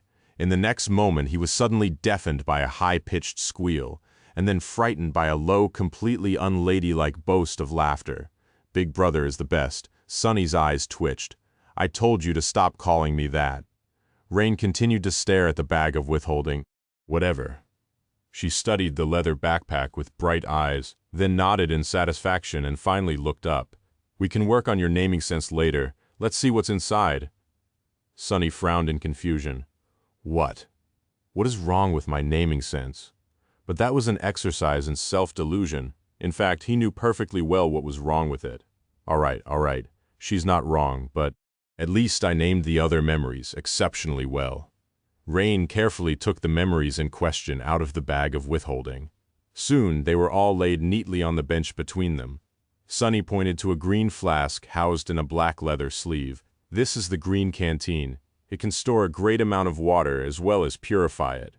Just like the last time, you need to infuse a bit of your essence to claim it as your memory." Rain did just that and smiled in satisfaction. "This is great. Not only can I drink as much as I want, but I can also use it if my water ration in the baths runs out." Sonny nodded. "Yeah, just don't forget to refill it from time to time. It is quite voluminous, but not boundless." With that, he pointed to 3 arrows. "These are heavy burden outskirts at noon, and don't cut yourself." Rain gave him a strange look. "Really, those are the names you went with?" Sonny gritted his teeth. "Yes. If you don't like them, I can just take them back." Rain quickly swept up the arrows and pressed them against her chest. No, I like them a lot. I can't believe you managed to create something so ingenious, deadly, and aptly named. What do they do exactly?" Sonny gave her an unamused look.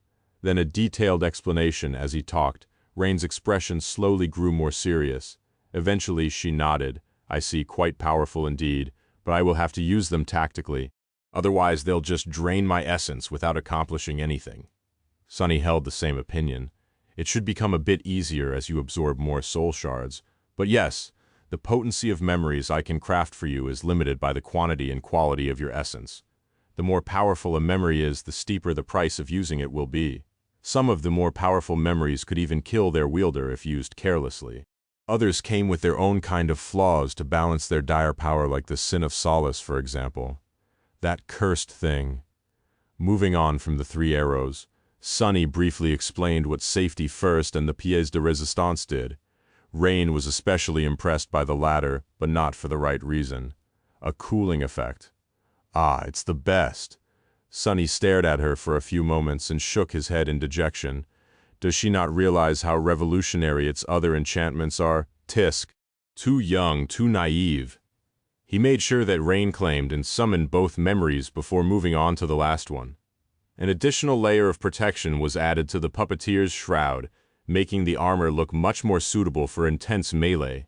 Sonny appreciated the subtle but tasteful blend of gray fabric and black leather, giving himself a mental pat on the shoulder. He had been sure of the defensive properties of this memory, but worried a little about its aesthetic value. After all, it wasn't easy to design it in a way that complemented the look of the puppeteer's shroud perfectly, but he had done well. His sister looked positively cool, sharp, and darkly formidable in this enchanted armor. Finally, he pointed to the sash made from glistening black silk. And this is the in case of emergency, the most important memory you'll possess during this war. Rain frowned, then picked up the silk sash and tied it around her waist.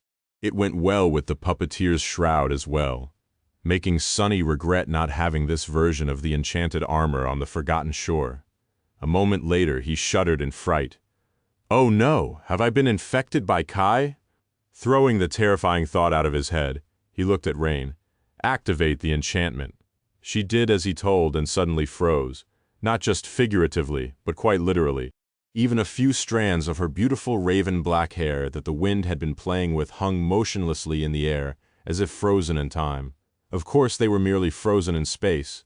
The only sign that Rain was still alive was that her chest was still rising and falling subtly. Sunny nodded in satisfaction. Deactivate the enchantment. Rain's hair fell and she took a deep breath while throwing a complicated look at the silk sash. He sighed. That is in case a cloud break catches you unaware. Never take this memory off while you're in Godgrave, do you understand? Rain threw a tense look at him, then nodded slowly. Sunny smiled. Good, well then. Time was waiting for no one. There was one more thing he needed to talk to Rain about, quite an important thing too. But it was going to have to wait. You've been gone from the camp for too long, I better bring you back. Rain smiled. Sure, let's go. She looked at him with mischief in her eyes and added, Big. Before she could finish the sentence, Sunny dismissed the shadows forming the bench they were sitting on and watched as Rain fell to the marble floor with a startled yelp. Someplace else, Sunny slowly opened his eyes.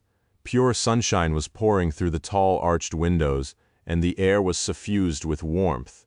The sweltering heat of Godgrave was dispelled by a pleasant breeze. The storm was long over, and the world was at peace. His body felt refreshed and revitalized, despite having been enveloped by a blissful fatigue not too long ago, and his mind was at ease. He had slept well, better than he had ever slept in his life. Waking up in Neff's bed for the second time in a row felt quite amazing. Of course, this time he had not just fallen asleep atop the covers. Feeling a tantalizing warm softness pressing against his chest, Sunny raised his head and rested it on a hand, looking down. Nephis was sleeping peacefully by his side in his embrace. Her long, beautiful silver hair was scattered across the pillow, glistening in the sunlight. Her face was smooth and enchanting, more vulnerable than it had ever seemed before. Below it, her slender neck led to a round alabaster shoulder, and beyond that the alluring sight of her delicate clavicle was revealed, making his heart race. To Sunny's chagrin, the rest was covered by a pristine white sheet. Still, there was probably no sight more lovely in the entire world. He remained motionless for a while, delighting in the breathtaking scene, and listening to the subtle sound of Neff's tranquil breathing. His mind was a little empty. This moment, this feeling, this closeness, he had been wanting it so desperately and for long. Being here with her was almost too meaningful to fathom, and he did not really want to fathom it either, or anything for that matter. He was in too good of a mood to spoil it with excessive thinking, and wished to simply enjoy the blissful beauty of the moment. He wished that it would never end.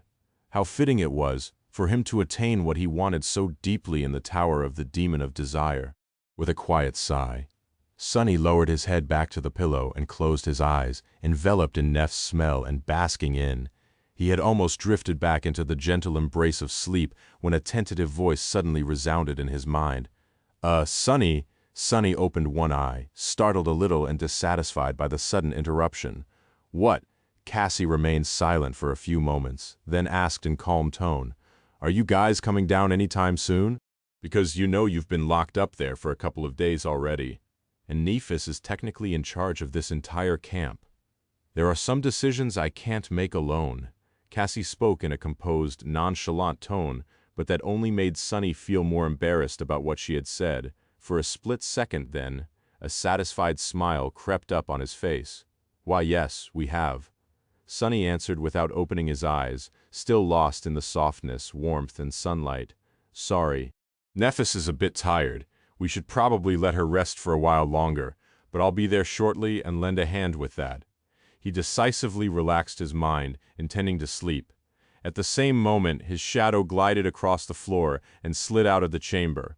Assuming a human form on the stairs, Sonny stretched his arms above his head, sighed sweetly, and walked down with a spring in his step.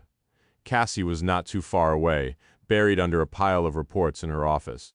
Walking in, Sonny picked one of them up and briefly studied the contents. On a usual day, his mood would have been dampened, but today Sonny simply put the report down. So soon? Cassie nodded. The Royal Legions of the Song Army are already on the move. The 7th Legion will be departing for the battlefield in a few hours, most likely. She hesitated for a few moments, and then added, this time, Seishan and Beastmaster will be joining the fray as well. Revel has not been seen on the surface since the battle for the Vanishing Lake, though it is highly likely that she is leading an expedition to the Spine Ocean. Already Sonny looked away, the darkness in his eyes growing a little bit deeper and a little bit colder. What about the sovereigns themselves? Cassie shook her head. It seems that they are not going to take direct action against each other until both of the remaining citadels are conquered.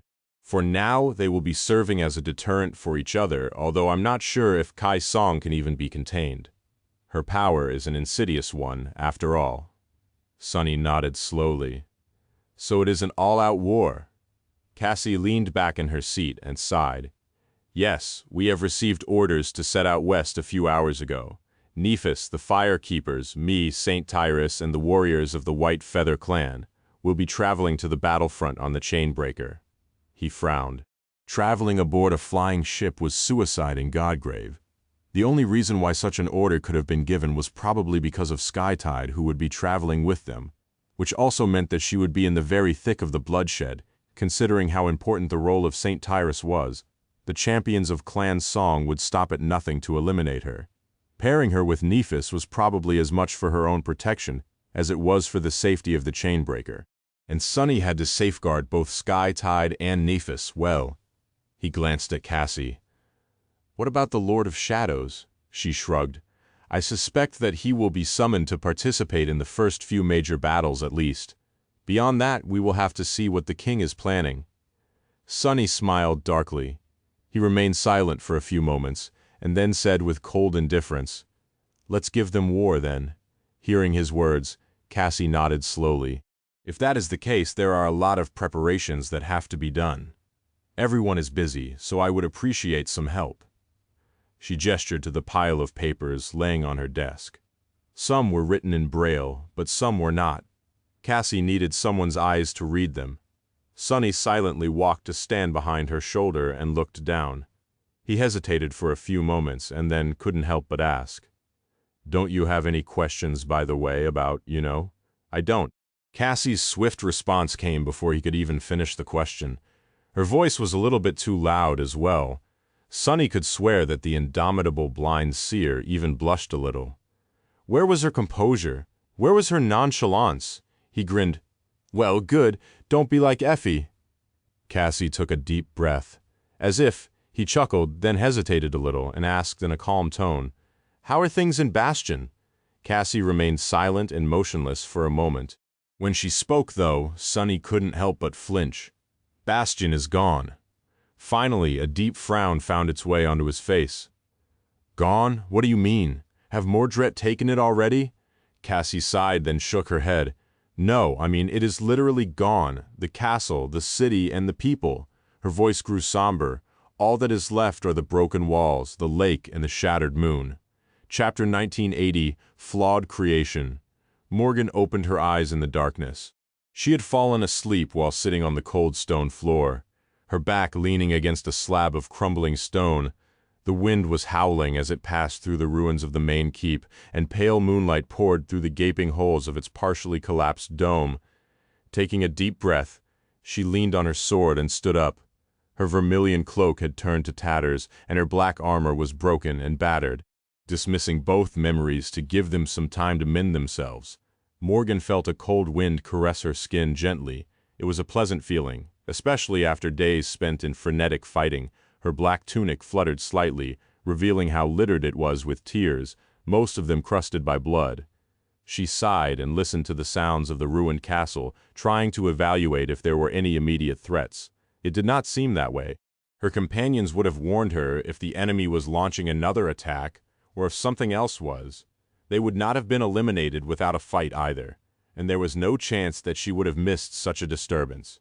It seemed that Mordred was still licking his wounds after the last assault just like they were. Good. Morgan walked into the moonlight and looked up at the tall dais towering above the ruined hall.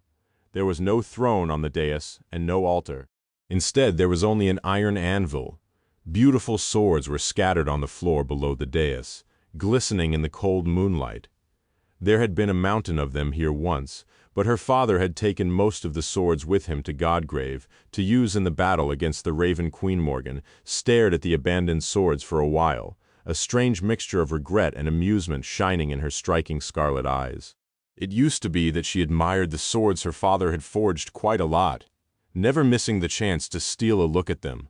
But now she saw them for what they were, flawed creations that had been discarded by their demanding creator for failing to live up to his harsh expectations.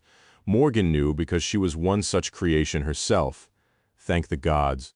People seemed to be disturbed by the notion, but she had always known that her father saw her as a blade, to be forged into a flawless weapon more than he saw her as a human being. That was how he saw everyone, really. And the only distinction between her and the rest of them was that she had been the most promising of blades, one made of most precious steel, one that he had harbored the most hopes for, and had forged with most care. Morgan knew that people had always misunderstood her father. To them, he was many things: a great warrior, a genius sorcerer, a wise ruler, a fearsome tyrant. But what he really was, first and foremost, was an artist. An artist who resented the deep imperfection of the world and rebelled against it, striving to create one flawless thing with all his heart: a flawless sword. Morgan had been meant to become that sword, so she understood him best, and she had been fine, happy, even to carry that responsibility, despite how cold and harsh its weight was. She had been proud. It had all changed after Antarctica, of course. Looking at the scattered swords, Morgan sighed. There she had learned the error of her ways. Ever since being a child, Morgan had always done what she was told. She had followed the guidance of her father, enduring his harsh training by sacrificing most of what other children had, and what most other people cherished. She had always excelled, never failed, and satisfied his every demand, and she still lost, which inevitably made her think about the reason for her defeat. Of course, what Morgan realized as a result was quite disturbing. If she had done everything her teachers told her to do flawlessly and without complaint, and still lost, then the fault did not lay with her.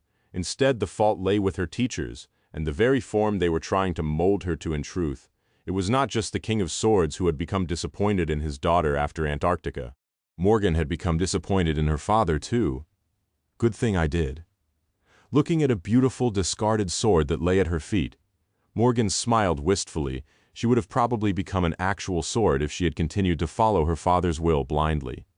That would be quite a fitting, transcendent transformation for a girl who had been raised to be a perfect tool, a pretty deadly blade to be wielded by someone else. However, Morgan did not really want to be a sword, nor did she want to be wielded by another's hand. That seemed like quite a pathetic fate to her. So her transcendent transformation had turned out to be something else. Of course, she could still transform into a sword if she wished to. But that was not at all the only thing she could become. Picking up the abandoned sword, Morgan silently absorbed it into her body and smiled. How nice, I should have done this much sooner. A moment later, her figure rippled, turning into a river of liquid metal. It flowed across the moonlit hall, drowning it. The violence of its passage put cracks into the marble floor and made slabs of stone crumble to dust, sweeping every abandoned blade that lay forlorn on the below the dais. Morgan climbed the steps and swallowed the ancient anvil as well. Finally, the river of liquid metal coalesced back into a human figure. A moment later, it regained color, and Morgan was back to her original self. Looking up, she observed the radiant remains of her shattered moon and sighed. Time to face another day. Chapter 1981, Disillusionment. There was no way to defend Bastion from the Prince of Nothing, not the city on the shores of the Mirror Lake, certainly, and most likely not even the castle itself. As a strategist, Morgan was quite adept at evaluating both the strength of the enemy and that of her own. Therefore, she knew that her side was lacking. Achieving victory did not seem like a realistic outcome, It was very likely that she had not been sent here to achieve victory, to begin with. Buying her father enough time to defeat Qi Song seemed far more likely of a purpose. So, Morgan had done two things after returning to Bastion from Rivergate. First, she had claimed the citadel for herself to gain control over it. Second, she went to a vast underground chamber hidden deep below the castle, in the heart of a stone maze very few people knew existed, and even fewer still were allowed to enter. There, a great mirror stood, towering above the floor at dozens of meters in height. Its frame was composed of two immense stone pillars, and it was covered entirely by black cloth, reflecting nothing. Morgan hesitated for a few moments, then took a deep breath and pulled the cloth down. It flowed to the floor like a black waterfall, revealing the dark edifice of the ancient mirror. The vast underground chamber was drowning in darkness, so one would have expected to see nothing reflecting in the great mirror. However, instead, pale moonlight poured out of it, illuminating Morgan's pale face. Inside the mirror, a devastated version of Bastion seemed to be drifting in the beautiful night sky. Countless stars shone on the surface of the still water, made pale and bleak by the radiant shards of the broken moon. Dreadful beings hid in the cold lake, and there was no city on the distant shore. Instead, an ancient forest stood where the city should have been, teeming with harrowing beasts. That was the true face of Bastion, and unlike the illusory one humans of the waking world had inhabited, it was a place that Morgan could defend. So, taking another breath, she closed her eyes, concentrated on her connection to the great citadel, and made reality and illusion switch places. Soon, a sunlit city that sprawled on the shore of a beautiful lake was reflecting in the dark mirror, instead, seen from the walls of an immense and magnificent castle. She sighed, gritted her teeth tightly, and used her authority over the citadel to break free of the illusion. A moment later, Morgan disappeared from the underground chamber and found herself standing in a ruined hall, with a tall dais and crumbled dome. There was no sunlight here, but the eerie scene was bathed in moonlight. The world was in the embrace of a foreboding night. The castle was a ruin, and the still lake was surrounded by a pristine wild forest. This was what lay in the heart of the sword domain now. The bastion that people knew was safely hidden in the dark mirror, and the true face of this land was revealed to the dream realm once more. The citizens of Bastion were safe, but the same could not be said about the rest of the sword domain. The human cities depended on each other, after all, and they especially depended on the capital, the place where the Dream Gate had stood before being summoned to Godgrave instead. There were merchant caravans, exploration parties, patrolling warriors, and the like, traveling to or from Bastion. Now they had nowhere to go or return to. Worse than that, there was now a dire and perilous region of untamed wilderness in the heart of the sword domain, one far more dangerous than any of the surrounding lands.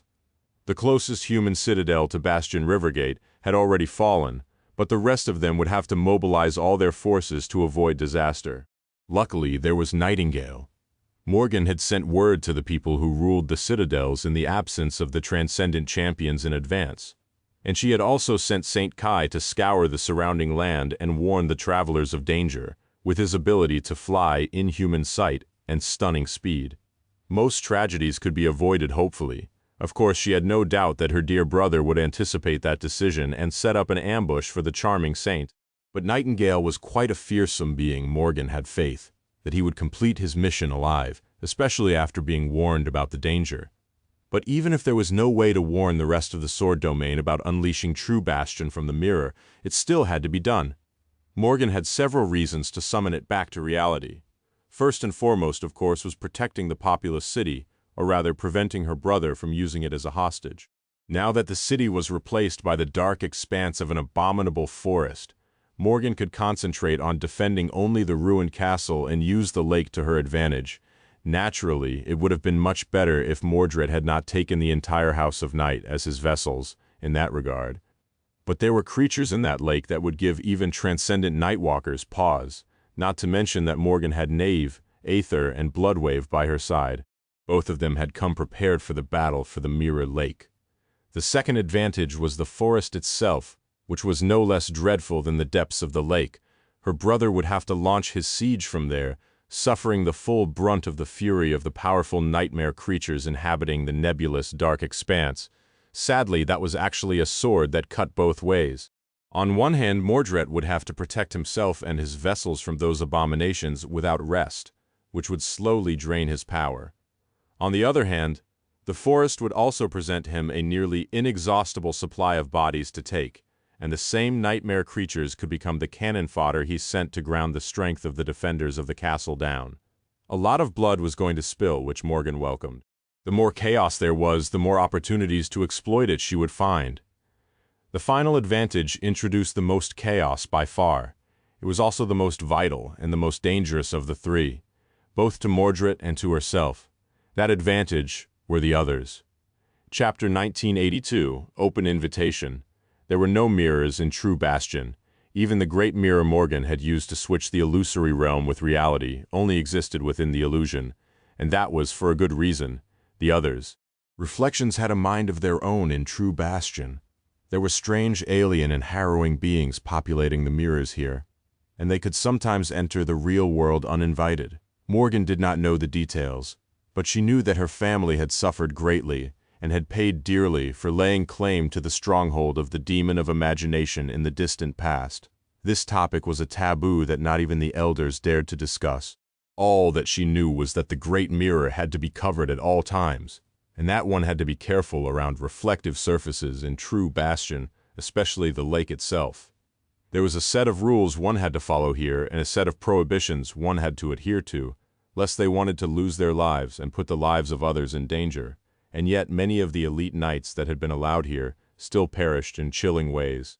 Morgan herself was a bit different because she had been forced to face and kill her own reflection not long after becoming an awakened. Her father had escorted her to the Great Mirror personally on that day and watched the battle until it was over. That rite of passage was quite a memorable experience for her, so she purposefully left the Great Mirror uncovered today, inviting the others to come. Obviously, that made the ruins of the ancient castle dreadfully dangerous for Morgan and her 6 saints. But it was going to be far more dangerous for her brother, the Prince of Nothing, without a doubt. After all, most of his powers had to do with mirrors. He even carried a minor mirror domain in his soul, something that made all attempts of defending a fortified position against him hopeless, since he could bypass almost any fortification easily by jumping between reflections. However, the True Bastion was one of the few places in the world, the only place, perhaps, where her brother's authority over reflections would not stay unopposed. The powerful nightmare creatures dwelling in the forest were a threat to him, but the eerie beings that dwelled on the other side of mirrors were infinitely more dangerous. After all, they could enter his domain, intercept him when he was jumping between reflections, feel his gaze when he spied through mirrors, and do many things that neither Morgan nor Mordred could even imagine. Her brother would have to contend against the real mirror wraiths here. That was the greatest obstacle that stood between him and conquering Bastion. Of course, there were a few others from the enemies of Clan Valor and from her monstrous brother in particular, or the sentinel swords he had left behind, or the insidious influence of the shattered moon, which almost no one knew about. That was the dire battlefield that Morgan had prepared to stack every possible advantage in her favor. Or the insidious influence of the shattered moon, which almost no one knew about. That was the dire battlefield that Morgan had prepared to stack every possible advantage in her favor. The enemy was too strong, and so she had to be both resourceful and willing to risk it all.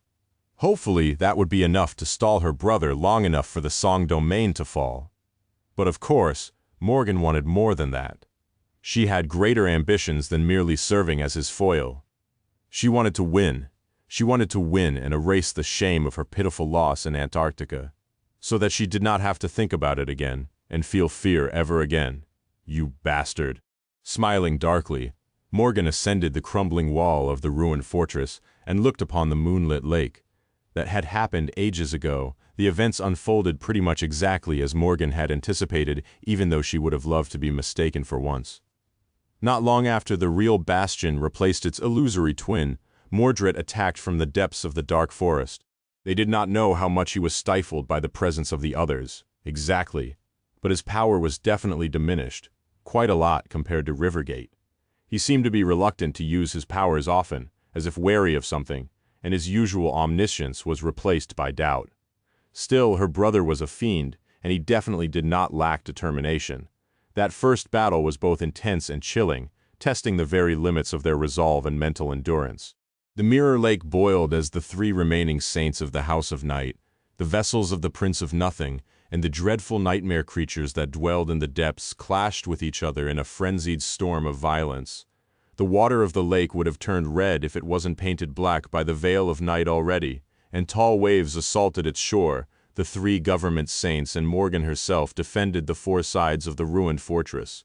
The crumbling walls quaked and groaned, sometimes collapsing into piles of rubble, and the dark edifice of the broken keep towered above them like a gravestone. A squall of terrifying forces was unleashed, making Morgan feel a rare moment of relief at her decision to hide the illusory bastion in the great mirror. If she hadn't, the collateral damage caused by the titanic battle among the civilian population of the city would have been incalculable. The first battle lasted for a while, but eventually it became apparent that neither side would be able to achieve a sweeping victory.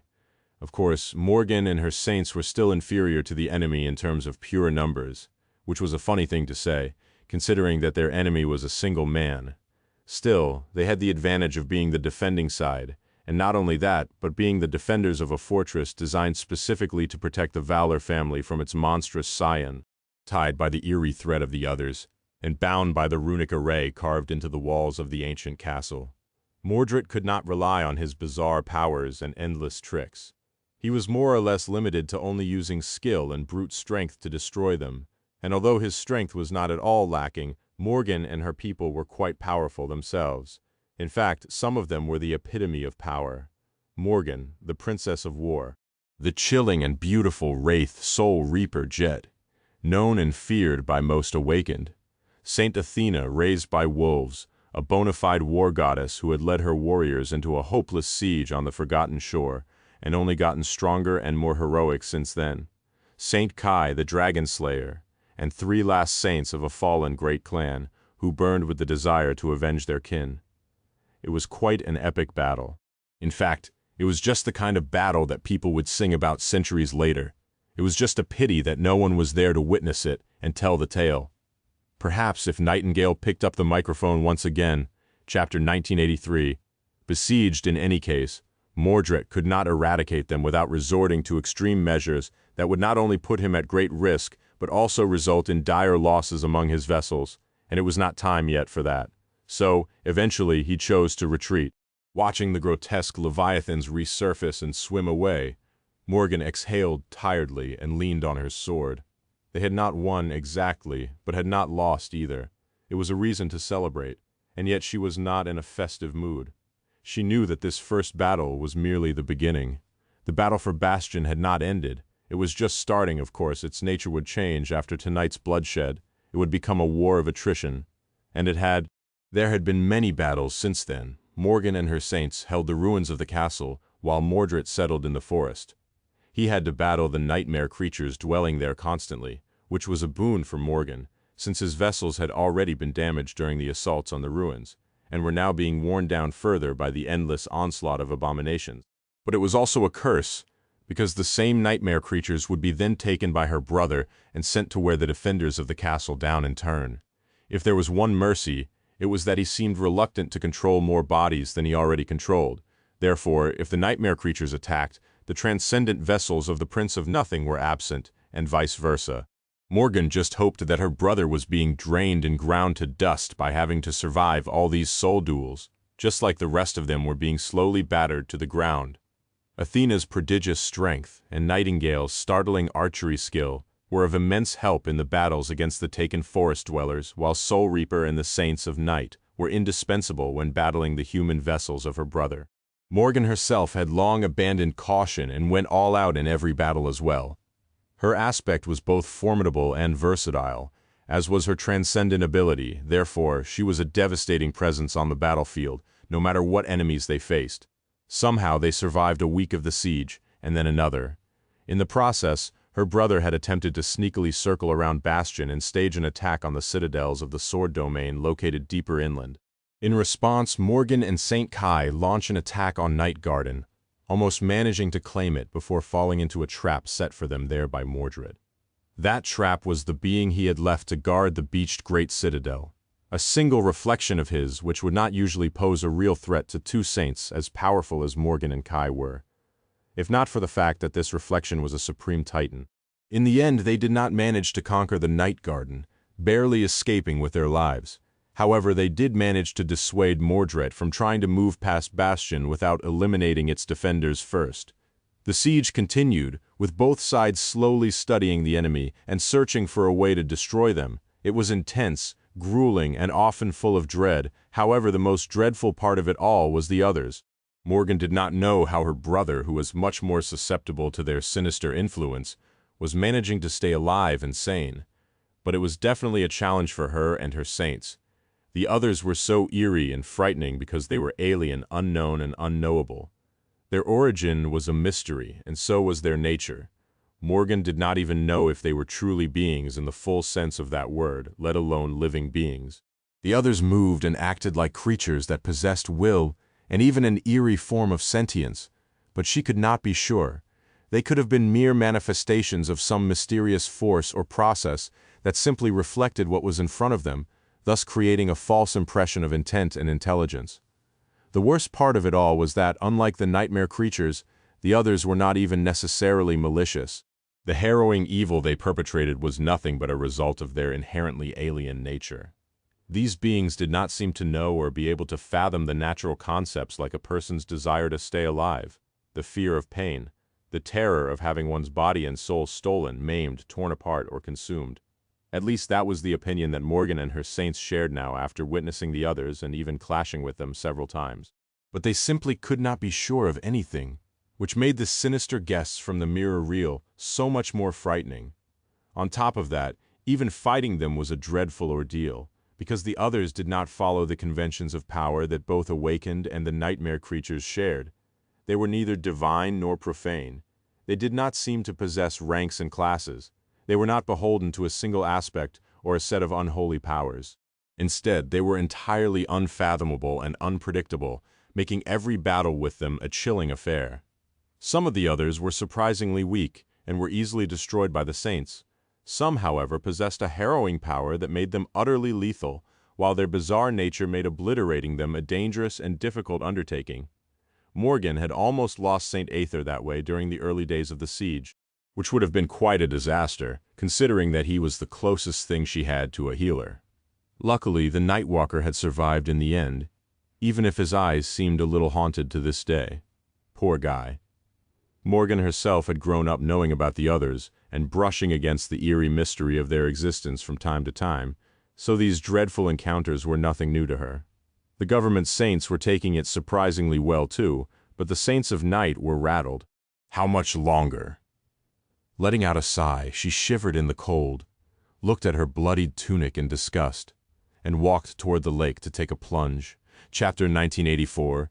Beneath the surface, the mirror lake hid unspeakable horrors, so very few people would have dared to bathe in it. But Morgan did not care.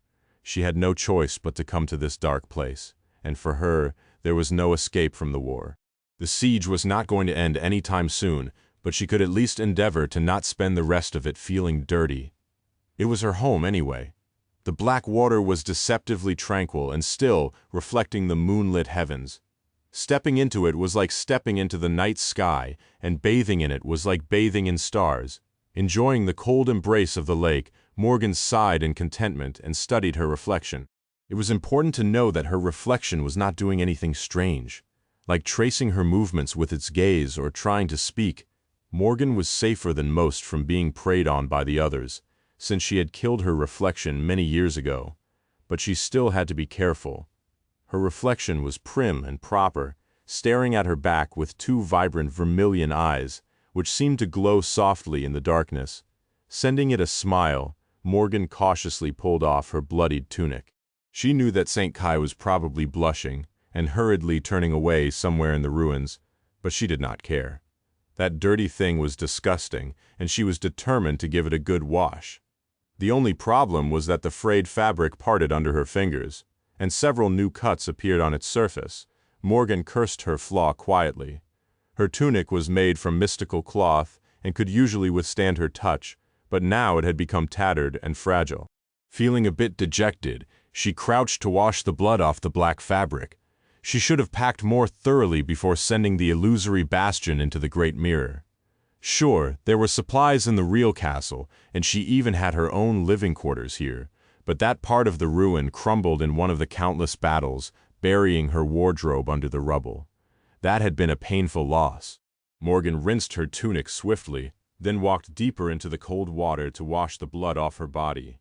At that moment there was a subtle movement under the surface, and something slippery wrapped itself around her shin. Instead of pulling her into the depths, however, the flesh of the nightmare creature parted and bled as if it had wrapped around a sharp blade. Morgan raised her hand indifferently. A split second later, it rippled like liquid metal and turned into a long spear which extended downward with terrible speed and pierced the surface of the lake. The spell whispered softly into her ear, announcing the death of a corrupted monster. Morgan smiled. "I guess we have dinner." At that moment, someone coughed behind her. Morgan retracted her monstrously long javelin, allowed it to turn back into a human hand, and unhurriedly pulled the wet tunic back onto her pale body. This time, there were no new cuts. Good, feeling clean and refreshed, she turned around and walked back to the shore. Speak of the devil. There was Nightingale standing at the edge of the water and looking at the sky politely. She had not heard his steps, so he must have descended from above. Morgan had once assumed that St. Kai would be quite accustomed to these kinds of situations as a former entertainment star, but he was strangely shy. His sense of decorum was also better than that of most noble legacies, which was both funny and disheartening to see as the noblest of them. And that bastard somehow managed to look cleaner and more put together than her, despite the fact that Morgan had literally just bathed. Walking out of the water, she swept her hair back and tried to hide her irritation. "What is it?" Nightingale finally looked down. "I saw movement in the forest, Lady Morgan. It appears that there is going to be another attack soon." Morgan frowned. The timing was unfortunate. Both Knave and Bloodwave were yet to recover from the wounds they had received several days ago, even with Aether's help. That was why she had held them back yesterday.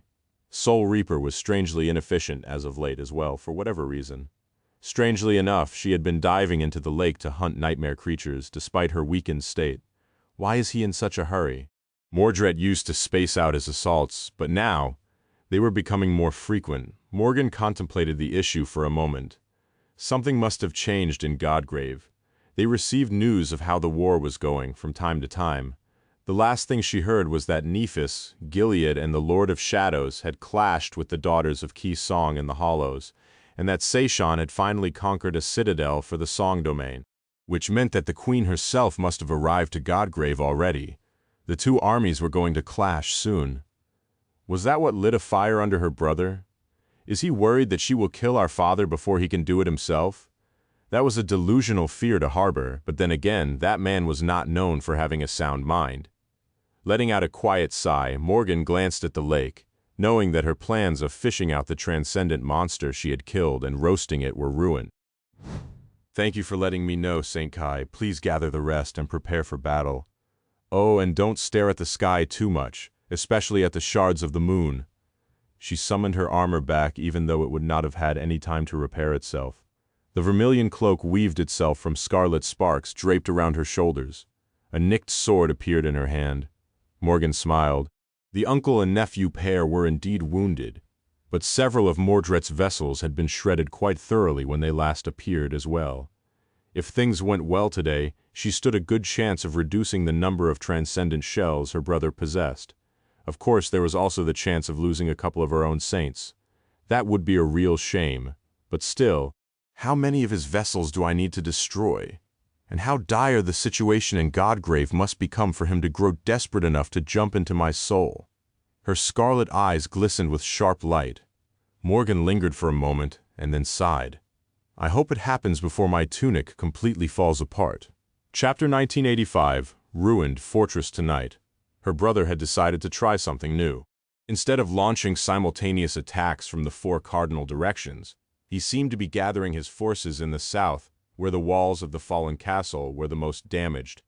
Nightingale had noticed movement between the ancient trees, but sadly, he could not tell them more about what was happening in the dark forest. one of Mordred's vessels, possessed an aspect that allowed him to hide himself from the gazes of living beings. There were ways to predict the timing of the attack, though. Morgan was looking at the shifting line where the water touched the ruin. After a while, there was a shallow wave, and the lake seemed to climb up a little, swallowing more of the ancient stone. She sighed. Typhoon has entered the lake.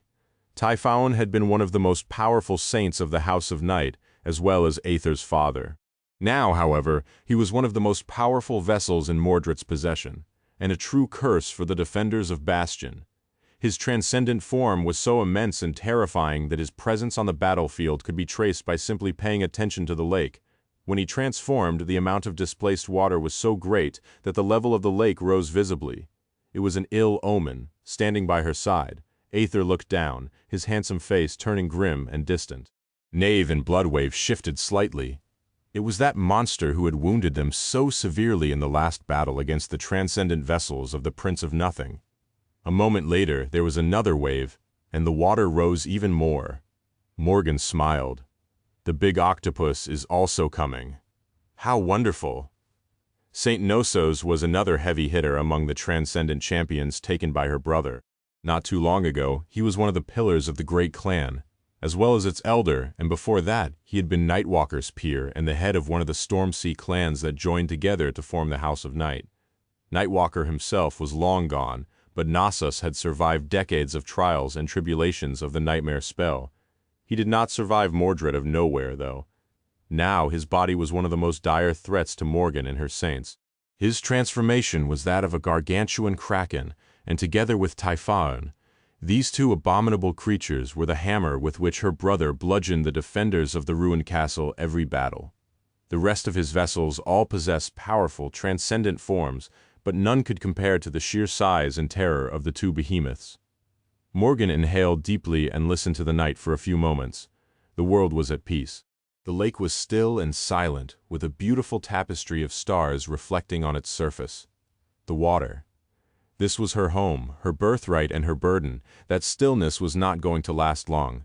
She looked across the lake, studying the distant shore. Prepare yourself. It's starting. Just a few moments after she spoke, the lake suddenly grew restless, and taller waves crashed into the rubble.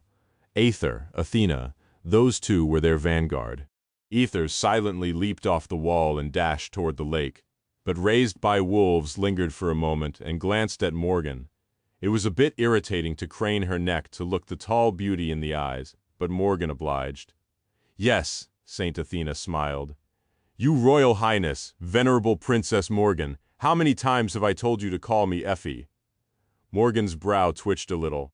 She remained silent for a moment, then answered with a forced smile. "About the same amount of times as telling me to put some meat on my bones." Her unruly subordinate laughed while jumping down. "Well, you should. Even my son is less picky with his food." A few moments later, she landed on the rubble below and followed Aether with unhurried steps. Morgan held back the urge to roll her eyes. "What nonsense! I am not picky. She just had standards." As she watched, Aether reached the lake. Unlike his two clanmates, the younger saint did not possess an aspect tied to the depths. Instead, his lineage had manifested itself in the startling affinity to the night sky and starlight. Still, he wasn't helpless when surrounded by water. Instead of plunging into the lake, Aether simply stepped onto its surface and continued to move forward. Behind him, on the shore, Athena activated her ascended ability. In the next moment, Morgan felt a rush of invigorating power permeate her body. Her pale cheeks flushed a little, and a hot breath escaped from her mouth.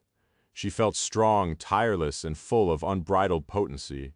Every time Morgan experienced this exhilarating sensation, she understood why Raised by Wolves was so beloved by the government soldiers and the civilian population better, among other things, of course. The rest of her saints were feeling the effect of Athena's power as well. Despite the fatigue and exhaustion of the past weeks, they suddenly looked impatient to join the fray. Bloodwave gave Morgan a long look and asked, his deep voice sending shivers running down her spine. "What about us?" She shook her head lightly. "Stay back, we'll face them on land today." The white-haired saint scowled, but listened to her order. It would be a disadvantage to leave him and Knave out of the water, thus incapable of using their aspects fully. But Morgan had a bad feeling about today's attack. It was high time for her brother to come up with some new diabolical tactic. And more importantly than that, she had her own diabolical plans as well. For them to come to fruition, she had to lure the enemy away from the lake. Soul Reaper simply leaned on her ghostly glaive, looking at the surging water with a lazy smile. Her icy blue eyes were cold and ruthless. Staying on land suits me fine. It's quite a welcome change, really. Behind her, Nightingale silently summoned his bow and rose into the air, looking at the lake intently. His mesmerizing green eyes seemed to glisten in the darkness, reflecting the pale moonlight. A moment later, his expression tensed. Morgan sighed, knowing that she would not like what he was about to say. "What is it?" St. Kai sighed. "They're dragging corpses across the bottom of the lake, leaving trails of blood behind." He hesitated for a moment, and then added with a hint of dejection, "I think we'll have more guests today than we anticipated." Chapter 1986, Baiting the Monster. Morgan sighed as she saw the water break in a dozen places, far in the distance, and grotesque tentacles shoot from the depths. Carried in them were the massive corpses of the nightmare creatures that dwelled in the forest. Some of them the very same nightmare creatures whom she and her saints had wounded, but failed to finish off in yesterday's battle. The corpses were launched into the air like morbid projectiles, tracing low arcs as they trailed torrents of blood behind them. One was shot down by Nightingale, who had drawn his bow in the blink of an eye. Another exploded into a cloud of bloody haze, when a pebble tossed casually raised by wolves collided with it mid-air. But the rest landed on the rubble with disgusting squelching noises, some crashing into the wall and making it tremble with deafening thunderclaps. A series of shockwaves rolled across the lake, making the water ripple. Morgan studied the bloody mess left in the wake of the obliterated corpses with a dubious expression. "Leave it to my brother to find a common language with the nightmare creatures." The effects of this spectacular blood offering were already letting themselves be known. The lake boiled, and dozens of hideous shapes rose from its dark depths, following the scent of blood, following it to the shore. It seemed that the Prince of Nothing had finally found a way to attack the ruined fortress with both transcendent and corrupted forces at the same time. Grimacing, Morgan summoned a bow and shouted a command. "Aether, Athena, let loose!" As they heeded her command, she briefly glanced at the bow in her hand. This one she had received in her third nightmare. It was a good bow, but she still missed her old one, the bow that her father had forged for her. It was not the only memory he had given her, and Morgan had never cherished the warbow that much. She was primarily a swordsman, after all. Still, it had been a loyal companion to her for quite some time. Strangely enough, Morgan did not remember what fate befell that memory had it been destroyed in Antarctica. Or had she simply returned it to the arsenal of clan valor after transcending, knowing that an ascended memory would not be worthy of her strength anymore. She seemed to have a vague recollection of bestowing it upon someone interesting and cute. One of the promising knights, perhaps. She couldn't remember. What was I thinking about? Suspecting that she had not gotten enough sleep, Morgan summoned an arrow and knocked it on the string. Below the wall, Aether and Athena were starting.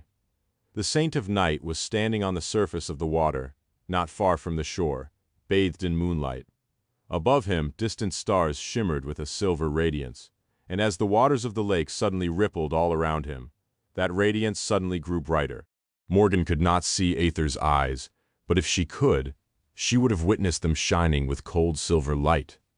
In the next moment, the sharp rays of starlight seemed to solidify, raining on the lake like a radiant net. The depth dwellers that had risen their hideous heads above the water were cut terribly by the falling strings of light, letting out pained wails as their fetid blood poured into the lake. Some received only shallow wounds, some were hurt quite badly. One lake monster had even lost much of its head. It was still alive, but the other abominations were already rushing in its direction. Soon the water boiled, and the wounded abomination was torn apart by its own brethren. There was no honor among the nightmare creatures. Athena was less flashy in her attack, but even more devastating. Looking around, she chose a slab of stone the size of a PTV, picked it up easily, and tossed it in the direction of the attacking abomination, with terrifying force. The giant piece of stone tore through the air with dire speed and fell into the lake like a bomb, causing a tall fountain of foam to shoot into the sky. Although it was quite dark, Morgan could tell that the foam was not white, but crimson. Athena rarely missed, so her crude projectile must have obliterated at least one enormous abomination completely. A moment later, her own arrow found its way between the scales of an especially revolting nightmare creature, exploding from the back of its misshapen head in a torrent of gore. Nightingale was releasing another arrow as well. Having the advantage of a high vantage point, he was even more deadly. Morgan was not usually competitive without reason, but falling behind her subordinate was a shameful thing. Smiling faintly, she strained her muscles and drew the heavy bow again. In the next minute or so, both the surface and the depths of the lake had turned into a scene of bloody slaughter, with a storm of starlight raging across it like a beautiful mirage. The nightmare creatures stirred awake by the scent of blood were all powerful, the weakest of them of the corrupted rank. And yet the saints defending Bastion were not weak either. Aether's starlight, Athena's barbaric projectiles, and the arrows sent flying by Morgan and Kai fused into a devastating barrage, mangling the bodies of the abominations and reaping their lives. Sadly, it was not as deadly as she would have wanted. Killing a great abomination was no easy feat even for saints, after all. Several of them had to concentrate their attacks on the more powerful dwellers of the depths and waste quite a bit of time to bring a single one down, while the rest were free to reduce the distance between them and the shore unopposed, which was a cause for concern, and throughout all of it, even consumed by the thrill of the battle, Morgan was keeping an eye on the lake and the dark shore beyond. She could not miss the moment her brother decided to join the battle. "Where are you?" Frowning a little, Morgan lowered her bow for a moment and bellowed, "Aether, retreat!" She was disappointed. She had hoped that using their only healer as bait would produce more of a result. The nightmare creatures were already dangerously close to where the Saint of Night was standing on water. Sparing one look at the approaching horrors, he turned around and dashed back toward the ruins. Athena covered his retreat by sending an especially enormous piece of rubble barreling through the air. It displaced a veritable flood of water, causing towering waves to spread in all directions from the point of impact. And when the plume of foaming water fell down, Morgan finally saw what she had been searching for behind it, in the distance. A gargantuan fin rose above the surface of the lake, cutting it like a colossal blade. Typhaon was coming. Or rather, her brother was wearing the once fearsome saint as a suit. Chapter 1987, Siege of Bastion. The nightmare creatures had reached the shore, crawling out of the surging lake like a swarm of horrors that had escaped the forbidden depths of Pandora's box. In the darkness of the night, their wet, slithering figures glistened with the ghostly radiance of reflected moonlight. Enormous limbs rose high into the air and plummeted down, making the ruins shake as they sank into the rubble to pull the monstrous bodies onto land. This time, of course, it was not Pandora who had opened the mystical box out of curiosity. Instead, Morgan's monstrous brother had done it out of malice. Still, she wasn't too concerned. If these poor creatures had known any better, they would have stayed in the depths. They would have guessed that the box had not been locked to contain the horrors inside. Instead, it had been locked to protect them from the true monsters that dwelled beyond. Witnessing the chilling tide of abominations, Soul Reaper smiled. "I guess it's my turn." She did not seem particularly impressed by the sheer dread and splendor of the chilling scene. The blue-eyed wraith remained calm and laid back, as if facing a swarm of great and corrupted abominations was not a death sentence for most saints. Then again, this saint in particular had long proven that death was afraid of her and not the other way around. Morgan gave her a brief look. "Lure them into the ruins." Jet raised an eyebrow, amused. "They'll topple the wall." Morgan looked at the crumbling wall they were standing on. This great fortress, what remained of it, was her ancestral home. 3 generations of the Valor family had dwelled here, and it was from these ruins that the glorious sword domain was born. She shrugged impassively. Let them topple it, then. Her brother was determined to stop at nothing to destroy Valor. There was no step he would hesitate to take, and no sacrifice he was unwilling to make. That was how one won a war. Her brother was determined to stop at nothing to destroy Valor. There was no step he would hesitate to take, and no sacrifice he was unwilling to make. That was how one won a war. And Morgan was the princess of war. She was prepared to sacrifice the entire world if it meant achieving victory, let alone these ancient walls. Soul Reaper smiled crookedly, then picked up her war scythe, raised it above her shoulder and tossed it forward with tremendous force as if throwing a javelin. At the same time, her body turned into a torrent of mist and swirled around the scythe, being carried away from the safety of the fortress by its pull. Far below, Aether had reached Athena's position and dashed past her, rushing back toward the wall.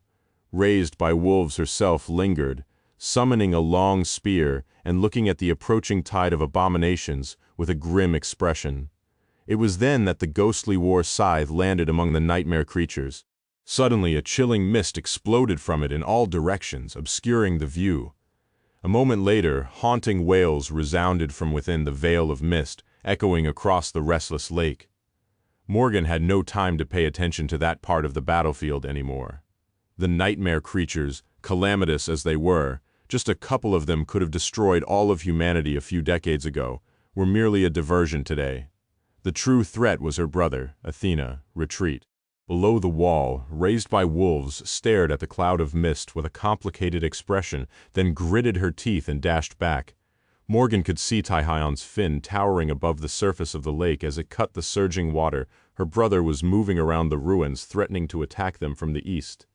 At the same time, a vast swathe of the lake west of the crumbling castle boiled, revealing glimpses of gargantuan tentacles and an abominable body surfacing from the depths. There were more transcendent vessels advancing from the south, as well. Morgan scowled for a moment, calculating the timing. He got me good this time. Her vermilion eyes glistened in the darkness. Despite the head start, Aether reached the battlements at the same time as Athena. Morgan studied them for a moment, then spoke evenly. Nightingale, intercept Knossos and his retinue, if you will. Athena, stall Typhon for as long as you can. After Soul Reaper. These two were her strongest champions. In fact, they were no weaker than the former pillars of the House of Night. Typhon and Knossos had been, despite being decades younger and far less experienced. Morgan even suspected that they would have slain the legendary saints in battle if given the chance to face them one-on-one. Sadly, the two Stormsea saints were dead, and it was Mordred controlling their bodies now. Not only was her brother fearsome, but he was also shrewd and cunning, never letting his most powerful vessels face her best warriors without an advantage. So, she could only hope to stall them today. Athena sighed, then dismissed her spear and crouched. A moment later, the crumbling wall shook, and the stones under her feet cracked. The beautiful saint soared into the air in a stunning leap, seemingly flying toward the swiftly approaching Finn. As she flew, her body, which seemed to be cast of polished steel, expanded in size. By the time raised by wolves landed in the water, she was a steel colossus at least 100 meters in height. A great wave rose from her plunge into the lake, and a deafening thunderclap rolled across the lake, making the trees on the distant shore sway. She was standing far away from the ruined fortress, and yet the water barely reached her things. The lake was deep enough to swallow even a giant like Athena, but she had chosen her battlefield carefully. There, the water was deep enough to lure Taihaon to come, but not so deep as to leave her no fighting chance. Of course, she could have fought him at the bottom of the lake if she so wished. Saints could hold their breath for a long time, after all. However, fighting a transcendent of the House of Night in the depths was something that only people with a death wish would do. Almost at the same time, a graceful figure dashed across the black sky. Rushing west, Nightingale assumed his transcendent form as he flew, and soon moonlight glistened on the beautiful scales of a majestic dragon. His great body was dark like the night sky, and his eyes were like silver stars. The vast shadow of his wings covered the tall waves, raising up a hurricane. Morgan sighed. The three government saints were each handling an overwhelming foe. But it was up to her and the saints of night to face the most dreadful adversary. Chapter 1988. Ruin has come to our family. To the west of the crumbling castle, a vast swath of the lake seemed to boil with foam as a seething mass of dark tentacles rose from below.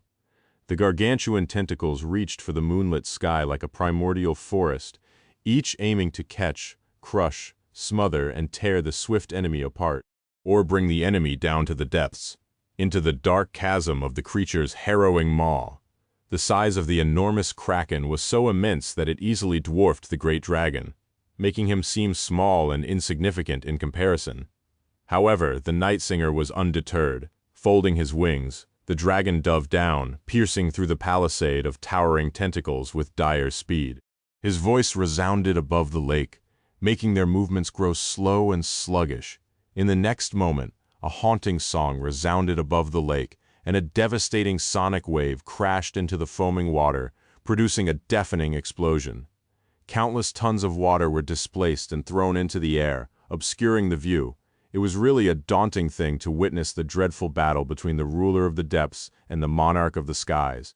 Reality itself seemed to contort and groan from the dire forces unleashed by their tyrannical clash, as if moments away from cracking and crumbling down. Sadly, Morgan did not have time to pay close attention to the battle between Nightingale and the Kraken. Nor did she have time to observe the clash between Athena and the monstrous creature.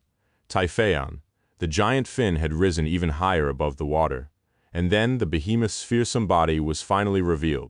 He slowly emerged from the deeper part of the lake, straightening as giant waterfalls flowed from his impenetrable scales. Typhaon was vaguely humanoid in shape. He had a powerful body that towered even above the war colossus Saint Athena, however, where she was lean and graceful. The monster of the depths was broad and mighty. His figure bulged with muscles that resembled tectonic plates, and his skin was covered by a natural carapace of unbreakable scales. He had sharp ridge-like fins protruding from his back, his forearms, and his thighs. Those were like colossal blades, capable of slicing armored ships in half.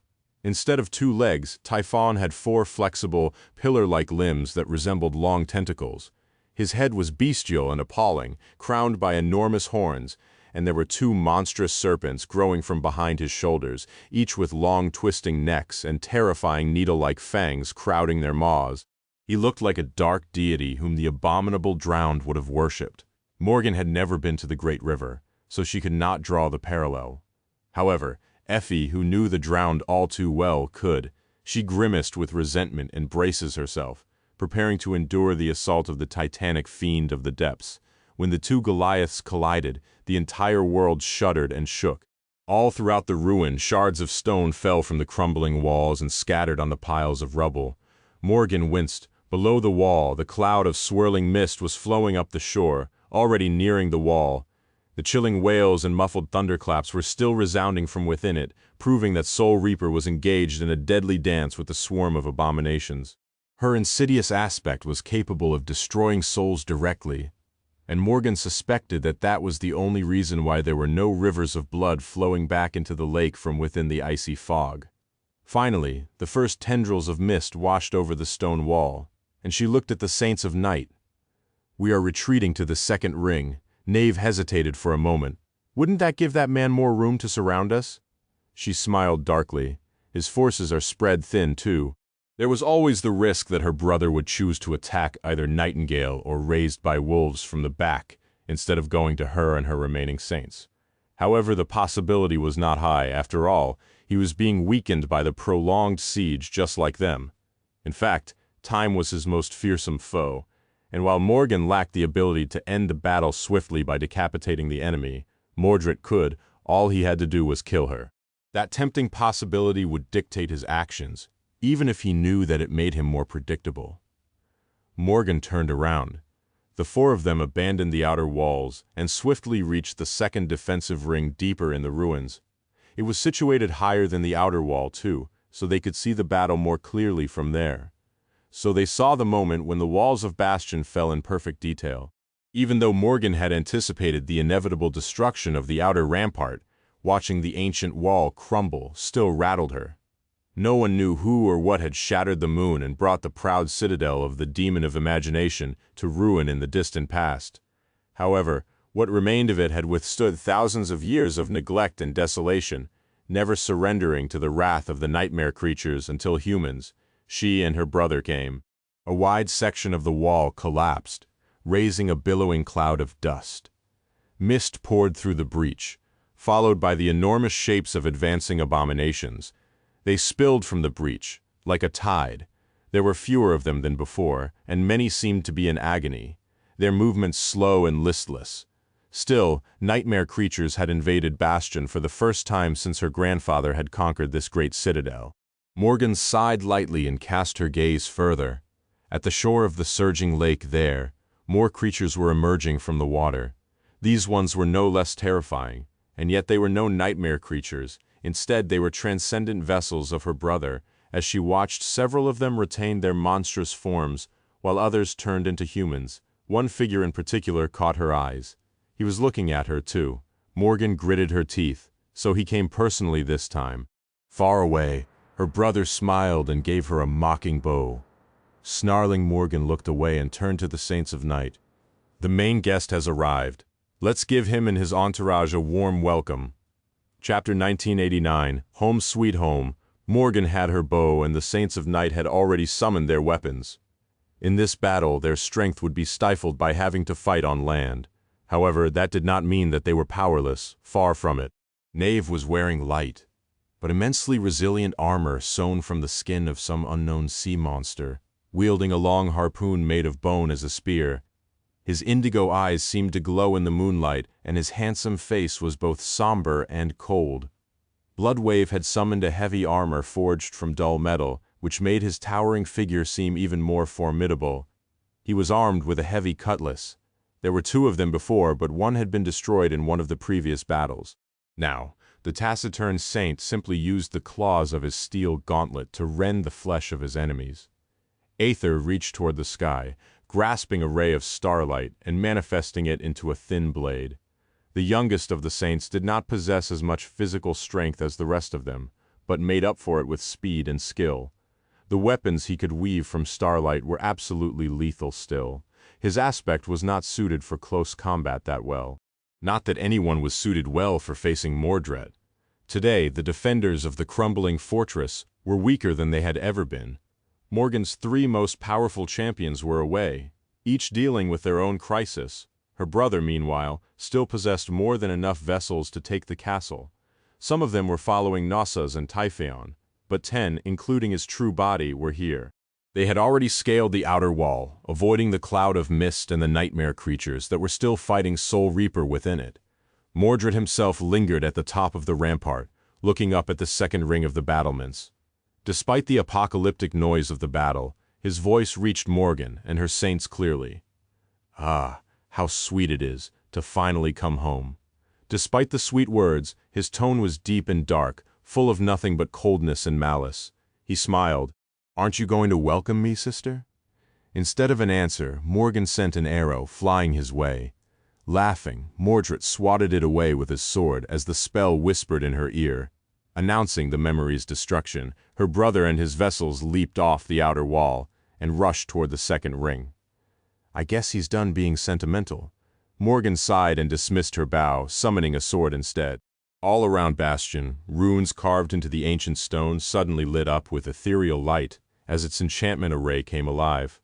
Before, sentinel swords left behind by her father would come alive and fall like steel rain on the heads of the invaders. Many other deadly enchantments would activate as well, enveloping the ruined fortress in a defensive net. Sadly, most of the array's power had been exhausted in the past few weeks. The sentinel swords had been shattered one after another. The reserves of essence powering the array had been drained, and many of the runes forming it had been found and destroyed. Now, the colossal enchantment was a pale shadow of its former self. It still did one thing particularly well, however it restricted both the others and the aspect powers of the Prince of Nothing. Here in the crumbling fortress, he could only rely on brute strength to obliterate its defenders. Morgan raised her sword and prepared to fight. 4 saints against 10 transcendent vessels of a murderous madman. The odds were not too great for her brother. That was because while he could not use his aspect, Morgan could still use hers. Activating one of the enchantments stored in her body, she sensed dire strength permeating her very being. Time seemed to slow down a little. Smiling viciously, Morgan dashed forward and met the first of the transcendent vessels as it leaped onto the wall. Those of the taken saints who could move on land in their transcendent forms had kept them. Those who could not had become humans again. Each of them looked different, but all, both humans and creatures, had the same cold, inhuman, unfeeling look in their eyes, with dark flames of boundless wrath burning beneath the cold surface. Morgan crossed swords with one of the human vessels, throwing it back off the wall. But in the next moment she had to dodge back as a gargantuan clawed hand fell on the battlements, sending a rain of sparks flying in all directions.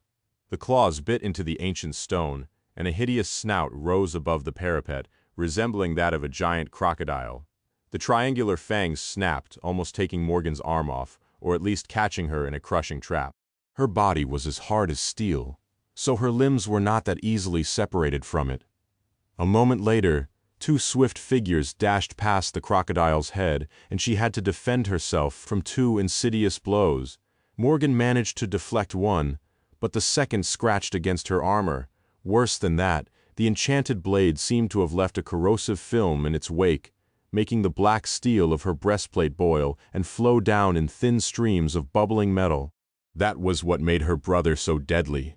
Not the number of his vessels, and not their power. It was their perfect coordination, which allowed them to fight as different parts of the same organism, because they were, if it were any other pair of enemies, Morgan would have managed to evade both blows, but the vessels of the Prince of Nothing left no chance to the enemy. Damn it, 10 of them. The enormous crocodile head rose into the air, revealing an immense neck. The creature's body was both reptilian and human-like in nature, and it was truly enormous, standing almost as tall as the wall. The towering creature unleashed another blow at the battlements, making a section of them crumble from the obliterating force of the impact, and outstretched a mighty hand. A hurricane of sparks swirled around it, starting to form into a giant bronze trident. Morgan pursed her lips.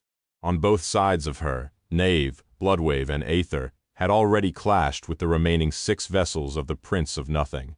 Mordred himself was holding back, for now, waiting to see if Morgan had prepared any traps for him. Should I be flattered? He really seems to have a very high opinion of my abilities. Well, who could blame him after all? She did have a trap prepared. In fact, this whole battle and this whole siege had been a carefully constructed trap. Chapter 1990. Iron Maiden. Morgan knew how devious and monstrous her brother was. In Antarctica, he had been weaker than her. He had been slower than her. Even his technique, while stellar, had been inferior to hers. He had not commanded an army or possessed a force of powerful echoes either. And yet he had turned her nearly assured victory into a defeat. Even if it had seemed like the forces of valor would have prevailed before the descent of the Nightmare Gates. In the end, Morgan herself would not have lived long enough to see their triumph. She would have been dead, slain by that fiend, so she knew how fearsome her brother was. However, she also noticed how he had changed after coming to the shores of the Sword Domain. Even his mask of pleasant friendliness was gone, replaced by the inhuman emptiness that Mordred had usually kept hidden in the past.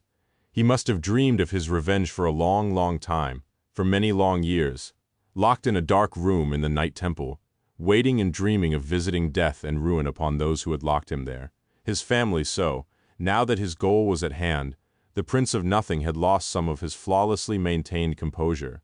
He was being impatient. And since he was also monstrously strong, Morgan knew how to use his impatience and turn it into arrogance. From that first battle at Rivergate, she had been carefully hiding her true strength. She had not revealed it even when her life was in danger, and when the lives of her saints were in danger either. That was because even while unleashing his thirst for vengeance, her brother was still supremely cautious. So Morgan had to wait.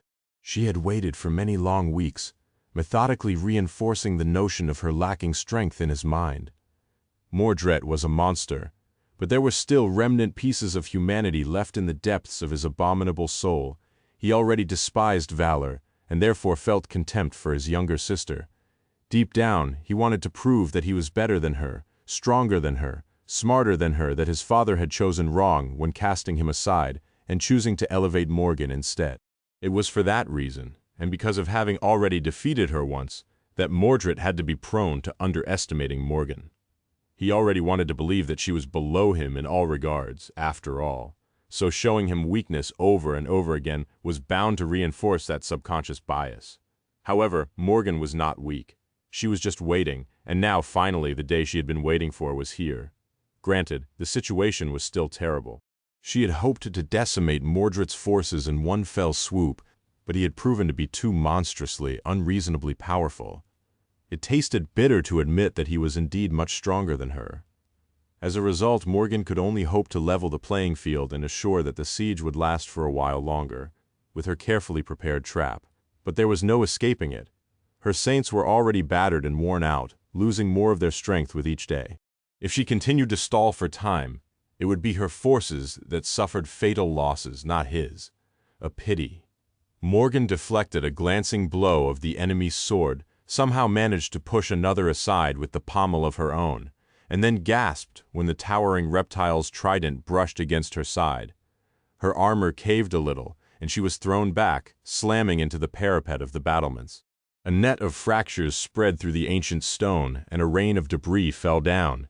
She groaned and straightened slowly, tasting blood on her tongue, feeling beaten and tired. Morgan glanced east, caught a glimpse of Athena, and felt new strength flood her veins. Her cracked helmet collapsed into a rain of sparks, sensing cool air on her heated face.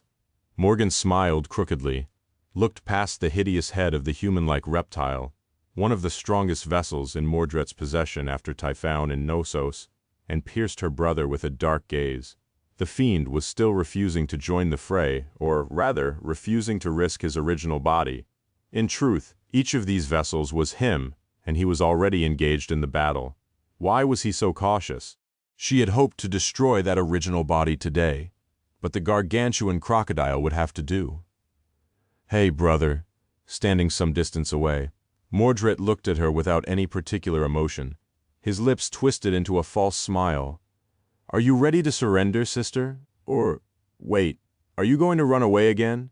Go and ask our father for help, perchance. I'm sure he can spare a few echoes." Morgan let out a hollow laugh and watched as the giant reptile raised its trident to deliver another blow.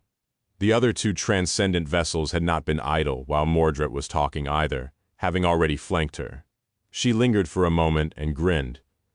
"Why are you calling him our father anyway, you bastard?" Mordred's expression finally changed, bringing her great satisfaction.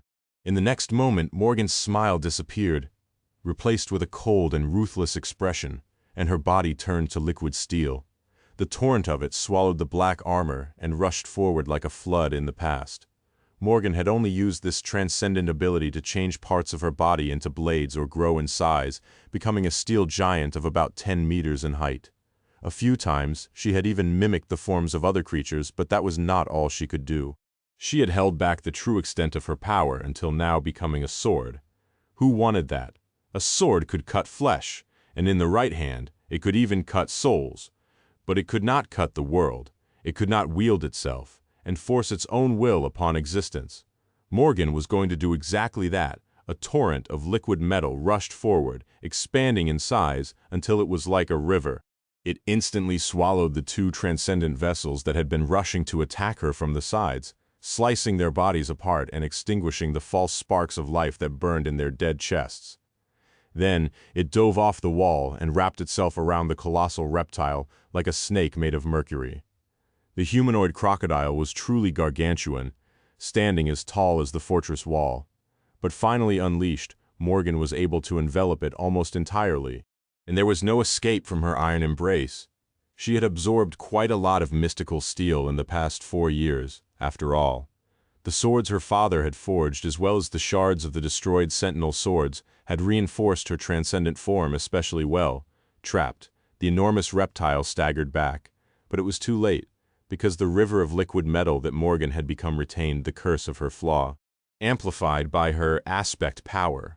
Her flowing shape was cutting into the flesh of the powerful vessel, slicing it apart and letting torrents of blood flow down onto the rubble. It was too slow, though. The shell of liquid metal swirling around the body of the taken saint rippled, and countless long, appallingly sharp spikes shot from its inner surface into his flesh, riddling it with holes and destroying his every organ. Just like that. 3 transcendent vessels of the Prince of Nothing were destroyed. Even knowing that his retaliation would follow a few moments later, Morgan couldn't help but laugh.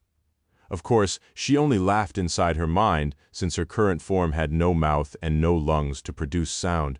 3 down. Would that be a big enough gesture to invite Mordred into her soul? If yes, one of them was going to die in the next few minutes. Or both of them. If not, the siege of Bastion would continue on for a long time. The loss of these vessels would slow Mordred's momentum after all. 2 of the 3 possible outcomes ended in her victory. Those weren't bad odds. East of the crumbling fortress, a beautiful steel colossus was battling a hideous monster in the shallow water. West of it, a graceful dragon was fighting a titanic horror of the depths fiercely, his haunting songs traveling across the surging lake. Inside the fortress, the ancient walls were collapsing, and a man with mirror-like eyes was looking curiously at as a river of living metal was slowly painted red. The shattered moon shone coldly in the broken sky. Chapter 1991, Hideous Face of War. An enormous echo stood upon the desolate white plain, shining blindingly as its steel carapace reflected the radiance of the overcast sky. It was powerful enough to flatten fortresses and durable enough to endure transcendent blows, towering above the sun-bleached bone like a steel behemoth. The gargantuan beast had 4 mighty legs, a broad back, and a flat head that rested on a long neck. However, it had not been created by the nightmare spell in the image of a fearsome abomination. Instead, it had been forged by the King of Swords once, perhaps to serve an important purpose, perhaps simply out of boredom. Unless one wanted to bully the weak, the giant echo was not suited well for battle. It was not swift enough to be of use in a serious battle, and while its carapace was durable, it was not nearly resilient enough to survive the many dreadful perils of the dream realm. At best, it could serve as a massive siege tower. At present, however, it served as a mobile redoubt for the command staff of the Sword Army, not because of its power or impregnable carapace, but simply because its height offered the King of Swords and his retinue a convenient vantage point to observe the battlefields. The echo's long tail rested on the ground, serving as a bridge that one could use to reach the flat expanse of the creatures back there. Were even guardrails installed on both sides of the ascending path to prevent people from falling down on the back of the steel beast. The field headquarters of the Sword Army stood composed of colorful tents and canvas pavilions, most of them black or vermilion. Of course, this was where the king and his close aides resided when the army was on the march, and where the generals gathered to hold council. This arrangement was not at all as impressive as the Valor Keep in the main camp of the Sword Army, of course, but still far more comfortable and convenient than one would expect in the middle of an active war. Finally, there was another steep path leading from the back of the enormous echo and up its long neck. A circular viewing platform was located on the other end of the path, resting atop the head of the steel behemoth.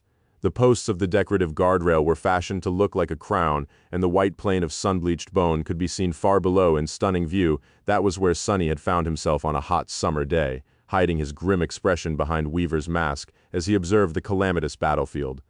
Well, every day in Godgrave was cruelly hot and sweltering, so this one was no different from all the rest. He sighed. Why is it that every war I participate in happens to take place in an area with extreme weather conditions? First, the dreadful cold of Antarctica, now the suffocating heat of Godgrave. It was truly unfortunate. The next war I joined better happened somewhere with a nice climate. The rest of the people gathered on the platform did not seem to share his sentiment. All of them were clad in heavy armor, except for Nephis, who had stuck with her decision to forego it entirely, and was wearing simple white garments. There were no dark corners on the head of the enormous echo for Sonny to hide in, so he simply found a relatively desolate spot and stood there alone, leaning on the railing with crossed arms, added to his fearsome mask and cold attitude. This pose dissuaded others from approaching him, which suited Sonny fine. Most people crowded around the king anyway. Anvil was standing at the foremost point of the viewing platform, observing the battle with a somber expression. His vermilion cloak was moving slightly in the wind, and his iron crown seemed especially heavy today. Sonny could not tell what the sovereign of the sword domain was thinking about, and couldn't even guess what he felt. No one was speaking at the moment, absorbed by the dreadful view of 2 great armies clashing on the plain below. It was truly an awesome scene. There were hundreds of thousands awakened warriors participating in the battle, as well as thousands of masters. There were hundreds of thousands awakened warriors participating in the battle, as well as thousands of masters. There were countless echoes as well. There was also a vast horde of horrid nightmare creatures, subjugated by Beastmaster, and the eerie legion of the dead risen by the Queen of Worms. The battlefront stretched from east to west for no less than a dozen kilometers, and terrible forces ravaged the crumbling lines of desperately struggling soldiers. Countless aspects were being unleashed, and countless memories were consuming oceans of essence to release a myriad of enchantments. The bone plane was quaking, and the fabric of reality seemed to grow brittle and thin. The bone plane was drinking blood greedily, and too many lives were being lost each minute. It was appalling here on the head of the gargantuan steel beast. It was almost peaceful. The deafening roar of the battle was like a distant murmur of the tide, and none of the devastating forces unleashed on the battlefield reached the viewing platform. And yet the people gathered here were not at all at peace. If there was one thing lacking on the battlefield, it was the saints. Neither of the two armies had sent their transcendent champions into battle, so all they could do was watch from a distance and gnash their teeth. Sonny had imagined the war as many things, but he had never imagined that it would be so boring. At the start of it all, he had been worried about having to slay countless humans with his own two hands, but in truth, Sonny had barely had an opportunity to spill blood after his first few attacks on the supply caravans of the Song army. All the killing and all the dying was being done by ordinary soldiers like Rain, and they were the ones paying the hideous price of war. It was a shameful truth. Chapter 1992, Mass Destruction. There was a good reason for that, of course, and shameful and ugly reason, but a good one. Nevertheless, soon after the second stage of the war started, the forces of both domains had ventured to gain control over vast territories of Godgrave. The side that managed to claim more of it could very well swing the final balance of power in its favor. So the two great armies had begun the conquest. The initial process of claiming territory for a domain was rather simple. Sonny had helped the Sword Army do just that, while marching to the Vanishing Lake. The forces of humanity had to push the Scarlet Jungle offensive from the Collarbone Plain and the Western First Rib. The battlefront had become twisted and complicated, with some fortresses changing hands several times a week. And all of that was being done by the awakened soldiers and ascended officers, the most powerful champions of both great armies. The Saints mostly remained on the sidelines. That was because Saints were too powerful and too rare. Losing even one was a great loss for the domains, especially if the fallen Saint controlled a citadel, since there was usually no one left to replace them as its ruler. Besides that, a single transcendent could annihilate an uncountable number of soldiers. If they were unleashed on the battlefield, the casualties among the confrontation, anything could happen. He doubted that Saints would be forced to remain idle until the bitter end. Chapter 1993. Attrition far below, the battle seemed to be hanging in a fragile balance. The battle lines were twisted and broken, and in some places all pretense of order had been lost. Countless awakened warriors were intertwined in a chaotic melee there, having forgotten all about discipline and battle formations. Blood was spilling on the ground, and a litany of desperate voices was drowning in the deafening clangor of steel. In other places, stalwart officers were still maintaining a semblance of control. The forces of the Sword Army were pushing the forces of Song on the left flank of the Grand Formation, while its right flank was being pushed back. Instead, in the center, a furious tug of war was boiling, with neither side managing to gain ground. At first glance, the soldiers of the Sword Domain were in a better position that had been true throughout the war. The warriors of the Song Domain did not lack courage, determination, or martial prowess. In fact, Sonny had often been stunned by their tenacious resolve. Their powers and tactics were often strange, insidious, and wild, bringing with them a sense of lethal peril. They were chillingly fearless, in the face of death, and viciously ruthless when they needed to be. And yet they were simply no match for the soldiers of the Sword Army. The army of the Sword Domain was better equipped, better trained, and better able to maintain discipline in dire situations. Even if each individual warrior fighting under the banner of the King of Swords was not more powerful than the warriors of Song together, they made for a much tougher and deadlier force. It was partially because Clan Valor and its vassals had been in power for much longer than Clan Song and therefore possessed a much richer martial tradition. The core of the Sword Army had been forged in the successive subjugation campaigns that brought vast regions of the Dream Realm under human control. After all, and while Qi Song had led a historic conquest of her own, its scope in this and listen of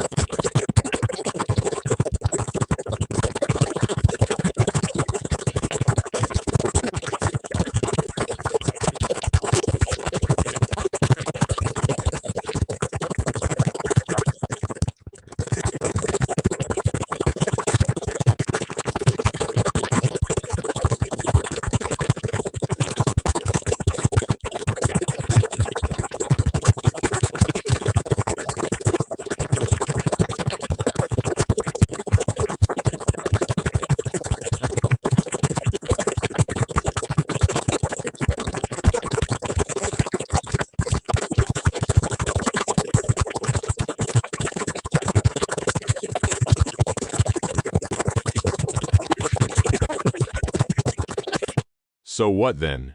As if to answer these thoughts, the king suddenly turned away from the battlefield and looked at something.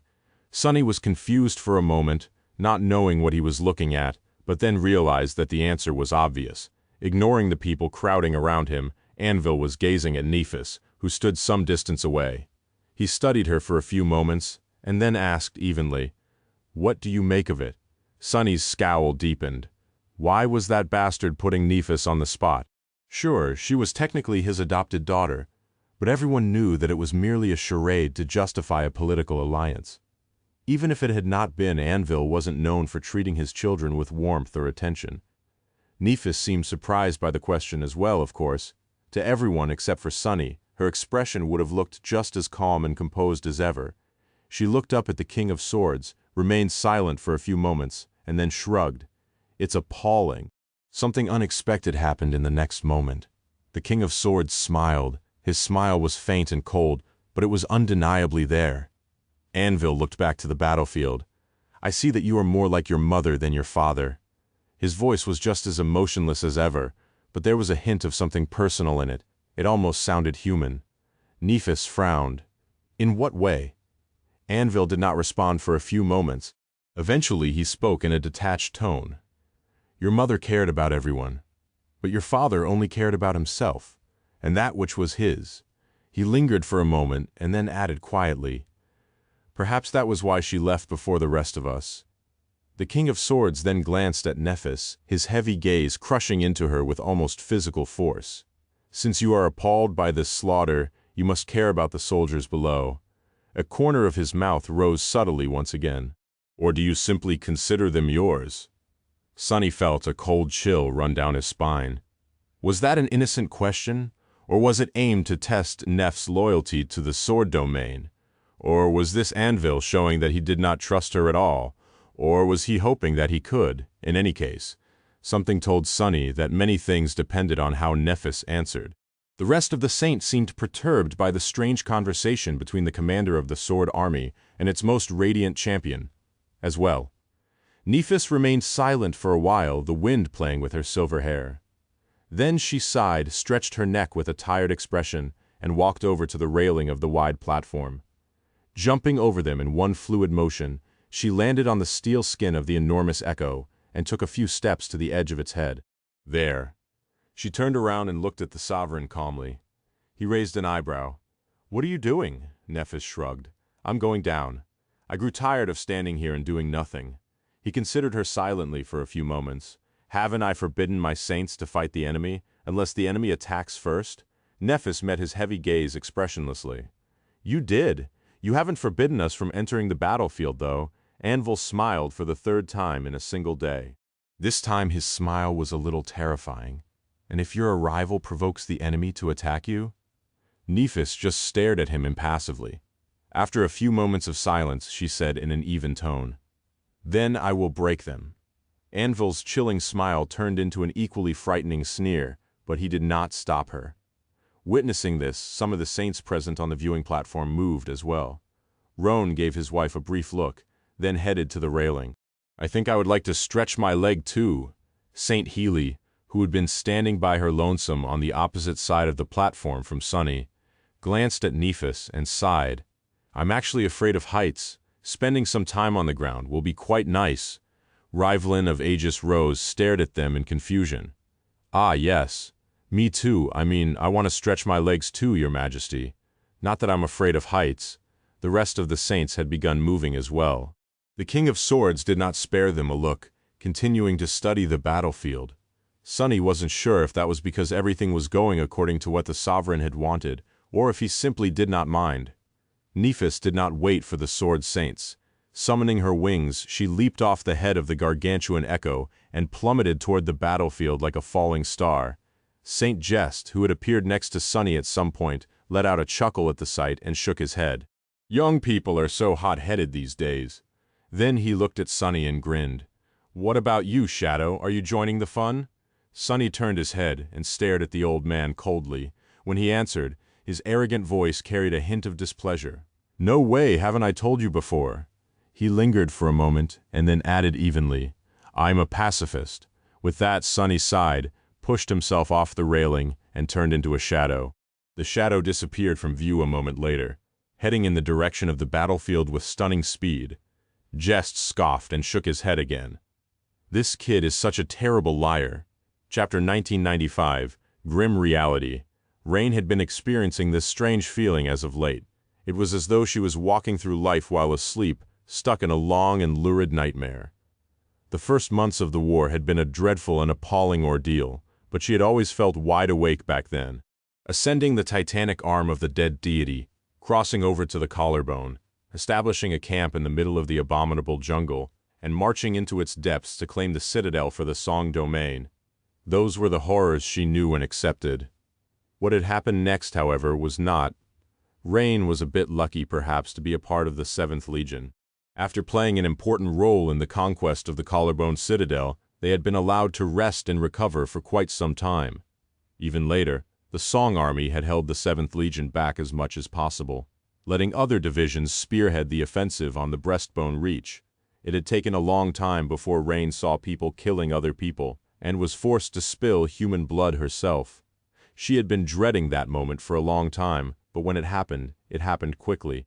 It was kill or be killed. The other person would not hesitate to end her life if given the chance. Only they would, if they were like her.